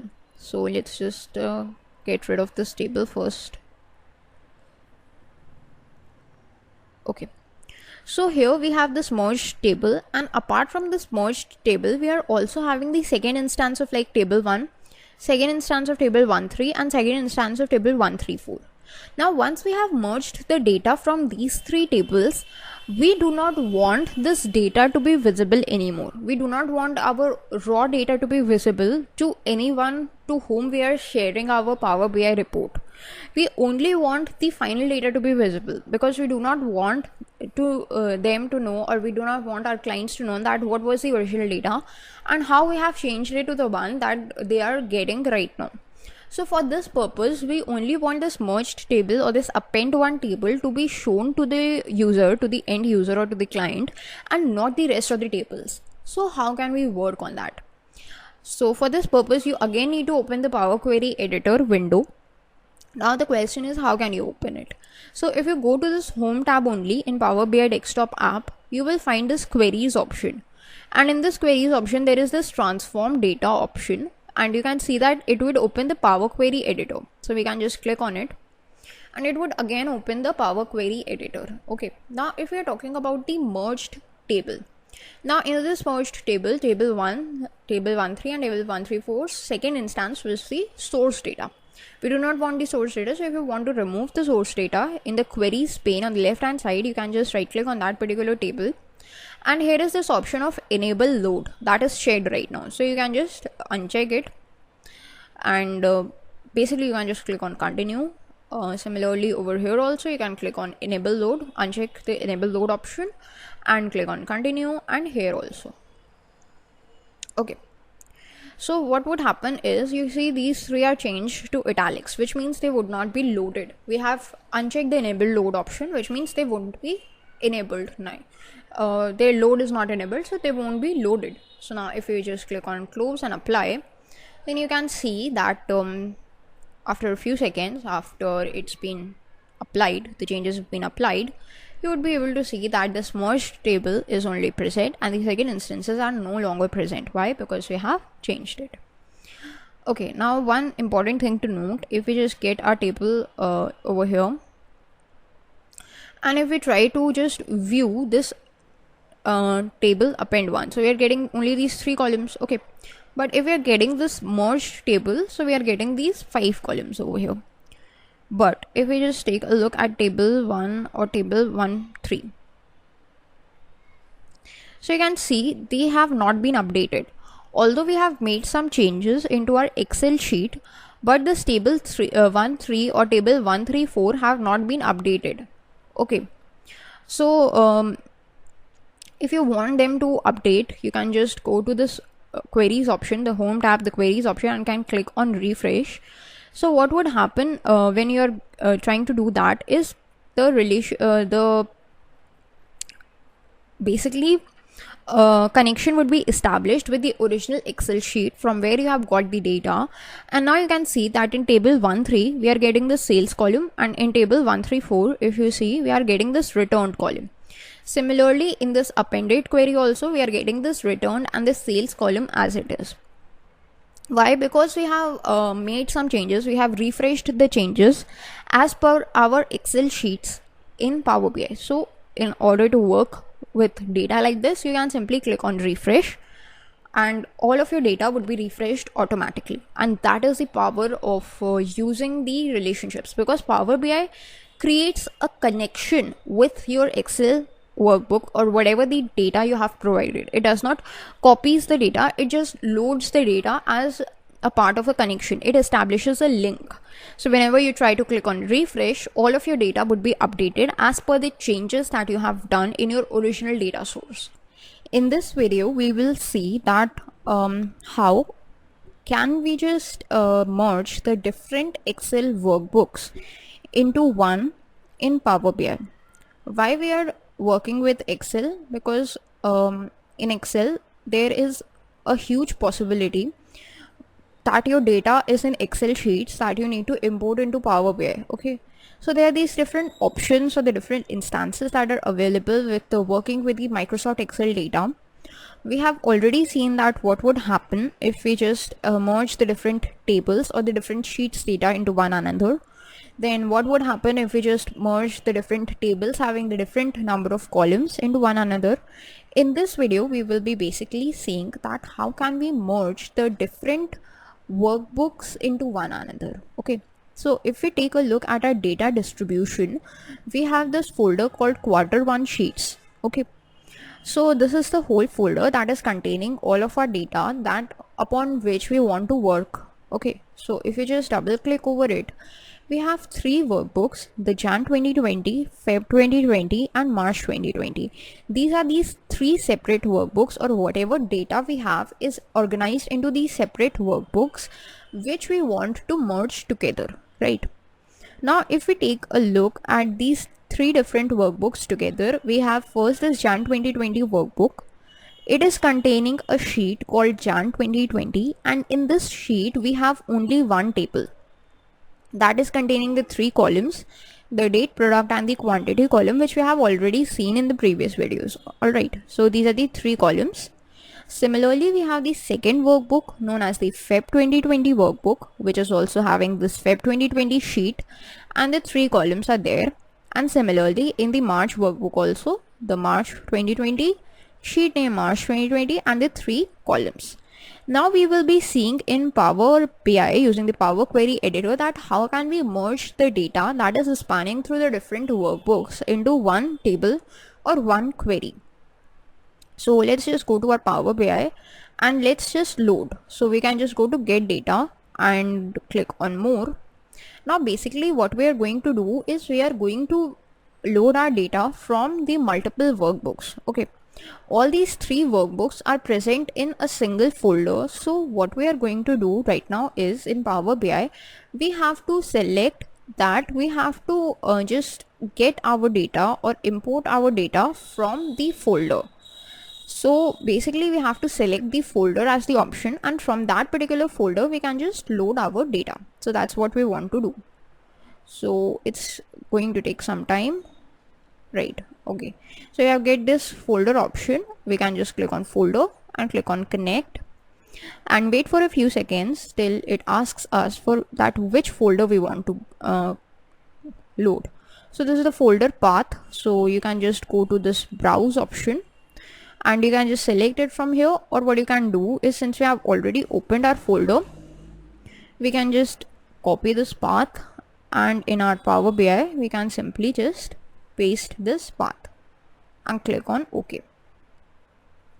Now you got to wait for a few seconds till that particular folder is loaded. Okay, so what we are getting is we are getting these 6 basically workbooks. Why we are getting 6? Because these 3 are opened up right now. So what we can do is we can just close these workbooks. Okay, Jan closed, Feb closed and March closed. Okay, we can just click on cancel and we need to again just load this data. Why? Because there were 3 instances of the open workbooks already present there and 3 instances of the closed workbooks or the original workbooks. So we don't want that. We don't want duplicate records to be loaded into a Power BI. That's why we have to cancel that operation. So one important thing that you must note is whenever you are working with this type of data, you need to just close all of the data that you have opened. Like if you are trying to work with the workbooks, you need to close that workbooks. Now you can see that since we had closed those workbooks, now we are only getting these 3 instances. That is the name, extension, date access, date modified, date created, and everything. Basically this is all the metadata. That is the data about the data. So this is what we have got. Let's just click on transform data. So what will this transform data do? It would open up the Power Query editor, right? Now you can see we have got Quarter 1 sheets, this whole folder, and the sheet name.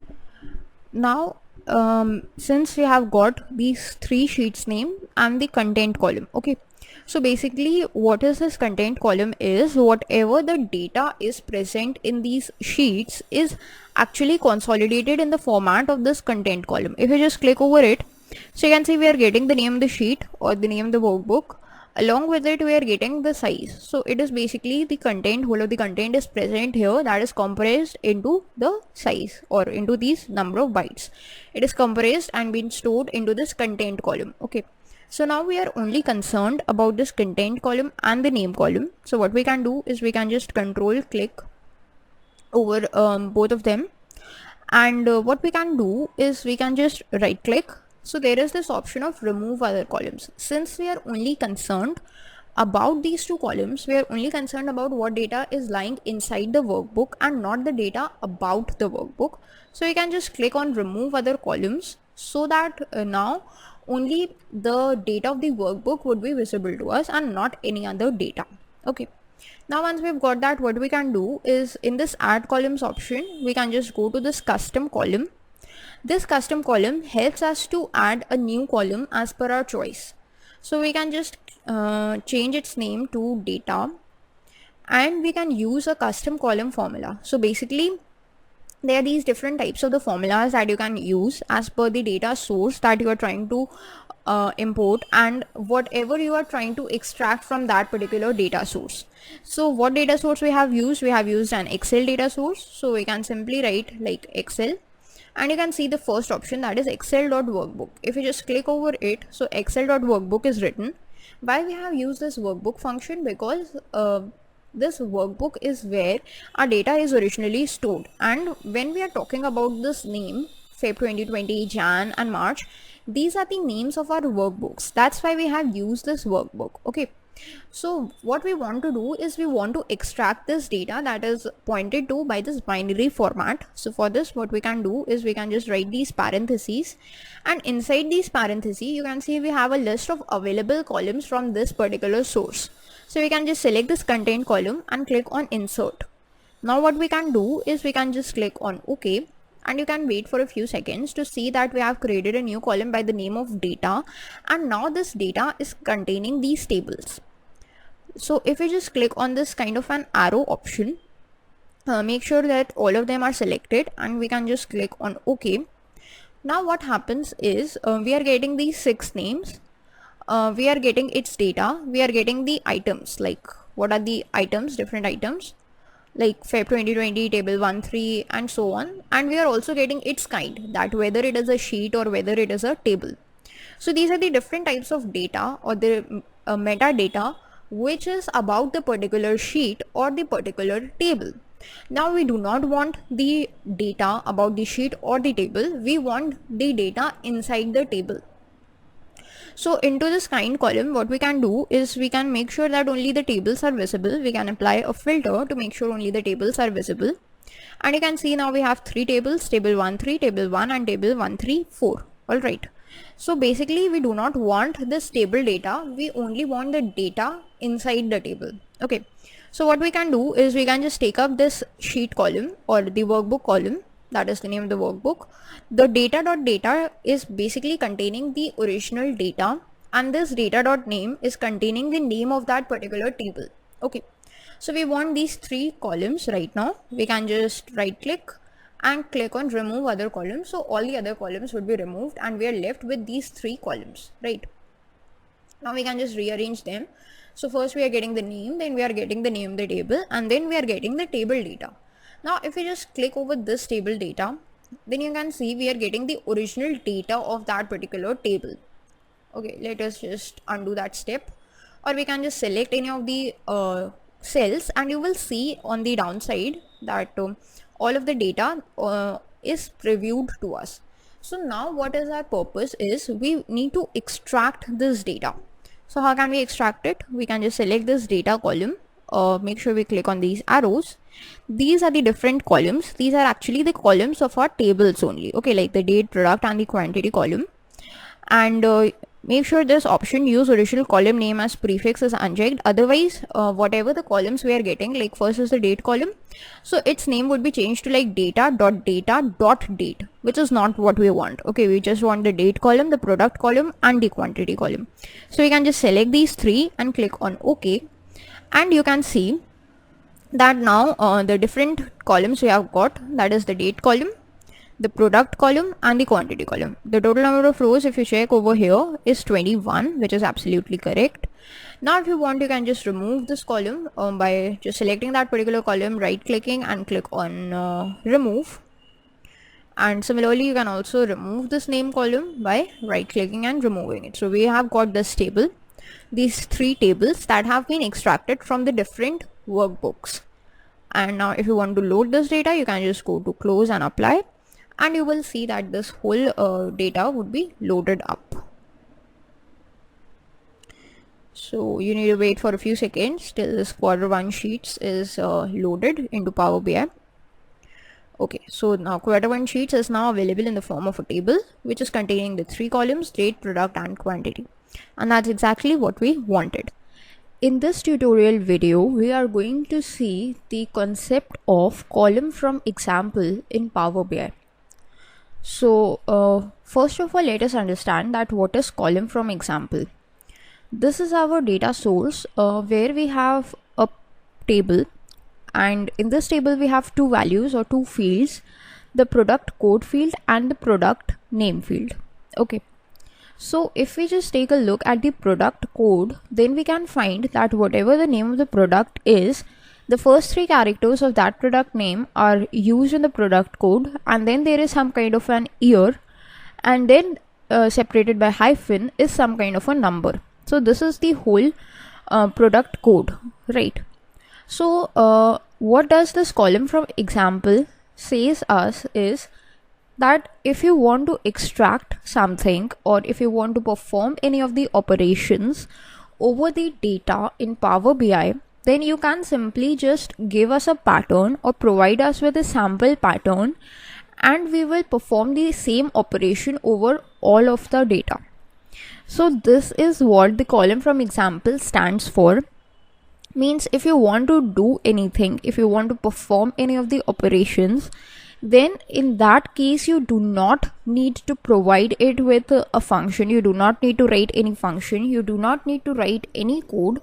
All you could do is just provide with a pattern, and Power BI itself will learn from that pattern and apply the changes over all the data. So this kind of a feature in Microsoft Excel is known as the feature of flash fill. Let us just see that with the help of an example.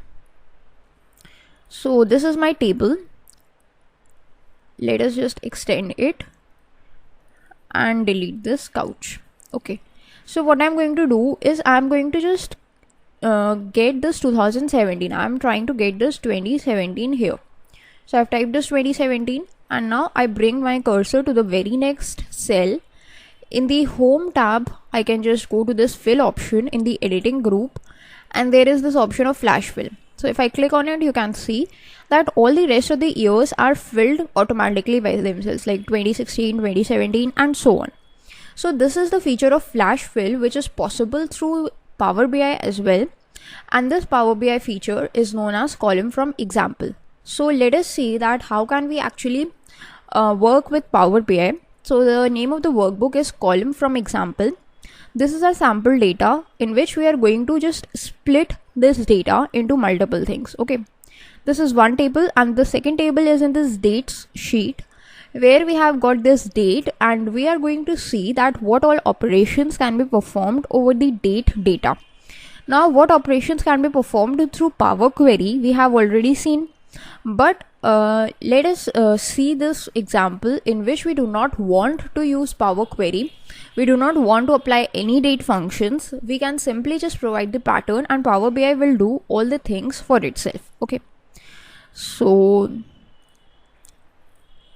let us just open up our Power BI, and we need to just close this Excel sheet, because if it is open, then the Power BI may throw an error when we are trying to use it. So let us just import our data from Excel, which is this column from example workbook. Let's click on open, and we need to wait for a few seconds till this data is loaded into Power BI. Okay, so dates was the name of the sheet, and the splitting text was the name of the sheet, right? So if we just go to this date 1 table, and I think table 1, yeah, so these two were the tables. So table 1 and date 1 table are the two tables that I'm going to import right now. Okay, so let us just click on transform data. Why? Because we want to open it in Power Query editor before loading it into the Power BI desktop app.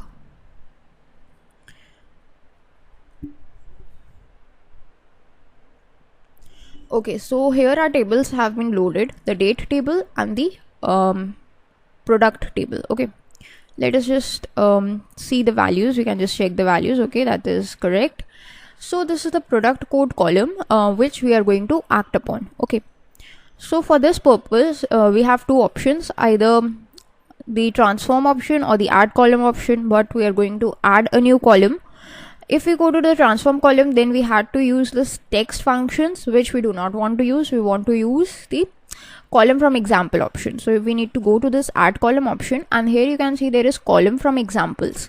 So you can see that from all columns or from selection means how many columns are in the table. There are two columns. So if you want to create an example or a pattern from both of these columns at once, you can go for the first option, or either you can go from selection option, which means the pattern would be taken from whichever column is selected by you. So that is exactly what I want, that the pattern must be taken from this product code column. So let us just select this from selection, and over here what we can do is we can just provide a pattern. So suppose we want years, so I can simply provide it with 2017, and as soon as I press enter, you can see that all of these years have been extracted like this. Okay, and here you can see that this is the transform function that is being used, text.between delimiters from the column product code, and what are the different delimiters, it's written, and you can just click on OK, and as soon as you do that, you can see a new column is being added with all these years. So you can just write like, change the column name to years, and it's done. Okay, similarly you can again go to product code, column from examples from the selection, and suppose we want to just extract these four code. So we can just double click here, provide the code, press enter, and you can see in the light gray option that all these codes are written, which means this is what the Power BI will extract. So you can just check the data, cross check the data once, and if you are happy with it, you can just click on OK. Now you gotta wait for a few seconds. Okay, so this is applied, so we can just change its name to code as well. Okay, now if you want to see that which function has been applied over this particular column, what you can do is go to this applied steps option, and here is this corg sign. You can just click on it. So you will be able to see that it is a text after delimiter. That's the text function that has been applied, and the delimiter has been automatically provided from the start of the input. Means the advanced options have also been used, and everything like this. Okay, so basically you do not need to go to the text group and apply the text functions over the data if you are working with the column from examples option. Let us take another example, that is from selection we want to do. Okay, so we need to come to this step, and then we need to go to column from examples. Otherwise that would be added before renaming it, so it would cause a problem. So we can just write, suppose we want TABCHA, that's the first thing that we want. We can simply write TAB over here, and if you want, you can just change your column name from here only, like name. Okay, that's the simple name that I'm writing. It could be anything.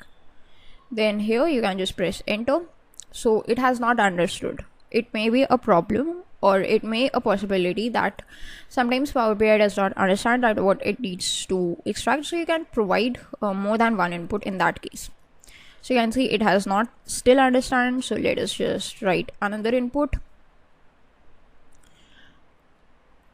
Okay, so this is like, it has given us this function that if 1123 then tab, else if code is 1189. So it is trying to get it from the code, the reason why our code column is selected. So what we can do is we can just click on cancel, select this product code column, go to column from examples, and click on from selection. The reason why I showed you this was because the selection is very important. Like right now, if I just write tab for table, and as soon as I press enter, you can see all these values have been taken by it automatically, and you can just click on OK, and after a few seconds you will see that a new name column has been added. Okay. Similarly, let's quickly see these date functions. So since there is only one column, we can simply just click on this because there is only one column, so there is no possibility of any kind of an error. Suppose we want to extract month from dates. So we have seen the date function separately through Power Query. Let's see how can we extract the month. So suppose you want to apply the month function, you can simply write mon. Then what would happen is it would automatically give us all the month functions. Like I want the month name, so I can just click on this and press enter, and you can see that automatically according to the data it has given me the different months, and I can simply click on OK. So the month name column would be added automatically. Similarly, you can just go with other examples, like if you want to work with the year function, so it would give you the year as well. Okay, basically you can just select this and press enter and click on OK. Similarly, if you want like quarters, okay, so quarter was also a possibility in the date function, so we can just simply click here and write like quarters. We want the function related to quarter, so quarter of year from date, so which quarter it is, we can just write it. So automatically it has taken up the quarter values, and you can click on OK. So these are some examples of the column from example in Power BI and how can you use it. In this video, we will continue our discussion on the column from example, which we started from the previous video. If we talk about column from example, then we have already seen that it is a powerful feature in Power BI, and if you are already familiar with Microsoft Excel, so this feature kind of is similar to the flash fill in Microsoft Excel. But of course, since Power BI is more advanced software, so applications of column from example feature are far more better than the flash fill feature in Microsoft Excel. In this video, we are going to see one more example, or basically two more examples of the column from example function, or the column from example feature, whatever you want to call it, of Power BI. So first of all, let us take a look at the data that we have got for ourselves. This is the data that we have got, which has 4 columns: the first name, mid name, and the last name. And then there is this year of joining. So basically this is the data, and basically the names of different people and how in which year they have joined a particular organization. So this is what we are going to take into account, and we are going to see that how can we merge the data. Like if we are trying to work upon the name, we may want to just merge the first, mid, and the last name together into a single column of name, instead of getting out like the different names or the different columns of the names. We are going to just merge all these 3 names into a single column and name it as name. Okay, or employee name, whatever heading you want to give to the column, or whatever name you want to give. Then the second sheet is of alphanumeric character. If you just take a look at this, so you will see that we have some data like name, code, city, and ID. So basically it is the names of the different employees, their employee code or the city code, whatever you want to say. Then there are the cities from where these employees reside, and then there is some kind of an employee ID. So these are the 4 fields we have got, and they all are merged into one another. And apart from that, it is a combination of the alphabetic and the numeric data. So we will be seeing that how using the column from example feature, we can just change this data. We can split it into different columns as per our choice. Okay. So this is our sample data. Let us just close this Excel sheet. And yeah, open it up in Power BI. So we can just go to Excel. Column from example is what we want to load, and let's click on open. So this may take a few seconds to apply some of the or to just load this data. So if we just take a look at our tables, we have got this alphanumeric table and this table 2. So this table 2 is for the employee data, and this alphanumeric is for the alphanumeric data. We want both these tables, so let us just check on it and click on transform data. Why we are clicking on this transform data? Because we want to open it in the Power Query editor First of all, before loading it into the Power BI desktop app, because we want to make some changes to the way the data is stored in the tables. So whenever you want to make some changes to your data, you make sure that you open it in Power Query editor using the transform data option.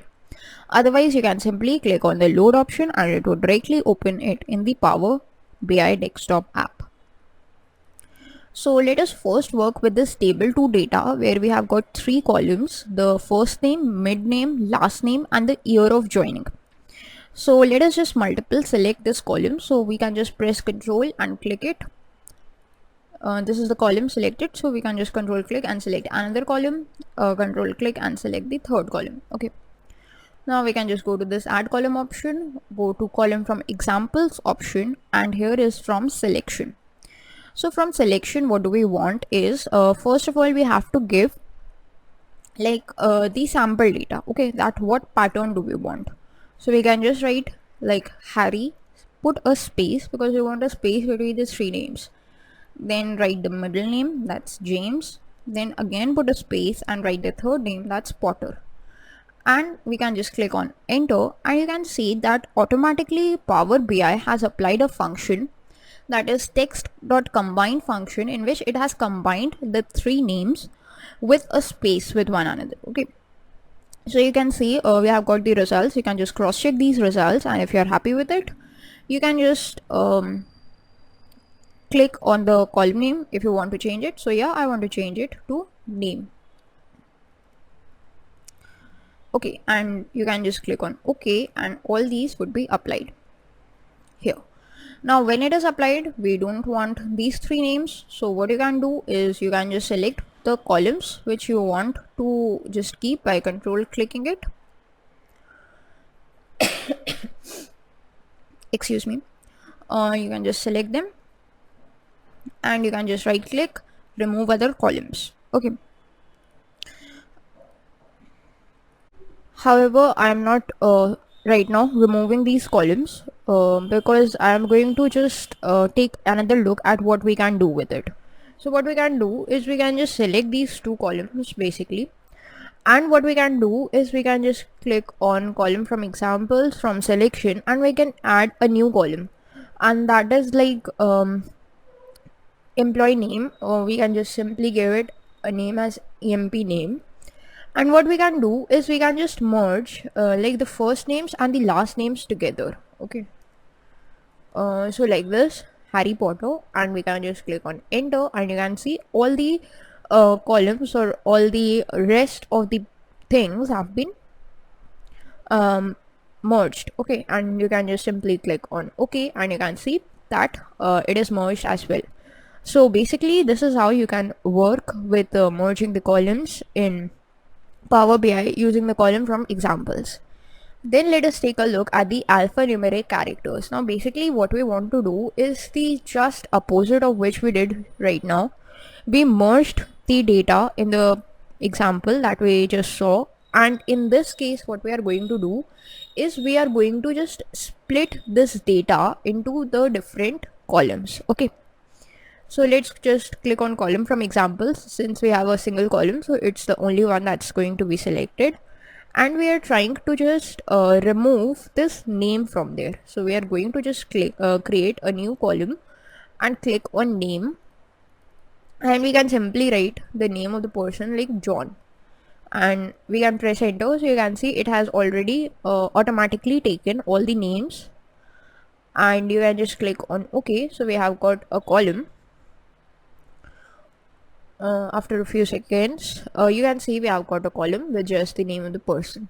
Okay, then we want to extract this code thing, so we can just again select this column this time and go to from selection, because there are 2 columns present right now. Okay, and we can just type in code, and let us just give the code as 231, press enter. So you can cross check that all the values are correct, click on OK. So you will see the code data would have been extracted. Right, then again we can just like extract the city. So let's click on city. So first case, the city is Mumbai. Okay, Mumbai. Right, You can click on enter and see all the cities are correct. You can just change the name of the column to city, click on OK, and after a few seconds the city would have been extracted. Right, now we want to just remove or extract the ID from here, so we can again go to from selection and we can extract the ID. Like we can provide 12, change the column name as ID, and you will see all the IDs have been extracted. You can click on OK. So this is how you can extract the characters. Okay, suppose you want to extract a different pattern of the data. Suppose I want to extract the name of the employee, then I want to provide a hyphen and then its city. So this is the kind of the data I want to extract. So how can we do that? You can simply go to column from example from selection, and here you can just provide the sample data like John, put a space, a hyphen, again put a space, and then the city in which John lives. Then we can just press enter. Okay, so Power query or the Power BI has not understood it. So what message it is giving us that please enter more sample values. So we need to provide some more samples. Let us just provide another sample and see if it has understood it or not. So Catherine, then space hyphen Delhi. Okay, now if you press enter, you can see it has understood Bonnie, Indore, Ivan, Bangalore, Richard, Johannesburg, and Caddy, Mumbai. So yeah, it has understood it. We can just write like name, city, or whatever the column name you want to give. You can just click on OK. So basically this is what is the power of the column from example feature. You can simply provide a data. You can just train your Power BI that what it is, and it would automatically work for you. In this video, we are going to learn about a concept or a feature known as the conditional columns in Power BI. So what is conditional column? It is a type of a column that is generated on the basis of condition. If you are familiar with the concept of programming, then you must have heard of the conditional statements like if-else statements. So the conditional column works in the similar way. If you are an Excel user, then you must have heard of the conditional formatting or the if-else statements in Microsoft Excel. So the concept is kind of similar. If you are a total newbie, then don't worry, I will explain the conditional columns from scratch in this video. So basically, let us take a look at our sample data. This is the points table named sheet, and the name of the table is also points table. We have the names of the different employees over here and how many points they have scored is given. So the criteria of the company is that over the month it gives some points to the employees, and on the basis of the points it gives them remarks. On the basis of these remarks they are credited their bonus or whatever it is. So if we take a look at the points, then there are these negative points possible, positive values are also possible, and some of them have even scored a 0. So the criteria of the company is that if the employee or the person has scored a negative point, then the remark would be like bad work or below average. If they have scored a 0, then they would be given a remark of average, but if they are given a positive score, then there would be like good work or above average or excellent work, whatever it is. So basically these are the values, or this is the condition on which these things work, and this is exactly what we are going to see, that how can we write a new column or create a new column called remarks on the basis of these values. Okay, so this is our one data. The second data is from this date table. We have got the different kinds of dates over here. So what will these dates do? It would just provide us with a criteria, like we can take 4th October 2017 as a criteria, and whatever dates are appearing before it, we can just compare them, and we could write like okay, these dates are before our specified criteria, and if the dates are after this, we can give a simple message that they are after the specified criteria. So basically this is the kind of the thing that we are going to do. This is usually done with like date of joining or date of selling or whatever it is in the databases. So we have taken a simple example just to explain that what or how it works with this date data. So this is the two operations that we are going to do, and these operations are possible through conditional columns in Power BI. So let's just take a look at it. Here we have opened up our Power BI, but before that we need to close our Excel sheets in the background. Then we can just extract this Excel data, which is this conditional column workbook. We can click on open and wait for a few seconds till that sheet is loaded into our Power BI. So once it is loaded, we need to just select the tables which we need to use in our Power BI. So yeah, we have these tables like the points table for the points and the date table for the date data. So we can just check them both and click on transform data. So why we have clicked on transform data? Because we want to open these tables in Power Query Editor before loading them into the Power BI desktop app. Now once they have been opened, okay, the points table and the date table have been opened. So we would first work upon the points table, and we know the condition, the positive value, the negative value and the zero value. Okay, so we can just go to this add columns option, and inside this add column there is this option of conditional column. Okay, we can simply click on it, and after it you will see that a dialog box will open up like this. Okay, the first thing it asks us is the new column name, that whatever new column you are going to add, what is going to be its name. So I'm just going to change its name to remarks. Okay, because I'm trying to give remarks to the employees. Now there is this if condition that is being applied. So if the column name, so we are going to just check upon the column name called points scored. So let us just select this points scored column from the drop down. The operator is equals. We do not want equal. We first want to check for the negative value. So if the column name is less than 0, so if any value is less than 0, that means that particular value is a negative value, right? So we are putting this condition, if points scored is less than 0, then what output do we want? We want output in a value, in a kind of a value for this column called the remarks column, that is below average. Below average, right? Average, yeah. Then if I want to add another clause, which I want to, because I want to check for the positive values as well, this is for the negative values, I want to check for the positive values too. So I can simply click on this add clause option.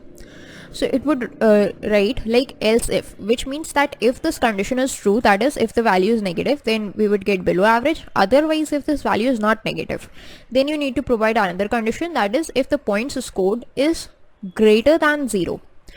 Which means that greater than 0 means a positive value. So what we can do is good work. So that's the remark, good work. Okay, and if both these conditions are not satisfied, which means if neither the value is negative, neither the value is positive, which means the value is 0. So in this case, what remark do we want? We want average to be the remark, and we can just click on OK and wait for a few seconds. Okay, so if you just take a look at the results, so this, the column name is remarks, absolutely correct. -18, below average 33, that's a positive value, good work. Below average 0, average, and so on. You can just check all the records if you want. So this is the correct output that we have got. This is exactly the output that we expected, and that's exactly what we have got. So this is a simple example of how you can work with the conditional columns in Power BI. Let us take a look at another example. Now we have a date table or the date data. So we have taken this 4th October 2017 as a criteria. We are going to mark all the days or all the dates before it, and we are going to check all the dates after it. So let's see why we have chosen this date data as an example, because this works in kind of a different way. We have to apply some more things, some more concepts. So that's why let's see. So let's just go to conditional column in the add column, and let us just provide a custom column name. So that is again going to be like a remark. Okay, so if you need to select the column name, which is only one, the date column, the operator is equals. So since the value is a date column, so we do not need to check or select like is greater than or is less than. We have is before and is after. So if it is before, what value do we have? We can select, we can either enter a value or select a value from the column. So we do not want to select a value, we can just simply enter a value, or we have got this calendar option from where we can just choose a value because it's a date. So we can just choose a value from the calendar itself. So what we are going to do is we are going to hover over to the year 2017. Okay, so that's 2017 and October. We wanted 4th October 2017. So yeah, that's the data. If the date is before this, so what we can do is like before criteria. That's a simple message that we want to give. Otherwise, so we are just focusing on one condition only, that if it is before it, so we want before criteria. Otherwise, if it is not before it, what we can do is we can just go with after criteria. In the previous video, we had two conditions, that whether it was a positive value, whether it was a negative value, or whether it was a zero value. Okay, but here we have only one condition, that if it is before or if it is after. So after criteria and before criteria. You can click on OK and see that 2019 is after criteria, 2018 is after criteria. This is also taken after criteria. Why? Because we clicked on is before. So that's why this exact date is also taken as after criteria. Okay.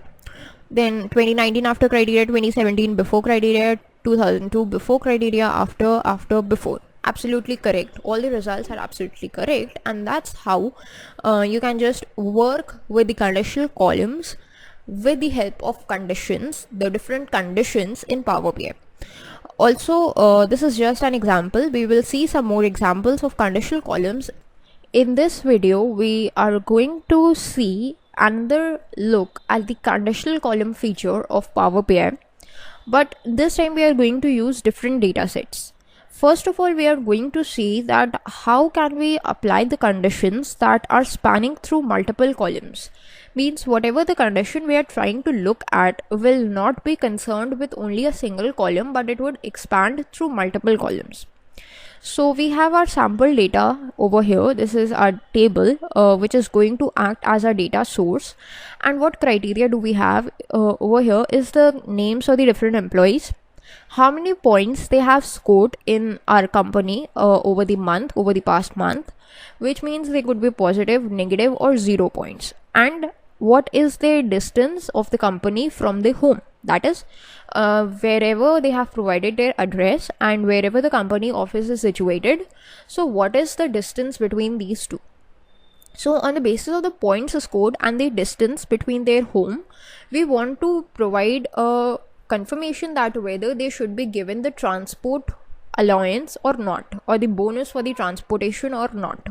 Okay, so the criteria is that only if they have scored positive points, then they would be given the transport, and if their distance is like less than say 50 kilometers from the home. So basically this is the distance in kilometers. So we would be seeing that if they're given the positive points, which means Susan, Daniel and Paul are the three ones that are eligible for a transportation bonus, and we have to check also the distance from their home, that if it is less than 50 kilometers, then only we can give the transportation bonus, otherwise we would not give. So it doesn't matter if your performance criteria is negative or if it is 0, you would not get the bonus. Only if your performance is above average and you are living within 50 kilometers, then only you would be getting the transportation bonus. So that's the policy of the company, and that's exactly what we want to take out from this data. So this is one data set in which we are spanning through multiple columns for the conditions. The second option is this. This is the items table. Basically, there are two employees, Susan and Joe, who have done the auditing of the items, who have checked the quantities or the items or the different items like table, chairs, binders, desks, etc. all the things that are present in the shop or in the company, whatever it is, and they have given us the report. So we want to check these different values and find out that how many items they are giving the same value and how many items they are giving the different values. If there is a difference, then we may need them to cross check these values once again. So we need to check that which values are same and which values given by them or which stock items given by them are different. Okay, so this is the criteria. In this case, it is also spanning through multiple columns, and this also is spanning through multiple columns. So we have the distance table sheet and the items sheet in Microsoft Excel that we would be seeing right now. Okay, so let us just close this Microsoft Excel and open up our Power BI. Let's go to the recent sources and click on this conditional column sheet or the conditional column workbook, because we just opened it up in the previous video, so it would be faster that way. So we have this distance table and the item table. Yeah, so let's just check them and click on transform data to open it up in the Power Query editor. Let's wait for a few seconds till it's loaded.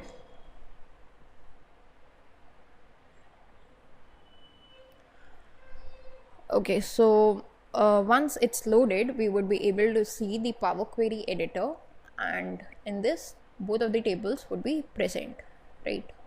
So you can see that this distance table is present and the item table is also present.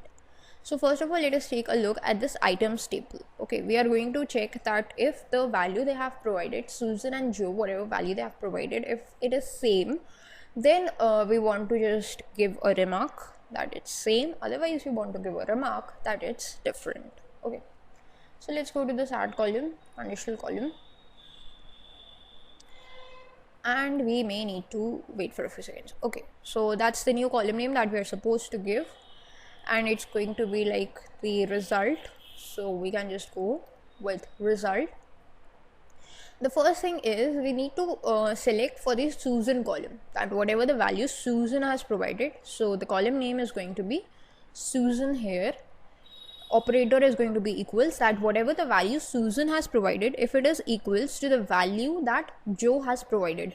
So we cannot give the value for Joe. What we can do is select this column called Joe. So we need to select a column instead of providing a value. So that's kind of a different approach. For this, what we can do is go to this drop down, and instead of enter a value, we can just go with this option, that is select a column option.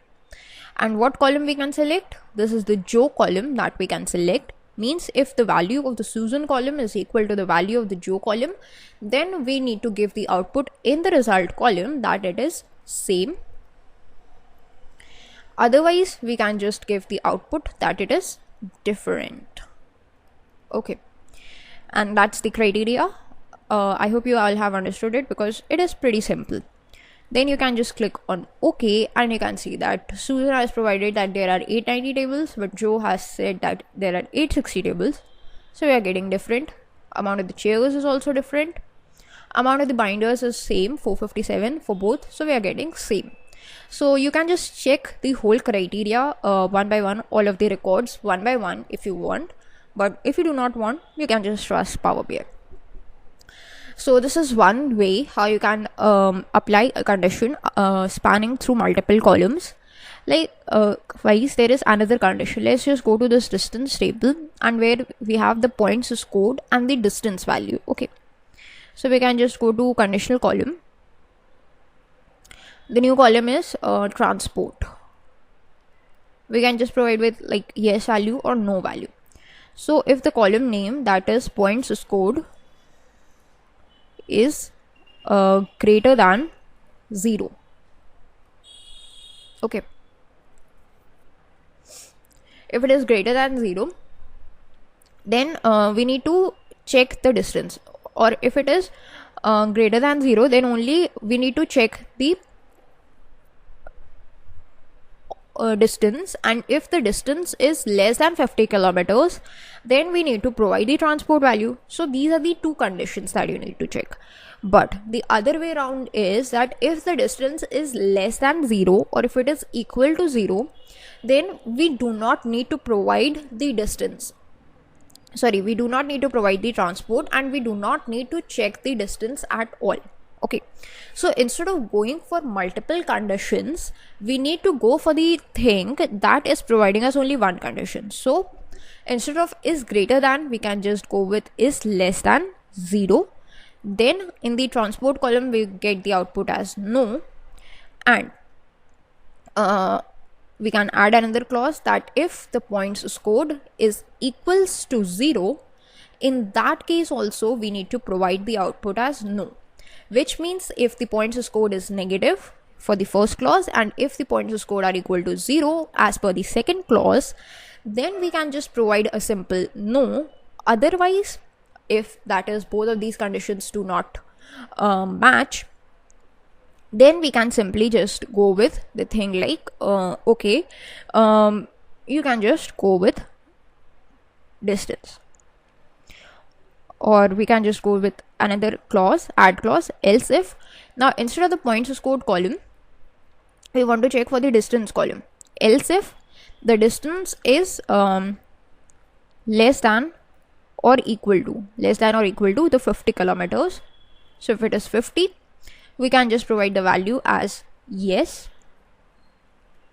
Otherwise, we can provide the value as no, which means this third clause will work only if the points scored are positive.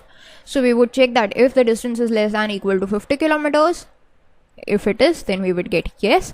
Otherwise, if the points scored are positive but the distance is like more than 50 kilometers, then we do not provide the transport value, so that is no. So this is kind of a condition that we can provide. This is a messed up condition, that's why we have chosen it in the example. And you can see negative, so we can just check for the positive values, like Susan, it's 33 and 32, so yes. Then we have Daniel, 38 and 2, so yes. And for all the other values, we have no. So that is how the criteria is applied, spanning through multiple columns and through multiple conditions. So this is something that you must know for yourself by practice, that how can you just work upon the conditions and how can you just apply those conditions, and this would help you to just solve any kind of query